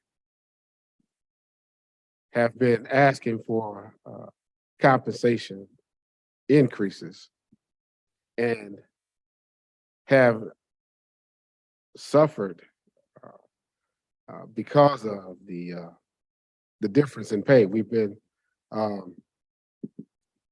having a high turnover in a lot of areas because of pay, and hard to retain workers.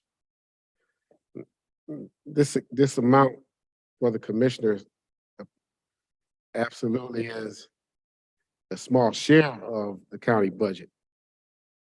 But as was said earlier, the morale of our county employees, which have been spoken here in this room about how they feel about being neglected, not receiving the support, not receiving the financial compensation that can give them an affordability to live in a home. I believe all of us here have a home.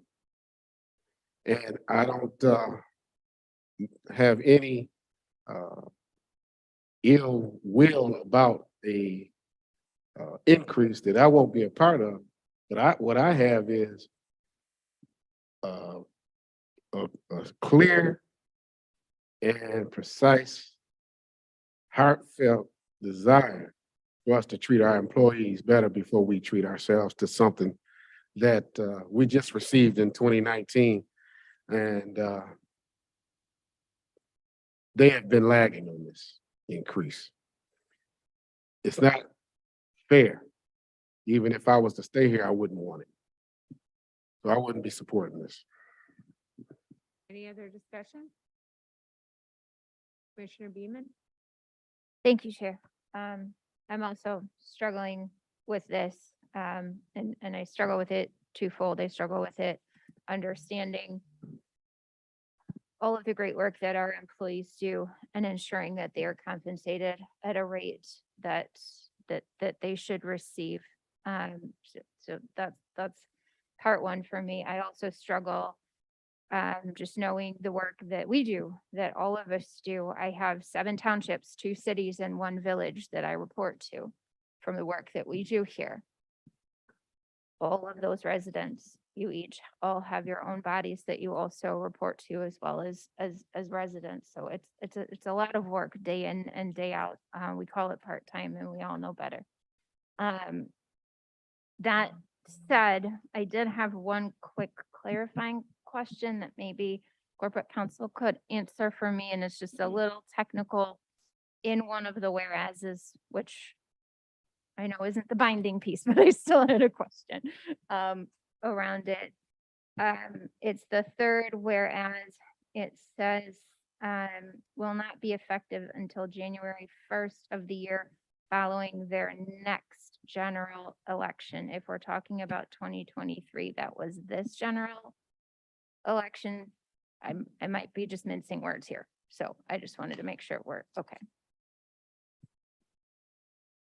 Perhaps it might make sense to have an amendment that says following the 2022 general election. Okay, that's just what I wanted to clarify. Thank you. I would also offer that friendly amendment. Support. Any discussion about that amendment? All those in favor, we just voice vote the amendment. All those in favor of the amendment, please say aye.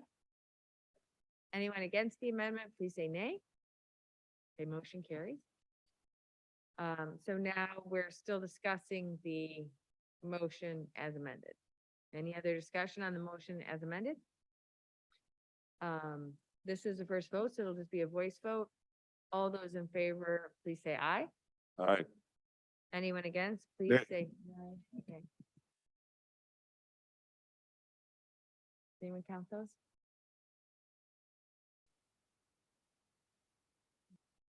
Okay. Yes. If we do a roll call, can we have additional time for comment? Yeah, I mean, I think we could, right? Or no? That's up to the chair. I'm the chair. I think it's fair to. Let's have some additional comment, Commissioner LeVar. What do you have to say? I just wanted everyone to have that, time. I am.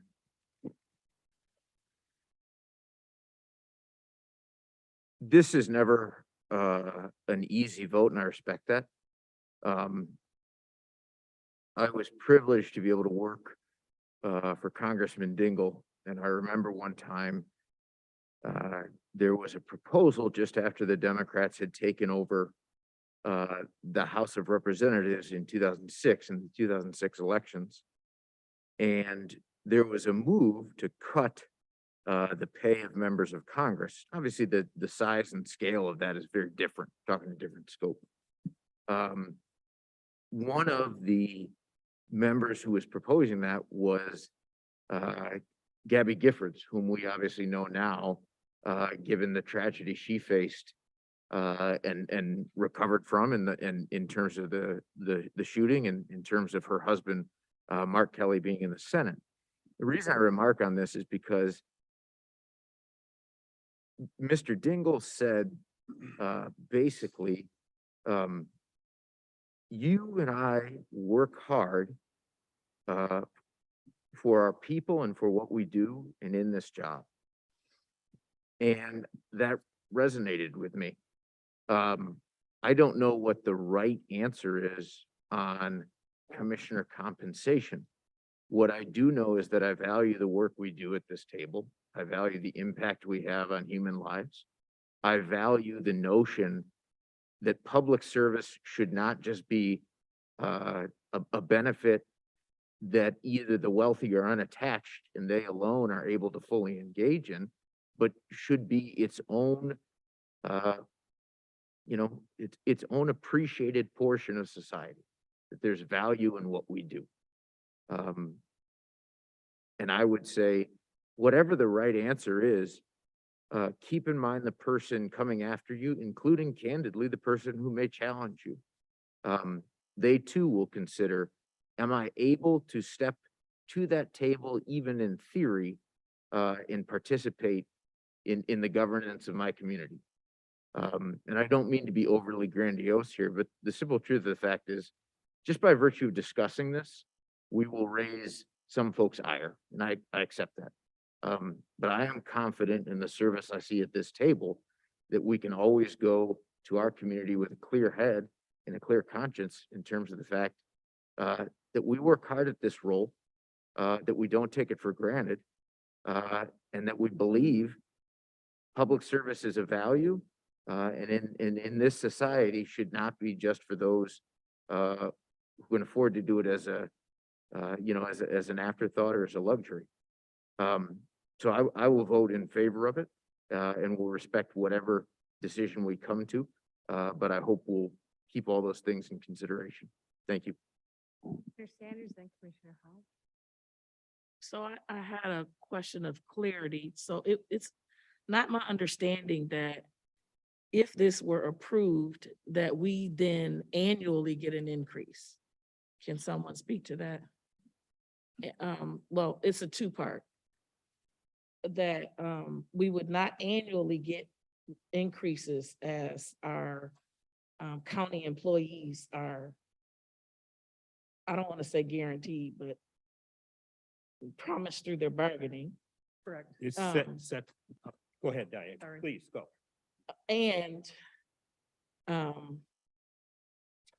if action is not taken now, then we would be unable to take any action until when?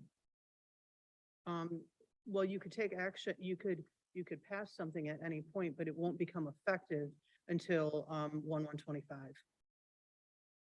Okay. And so if we were to approve this, this would just be an increase without annual increases. There's no cost of we don't receive cost of living increases, That's correct. correct? So you're Um, setting just the salary itself with the addition of if you're chair, vice chair of the board or the working session. So I did just a little bit of homework to look at what some of the other county commissioners and other counties were receiving, and we are currently, at least amongst Macomb, Wayne, you can't include because they're full-time. Oakland, we are the lowest paid. I believe Macomb meets in the middle of the day, and I'm bringing that up because I do think that it is somewhat, so I think it's somewhat insulting that there is this expectation that public service servants should take sort of a vow of poverty. And that the work that we do is not being seen as being valued. I don't know about anybody else, but you can't take off. You really can't take off as the county commissioner. No matter where you go, people they want to talk to you. They want to give you their opinions. You're never really off. There's no 8 to 5 and then you go home and your life is your own. That stopped the minute you ran for public office. And it also stops for your family. So you are forever under a microscope. And I guess I just have an issue with an expectation that I am personally supporting MAG, and I've done that since I came into office. We're just now getting to the point that we could vote on it. But anybody that I've had a conversation with can attest to the fact that I've been saying, when are we gonna get this done? And so I support our workers and I support our labor, and I've done that steadfastly. I've asked if there are ways that we could do better compensation, especially for some of those areas where, for whatever reasons, our hands are tied. But to not receive any support in return is disheartening to me. I am going to support it. I value my time. I did not run for this position for the stipend, because that's what it is. It's a stipend. And I certainly didn't run, to be like beat up on a regular basis. But I believe that we are all worth it. And some of us are in positions that are better financially, have partners. I don't have a partner. I'm it. And so there's nobody to lean on. I'm it. I'm leaning on me broken or standing tall, either way. And so I think that it shows a lot that we work in a county that is well-to-do. We have agreed that we are you all agreed to do this MAG survey. We are moving forward with it for the benefit of the employees who will receive regular raises and step increases. And this is a one-time thing for us. There are no additional increases unless we come back to the table again, and we're still limited in how often we can do that. So I would just like for people to do a little bit more research when they're comparing what they think we're doing and how they think that we're taking advantage of them when you look at the other counties and how they operate and make themselves available or not available to their constituents. No. Commissioner Jefferson, you already spoke to it, so is there anybody else who hasn't spoken yet? Okay, Commissioner Machewski. Thank you, Madam Chair. I appreciate it. The last 3 speakers have made some very compelling comments. For me, I've looked at this issue, and it's very hard to determine what's the right level of pay for an elected official. And I look back at, coming out of township government and doing that job, that part-time job. And I look back at the 40-some positions that exist in municipal government in my district. And this pay raise would put the position of county commissioner above all but 2 of those positions. And many of those positions are full-time positions in those townships. the stage of MAG implementation weighs on me as well. I would really like to see that process completed before we do this. And I also realize this is considering the pay of elected officials can only be done at a certain point in time, and it has to be done for the next term. So it's not as if, as has been pointed out, you can come back in the middle of a term and then increase the compensation. It's very limited in terms of when you can do it. So I think this is a very weighty decision and an important one, and not one I take lightly, because I know that every one of the elected officials around this table and the staff is with us works very hard. And I've talked with, I think, almost all of you at strange hours of the night and very early in the morning doing the work of the county. And so I know that, from my experience, I don't think anybody approaches this job as this, oh, it's just a part-time job. The people around this table are very dedicated. With all that said, in discussing this with some folks in my district, I'm voting no on the proposal tonight because I just don't feel that it's the moment for me to vote yes on it. So that's why I'm voting no on it. But it is a very, very difficult question to decide, and I really acknowledge that. But for me, it's just that's where I stand tonight. So thank you, Madam Chair. Okay, then sorry, Commissioner Jefferson. Thank you. Yeah, we did check out other counties. Kent County has 11 commissioners. They make 23,000. That's who we compared ourselves with. They just voted down a raise in 2020. And they considered the impact of COVID-19 and how departments, employees had to sacrifice, like we're asking the longevity to be taken. And with those sacrifices comes less of a lifestyle that they have been used to. So again, I don't see it being time. I think it's too soon since we had our last one. And the comparisons that I have seen have been talked about even before MAG. But we also have told our employees who we have not done anything with on this MAG yet, that they would get it. So I don't see any thing that is coming out of that is for our employees to have trust and to make sure that we're taking care of them. Thank you. Thank you, Commissioner Hodge. Thank you, Chair. I think, as everyone said, it's a very tough decision for us to make. And I think the other thing that makes it really challenging, as has been pointed out, is we have to make a decision, and there's really times it's really limited when we can make these kinds of decisions. If we don't make a decision or move this past first reading today, then we won't be able to affect the rate until 2025. So, I mean, that's, as Commissioner Labar pointed out, we're also thinking about the people that come after us, and that the challenges the compensation for elected officials just works differently than for other employees, and that you can't change it. There are no adjustments that occur. So Commissioner Sanders made numerous excellent points that I'm not going to even try to reiterate. I feel comfortable moving it to a final reading where we'll have further discussion later. It's just very challenging to think that if we do not pass it today for first reading, then it can't go any further until 2025. Thank you. I think that those years are right. That's right. That's right. Commissioner Scott?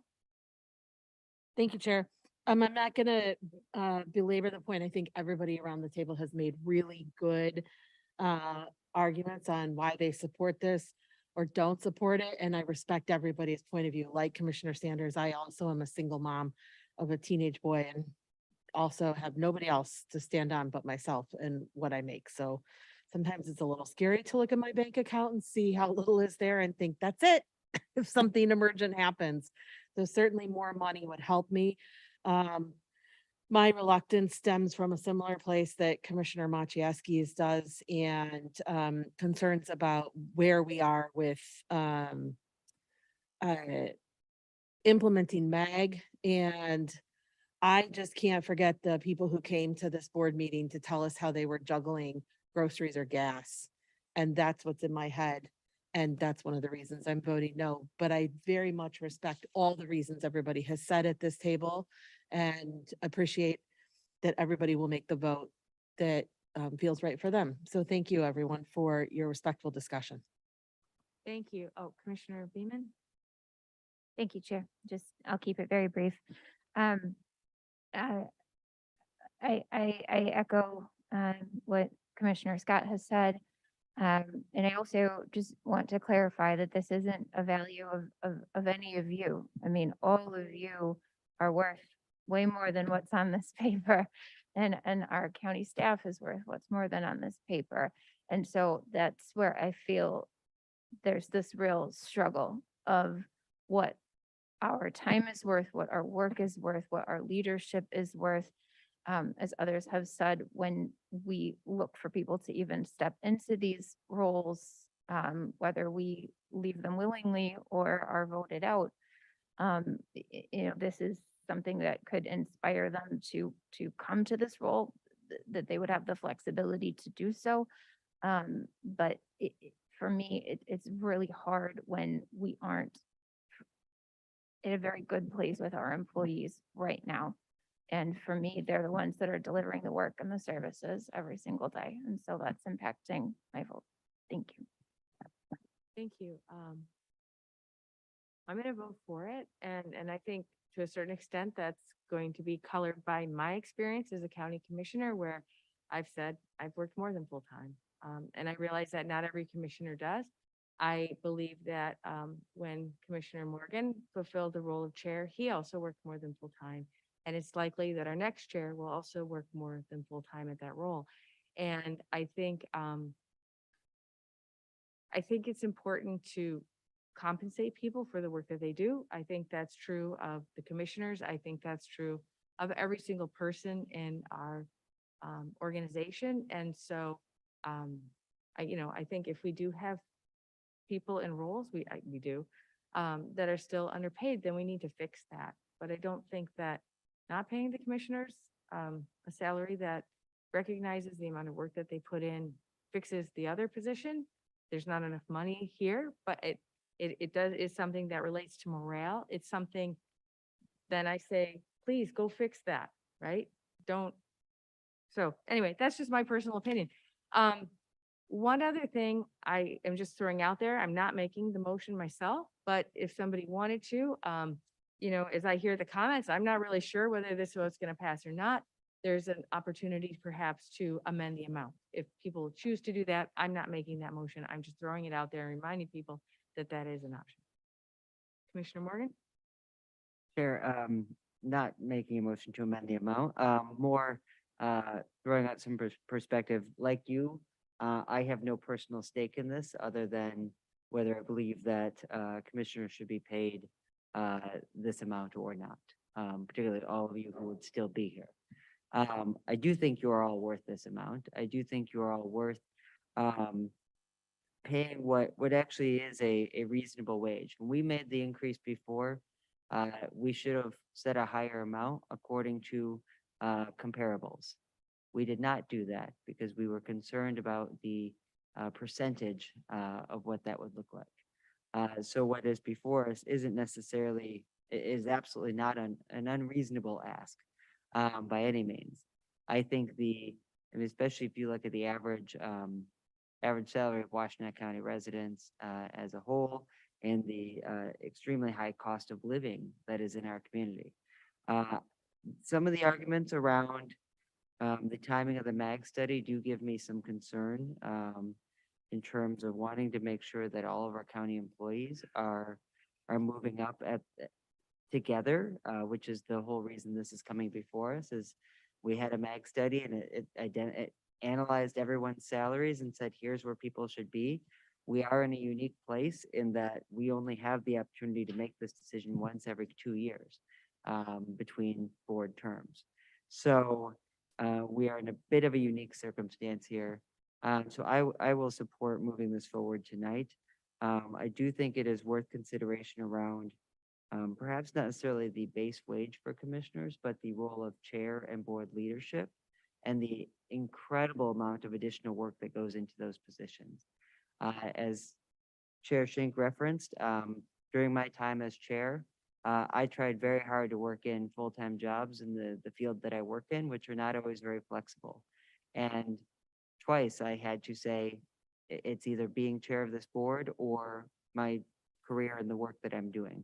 And both times I chose to be chair and make a salary and give up my full-time salary, both times. Because we had a mental health crisis the first time, and then we had a continuing mental health crisis, budget crisis, the second time that I chose to give up the work that I love doing. I do think the role of chair is rather exceptional in terms of the volume of work.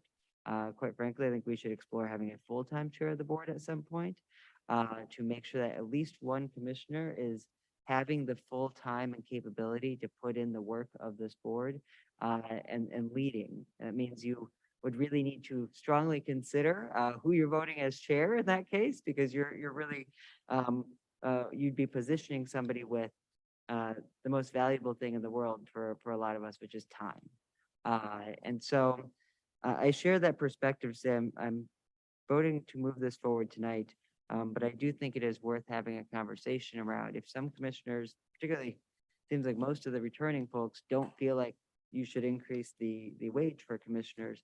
Maybe there should be some conversation in the next couple of weeks around, is it just particular positions that require that level of workload? The small amount that we give as additional compensation to chair and board leadership members is in no way commensurate with the increased time, stress, and workload. So I'll vote to move this forward tonight. But I do think that is worth some conversation. I think that's worth considering. Thank you, Chair. Thank you. Commissioner Jefferson? So when we received the raise last time, none of us knew whether we would be here for this time to ask for another raise. Just like we don't know if you'll be here in 2024 to ask for another raise. So that is not a pressing issue that I see is important on making a decision. As far as the compensation goes, it's been said about leadership. I agree that the work of the chair, since I've been here, would be a place to actually look at increasing the income. As far as the other commissioners, and now we have a working session chair also. But that is where I see the possibility of an increase. But as far as being a pressing issue because it won't come back till 25, that's not a consideration for me because it's a fear factor. Thank you. Thank you. Anyone else? Okay, Ms. Mulcahy, will you please call the roll? Commissioner Hodge, Yes. Commissioner Jefferson, Commissioner LeBar, Commissioner Machieski, No. Commissioner Morgan, Commissioner Sanders, Yes. Commissioner Scott, No. Commissioner Schenk, Commissioner Beaman. No. Item passes.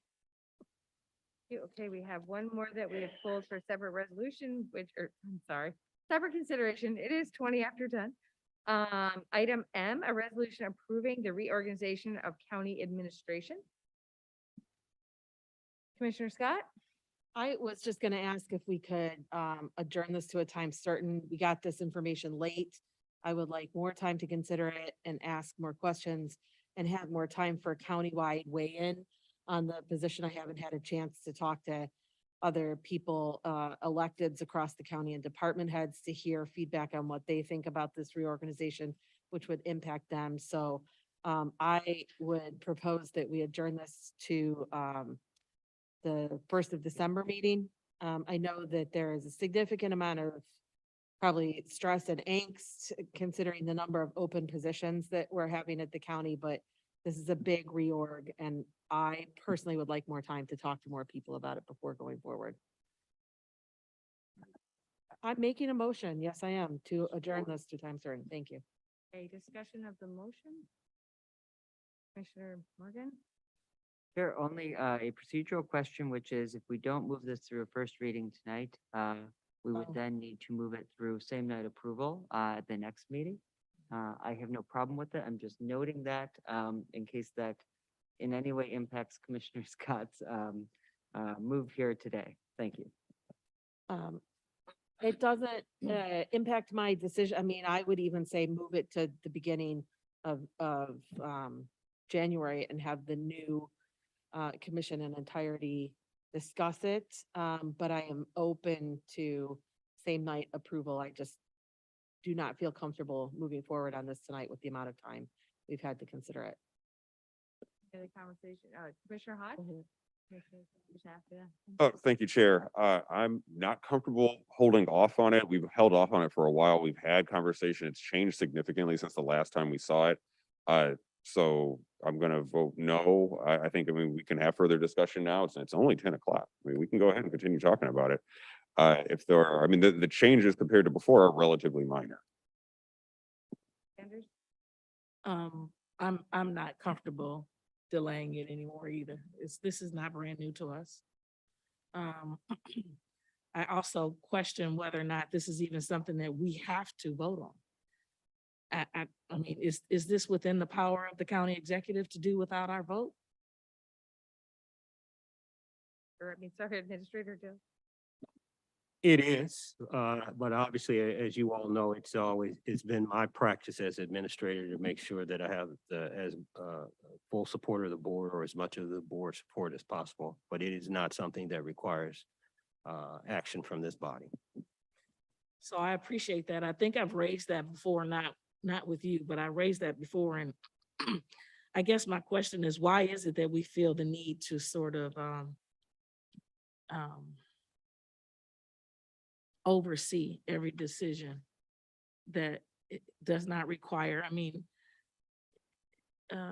our county administrator is our one official employee. He reports to us, but he runs the county. So why are we dipping our finger in his responsibilities?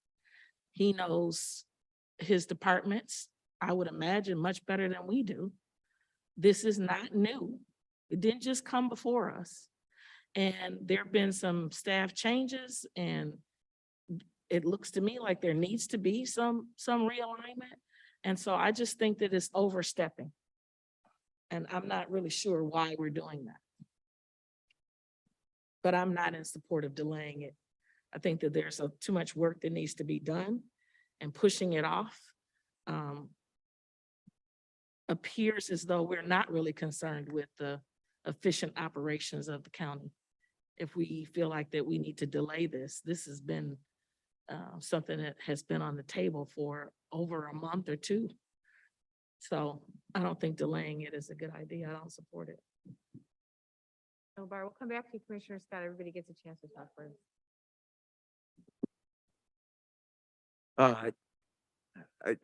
I think there are some questions that have been raised that are important. I guess I would just say,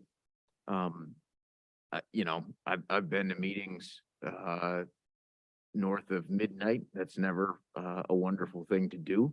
We can always have more meetings. I do know the intensity of the public comment and some of the you know, I think candor around some of the previous discussion items. I don't want to get in Greg's way in terms of having the staff organized in a way that he thinks is going to be most effective. But I would offer to anybody at this table that we might be able to come back in 2 weeks and approve something with a voice vote that achieves the same thing.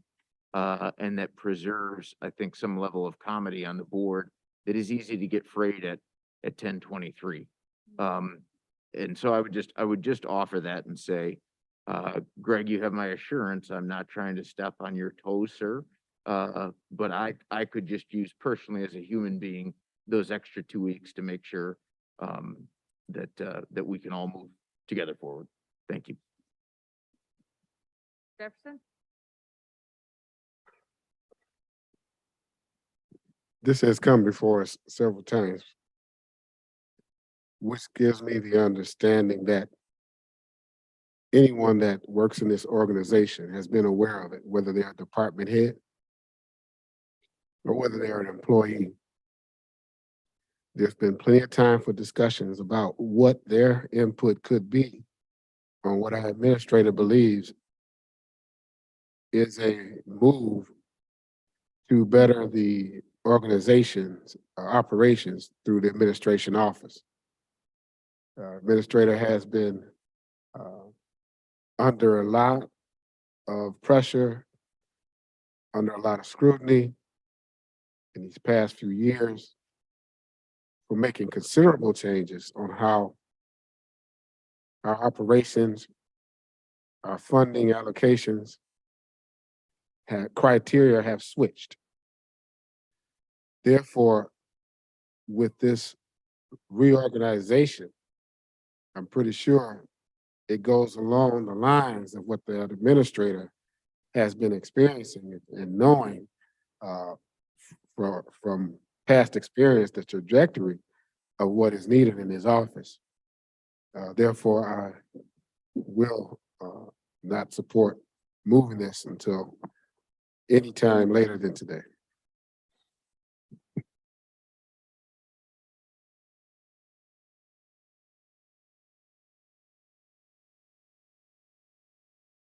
Any other discussion?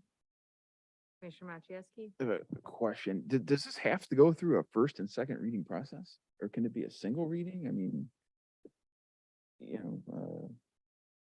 I certainly, I guess I've just posed a question and maybe that could be answered first before I say anything else. It would be appropriate for it to be a single reading item. So it could be a single reading item.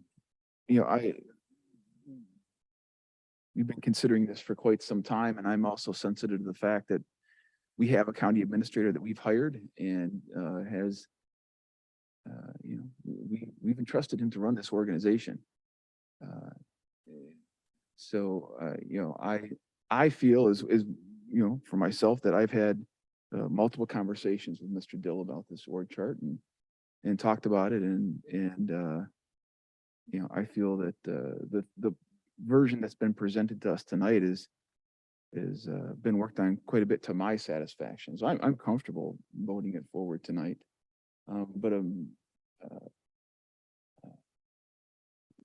Would like to see us as a body. This is an organizational chart. This is a important document, really, from a management perspective, and would like to see us all be comfortable with what we're approving too. I was prepared to come in tonight and vote this through the regular process with the understanding that it was a first, second reading process. In thinking through that. So I'm not sure where we're at, whether there's been an amendment offered at this point or what the actual motion on the table is. To move it until the next meeting, basically. Okay. Okay. Like I said, I'm prepared to move it forward to the process we came in through with tonight with the first, second reading. So with the idea that if we are going to do a second reading, we would then have the option to vote yes or no, which is the final vote, the second reading vote. But because it's the last meeting, if we didn't address the issue, it just dies. Would that be correct? So there's really three options: vote it up, vote it down, or let it die to be brought back in the next session. So,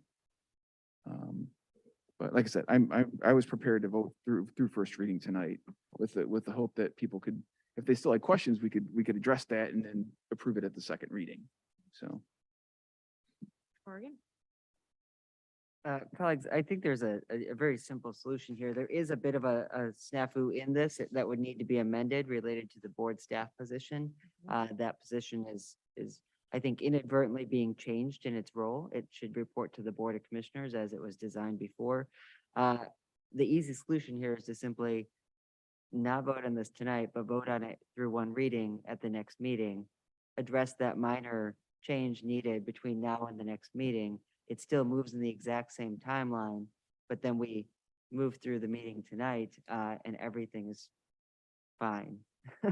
I guess is what I would propose, simply considering this in one reading at the next meeting, and then fixing that minor, verbiage that needs to be updated.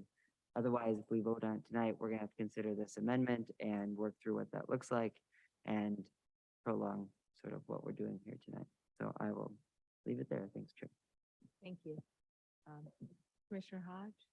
Wait, Thank- you already spoken? Oh, yeah, I already did. Okay, so then I think it goes back to Commissioner Scott, and then you can speak again. Thank you, Chair. I just want to note that I have full confidence in Mr. Dill's ability as the administrator. I appreciate very much the work he's doing. My request to consider this for longer is in no way meant to cast aspersions on him. He has a huge job, and I think he does it with grace and quality, and I appreciate that. We have been talking about county reorg for some time. This plan is considerably different than the last plan that was presented to us. This is not the same plan. So that's why I feel like I just saw this plan. And I, like many of you, spend hours looking at this, ahead of time, and I didn't have a whole lot of time to look at this. One of the things that I noticed, as well as Commissioner Morgan, was this board communications and ops manager. We will have to try to talk about that if we're going to do that here. I think we probably should move it through before the end of the year in order to get this in place, to get the help that is needed in administration going forward into 2023, that we will all need, especially Mr. Dill. And so I'm supportive of that. I would like to be able to work through what this org chart means in a reasonable way. If we have to stay here till 1 in the morning, that's fine. We have all talked tonight about how we work, and I work tomorrow morning at 7 a.m. So if you can sleep in tomorrow, Godspeed. I will be up at 5:30. Commissioner Hodge? Thank you, Chair. I really resonated with Commissioner Machewski's points about how we came into the meeting thinking it was going to be a 2-reading item. If there are really minor changes, I don't know why we wouldn't just pass those minor changes through amendment now. If they're minor and we have a strategy for doing that, or passing it and making the adjustments for the second reading. Or, I guess we could go through the process and see if there's not support for it now, then it'll fail and they'll just bring it back to us in 2 weeks, and then we'll pass it in a single reading then. So, We don't want to do that, right? so I guess I'm gonna weigh in here, which is that, if we can pass it in one reading, in a way, it doesn't matter if we adjourn it until the next meeting, and then we consider it then, and we can pass it in one reading. I mean, we can make all that happen. And typically at the December meeting, we try not to engage in any heavy consideration, but I think what I would like, if I was in a place, where what I hear Commissioner Scott saying, and she just wants more time to understand, I would want that time, right? And if she wants to check in with people, I don't hear her saying she wants to completely rework it. That might happen. That could also happen between, I'm not saying that it is, I'm just saying it's a possibility, recognizing it. But it could happen if we pass it tonight, and that could still happen before the next reading. So I don't think we're really losing anything by adjourning it to the meeting in December. But with that said, when we can't all just agree by consensus, we have a vote. So I think it might, unless if people have more comments, might be time to go to the vote on that amendment, or on the moving to a time certain. And I wasn't saying that you were doing any particular thing at all. Not saying that at all, just talking more abstractly. Commissioner Scott? The main thing that I'd like to see is how we are looking at the board liaison position, and just a little bit more clarity on the director of operations, and just for me to understand that more. If we have to pass it through tonight and then come through and give me 2 weeks or 3 weeks to talk about some of those things going forward, that is fine. I just felt like we have before talked about how quickly things come before us that are decisions, and this just seemed like one of them too. I am fine to withdraw my resolution and take time in 2 weeks to consider those things and possibly offer some amendments on how we look at particularly that board communications and ops manager and where they are in this chart, because this is a significant change and hopefully that would be amenable to everybody. Thank you. So we're considering the motion to move this to a time certain. I think it's probably not inappropriate to say that, Can I just withdraw my motion? Yeah. Thank you. okay. Okay, so now we're back to just discussing the resolution.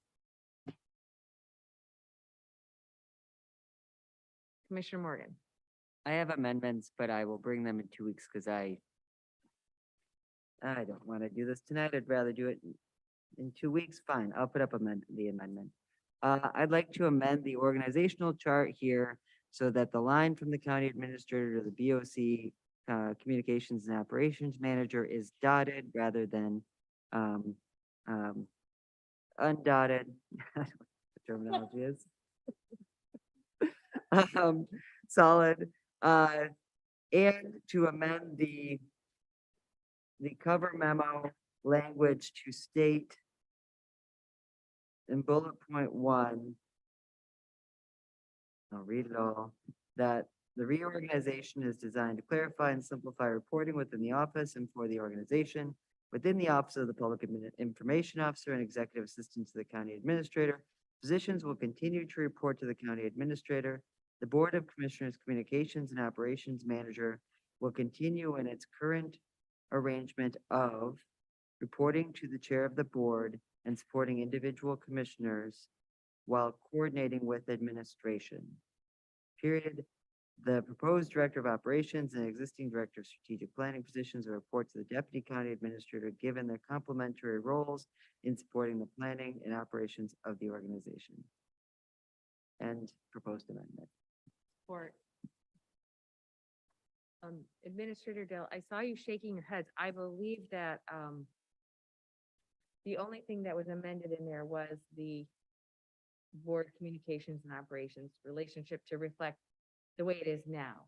Is that how you heard it? That's not quite how I heard it. I guess what I would ask the board to do is the one change that you are talking about is quite frankly a minor change, and it does represent how we are currently operating. So I have no issue with that. But I would like to go back and answer any questions that you all have before the final reading and clean up the language that Commissioner Morgan is referencing.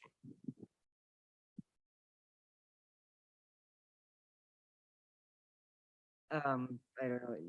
I made this is why Commissioner Scott's motion earlier made some sense. So I'm simply proposing changing this to a dotted line and then reflecting it in this this language. So that's all I'm proposing. I don't know what else folks think about it. But the idea is simply to keep the board communications operations manager reporting the exact same way that he is currently. Is there a second? Yes, I second. Commissioner Scott. Oh, okay. So then we are going to be discussing that amendment. Commissioner Hodge and Commissioner Sanders. Thank you, Chair. Thank you, Commissioner Morgan, for the amendment. I think it makes perfect sense. It's in line with what we were trying to do.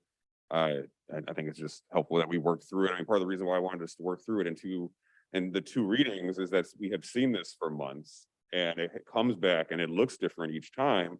So I think it's helpful for us to work through it at the board table. So we all feel like there's more, all of us have some more ownership over it. So it just doesn't like reappear and it looks very different. And then we get into then we see it again and it looks different. So I mean, now's our opportunity to work through it. Thank you. Thank you. Commissioner Sanders? Guess I just need some clarity on, like, I'm trying to understand what the real issue is. So we have one employee. All the other employees report to him. No, that's, sorry. Commissioner Morgan? No, that's not. So the reason when we hired the current Board of Communications and Operations Manager, this was during my time in leadership, and we wanted to make sure that there was still, of course, a dotted line to the county administrator, but that the position formally reported to the board. Fortunately, we have a great relationship with county administration. But there are two other positions that do report directly to the Board of Commissioners, Corporation Counsel. Corporation Counsel, Risk Manager reports to Corporation Counsel. So it basically, we set it up so that that position reports to us in the exact same way as Corporation Counsel does. So in the exact same way that Michelle's position reports to the board formally. Obviously, they work day to day with administration, but we put up amendments and changes to budgets and changes to policies as the board. That is our prerogative.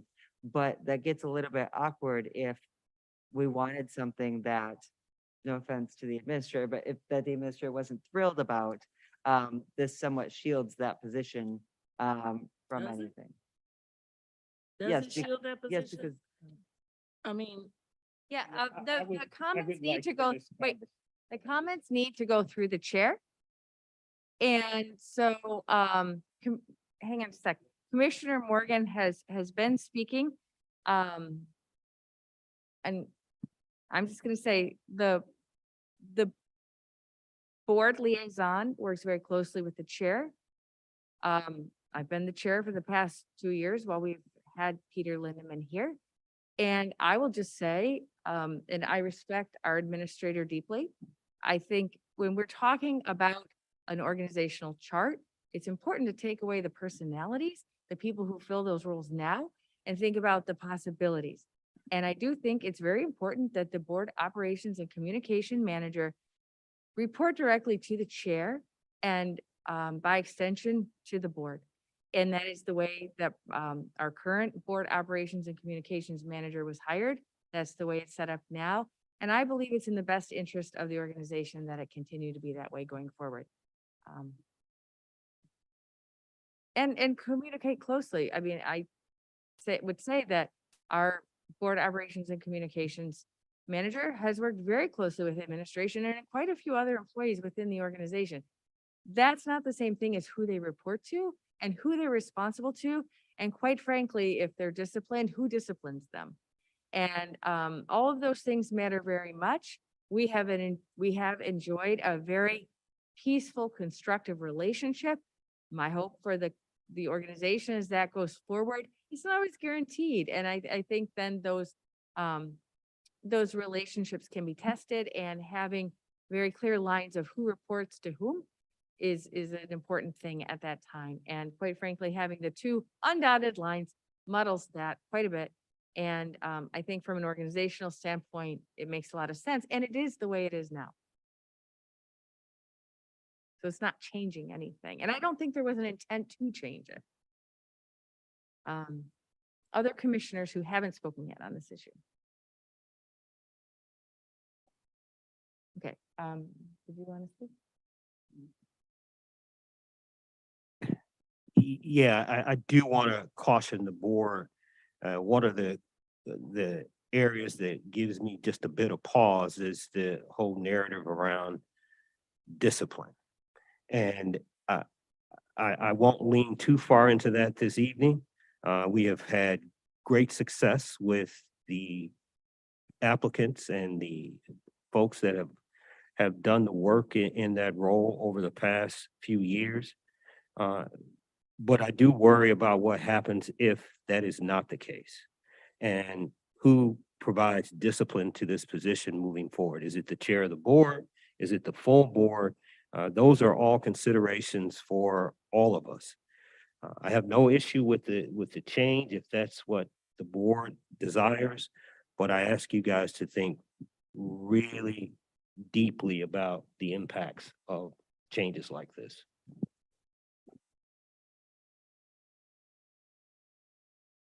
Commissioner LeBar? Thanks, Chair. Yusuf Rabi on his way out at the end of the 2015-2016 term pushed for the creation of this position. It was first filled by Desmond Miller. The reason I know that, I was chair at the time, and it became quickly apparent that what would end up happening is that either the chair or the administrator would have to judge which of the 9 commissioners had the most pressing need for this position's time. Who got what, when, and why. That's a wholly untenable position to put the administrator in.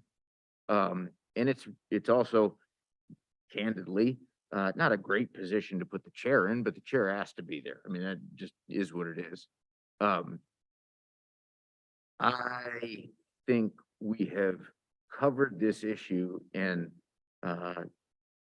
you know, also touched on some other issues tonight. I could use additional time. And Greg, I'd give you, whatever, you know, public pledge of support for this plan, that would be most helpful. I would just love to have a little time, to breathe, not on the substance of this question, but candidly just on the emotion of other items tonight.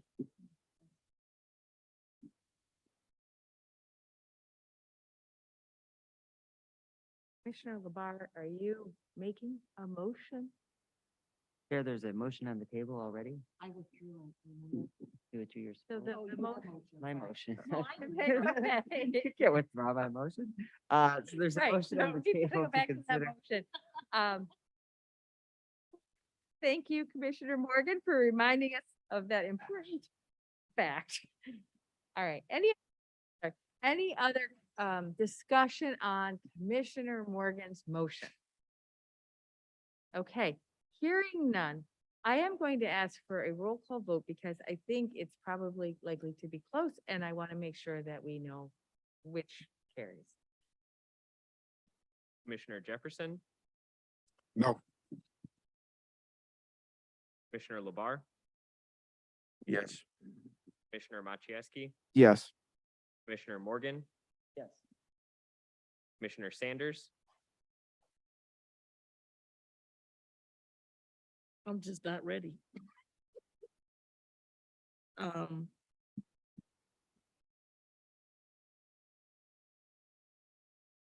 We're voting on your amendment.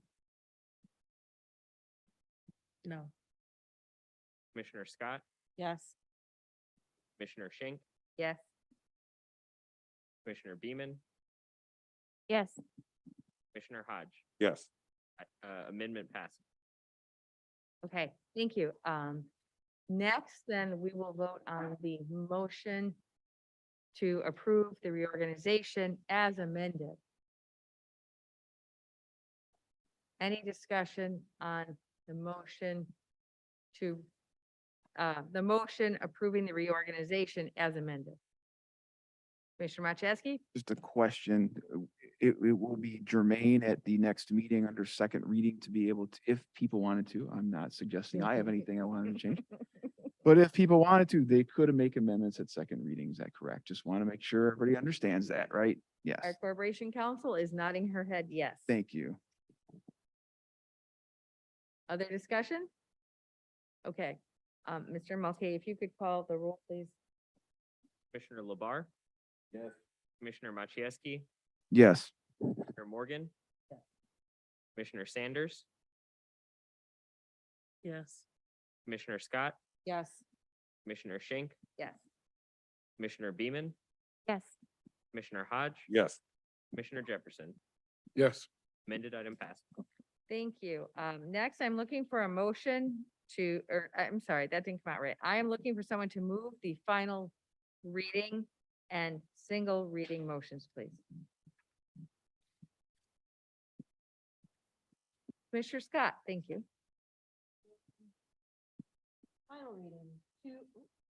Final reading amendments, 2A, a resolution approving a grant application for the bipartisan infrastructure law weatherization assistance program from the Office of Community and Economic Development. 2B, a resolution to ratify the receipt of a grant from the Flynn Foundation to support the pre-plea diversion program in the amount of $50,000 for the period of January 1st, 2023 to December 31st, 2024 from the prosecuting attorney.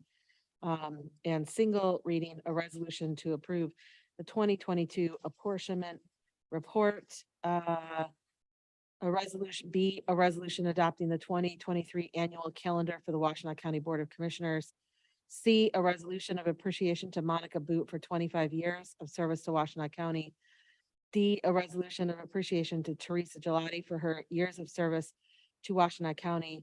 And E, supplemental resolution to invest 2022 non-structural board priorities to make the following investments. $500,000 from the general fund balance to support Washtenaw County Treasurer's Bridge Loan Program, 150 from the 2022-23, 75,000 each from the BOC undesignated funds to support LGBTQ community capacity building, $50,000 from the BOC 2022 Priority Fund to support young women in our community, 75,000 from the BOC 2022 Priority Fund to support family sheltering activities at SOS, and 75,000 from BOC 2022 Priority Fund to support family sheltering activities at Alpha House. And 4, approval of claims. A resolution authorizing the payment of claims commencing with the last previously approved claim, continuing through the date of November 9th, 2022. Could you also move item C, the budget item? Did I, what? Oh, and of course, C, a resolution adopting and approving the 2023 quadrennial budget amendment. I've doodled so much on the page, I lost it. Thank you. Do you have a second? Okay, any discussion on those items? Commissioner LeBar? Pete, just for clarification's sake, where is the amendment located for the Youth Assessment Center? Yes, so there is, in the packets, there's an attachment for a recommended budget resolution. I have physical copies of that if that's helpful for folks to pass out, and it includes that item and the other budget amendments we've discussed over the last several meetings. Could you please pass those out? We have. This is 2022 calendar. Oh, yeah.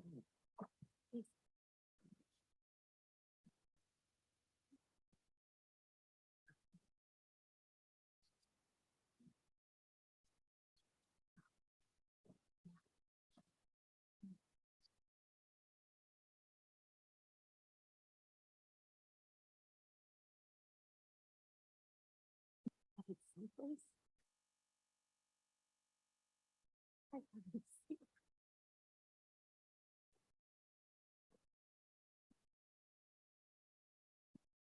Okay, Commissioner Morgan.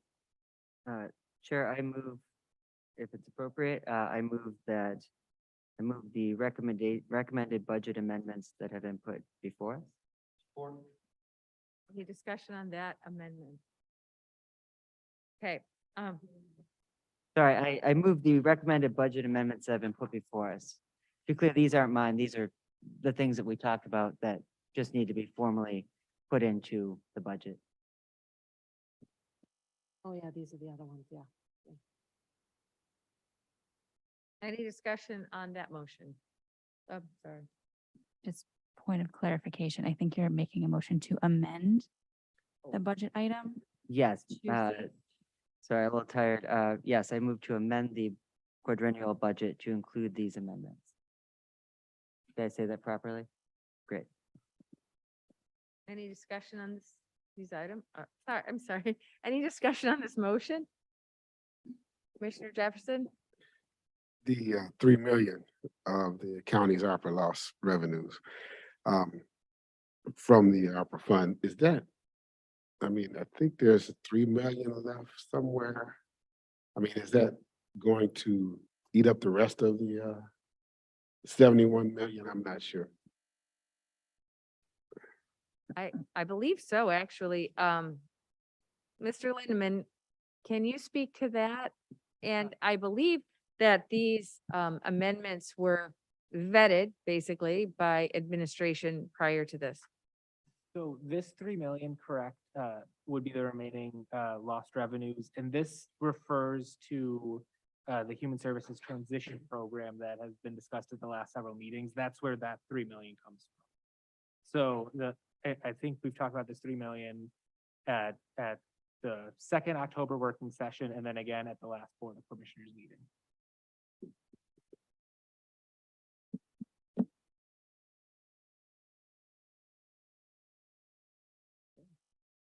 Okay, so, oh, I'm sorry.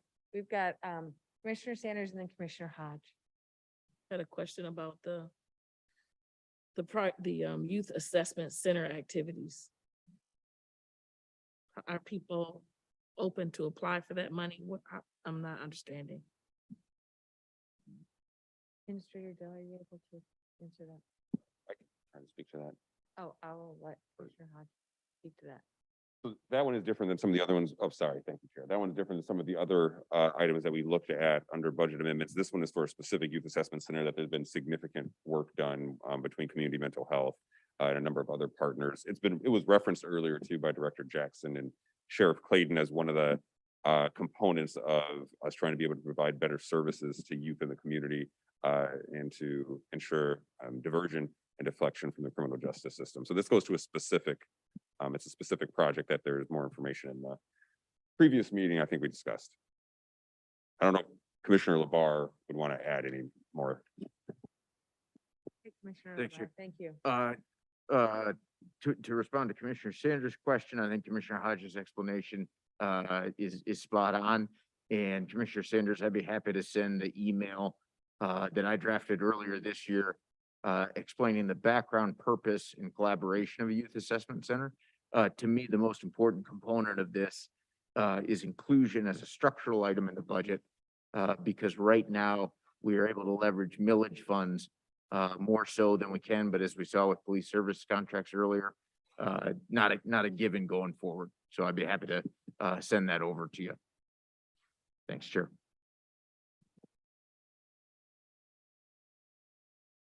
Commissioner Hodge, you had your own specific question or comment. Oh, yeah, I did. Thank you. I was trying to think, do I raise my hand again? Thank you, Chair. I was just going to speak in favor of these budget amendments. Really excited to see us be able to move forward on the Youth Assessment Center and the historic preservation activities. Small amount there, but hopefully it'll be very impactful. So looking forward to moving this forward. Thanks. Thank you. Any other comments? Commissioner Machieski, I apologize for not calling a break. I looked up and it's 11. So we're still discussing the recommended budget amendments. I think it seems that everybody has made the comments they wish. Do you have a comment, Commissioner Machieski? Okay, so we're going to vote on the amendment. Commissioner LeBar, Yes. Commissioner Machieski, Yes. Commissioner Morgan, Commissioner Sanders, Yes. Commissioner Scott, Yes. Commissioner Schenk, Yes. Commissioner Beaman, Yes. Commissioner Hodge. Yes. Commissioner Jefferson. Yes. Amendment passed. Okay, then we can vote on the motion as amended. Or actually, we need to discuss the motion as amended. Any further comments? Okay, there's no further discussion. Will you please call the roll, Mr. Mulcahy? Thank you. Commissioner Machieski. Yes. Commissioner Morgan, Yes. Commissioner Sanders, Yes. Commissioner Scott, Yes. Commissioner Schenk, Yes. Commissioner Beaman, Yes. Commissioner Hodge, Yes. Commissioner Jefferson, Yes. Commissioner LeBar. Yes. Item passed. Okay, so I think we have the rest of those motions. I don't think that we have voted on yet. Right? So, sorry to think out loud, it's just getting a little late. All right, so any discussion on the remaining items? I can't. Commissioner Scott, I did acknowledge you with my eye. I did, but I wanted to be really formal about it. Thank you. Thank you, Chair. I couldn't find the 2023 calendar. I don't know if I'm the only person It who was had in that my problem. pile, Okay. but to sort through it and find it, I don't know. At the back of the packet, it's the 2022 calendar that's in there. Oh, I'm just gonna assume that we are it's like one day forward, essentially, when I look at January. But I don't know if there's anything different. And I don't have a problem with it. I just want to know where to find it. Because I schedule my life within an inch of it. So if somebody could just let me know where I find that eventually, that'd be great. Thank you. Andrew, I see you raising your hand. Yeah, our apologies. So the format is the same as this year's calendar, with working session and board meetings, both on Wednesday evenings and meetings generally scheduled for the first and third Wednesdays of the month, with the exception of summer schedule. It also varies with the first meeting day and last meeting day of the year, and that there are no working sessions on those days. I can run copies of the exact dates if that is something that would be helpful. But we've confirmed that there's no conflicts with a school spring breaks or other major holidays as well. Thank you. Thank you, Andrew. If you just want to email me a place I can find it, that's fine. Thank you. Oh, it is? Oh, I couldn't find it on the website. Okay, any other discussion on any of those items? Okay, hearing no more discussion, we are ready to call the roll. Commissioner Morgan. Commissioner Sanders. Commissioner Scott. Commissioner Schenk. Yes. Commissioner Beaman. Yes. Commissioner Hodge. Yes. Commissioner Jefferson. Yes. Commissioner Labar. Commissioner Machieski. Yes. Items passed.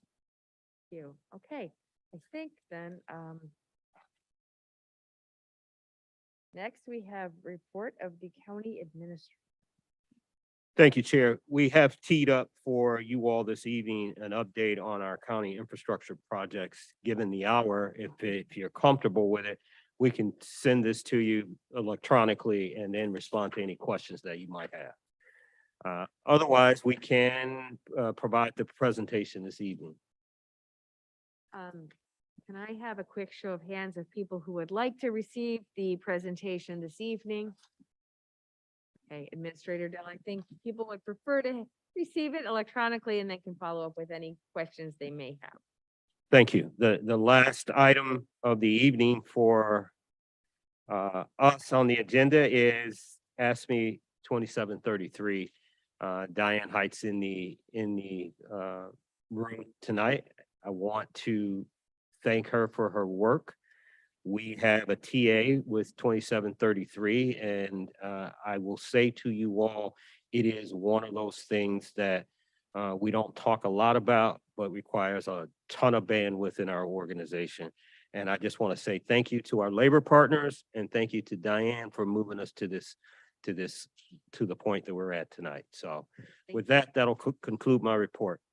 Thank you. I do not have a report, but I guarantee you I will have a report on the last meeting of my tenure here. Items for current and future discussion. We don't, oh, Commissioner LeVar. I hope colleagues will consider talking with one another about some of the stuff we discussed tonight, so that we can see if consensus can be reached, and if it can't, then do so amicably. I also want to say congratulations to Commissioner Sink. Commissioner Sue Schenk, forgive me, on her election in the Michigan Senate, and Commissioner Jason Morgan on his election to the Michigan House. That should not go unnoticed. And the last comment, I know it's late, I would ask Commissioner Beaman in the future to get her townships to report their votes sooner, so that we can go to bed earlier on election night. But I'm very well pleased with the results there. Thank you, Chair. Thank you. Anyone else for current or future discussion?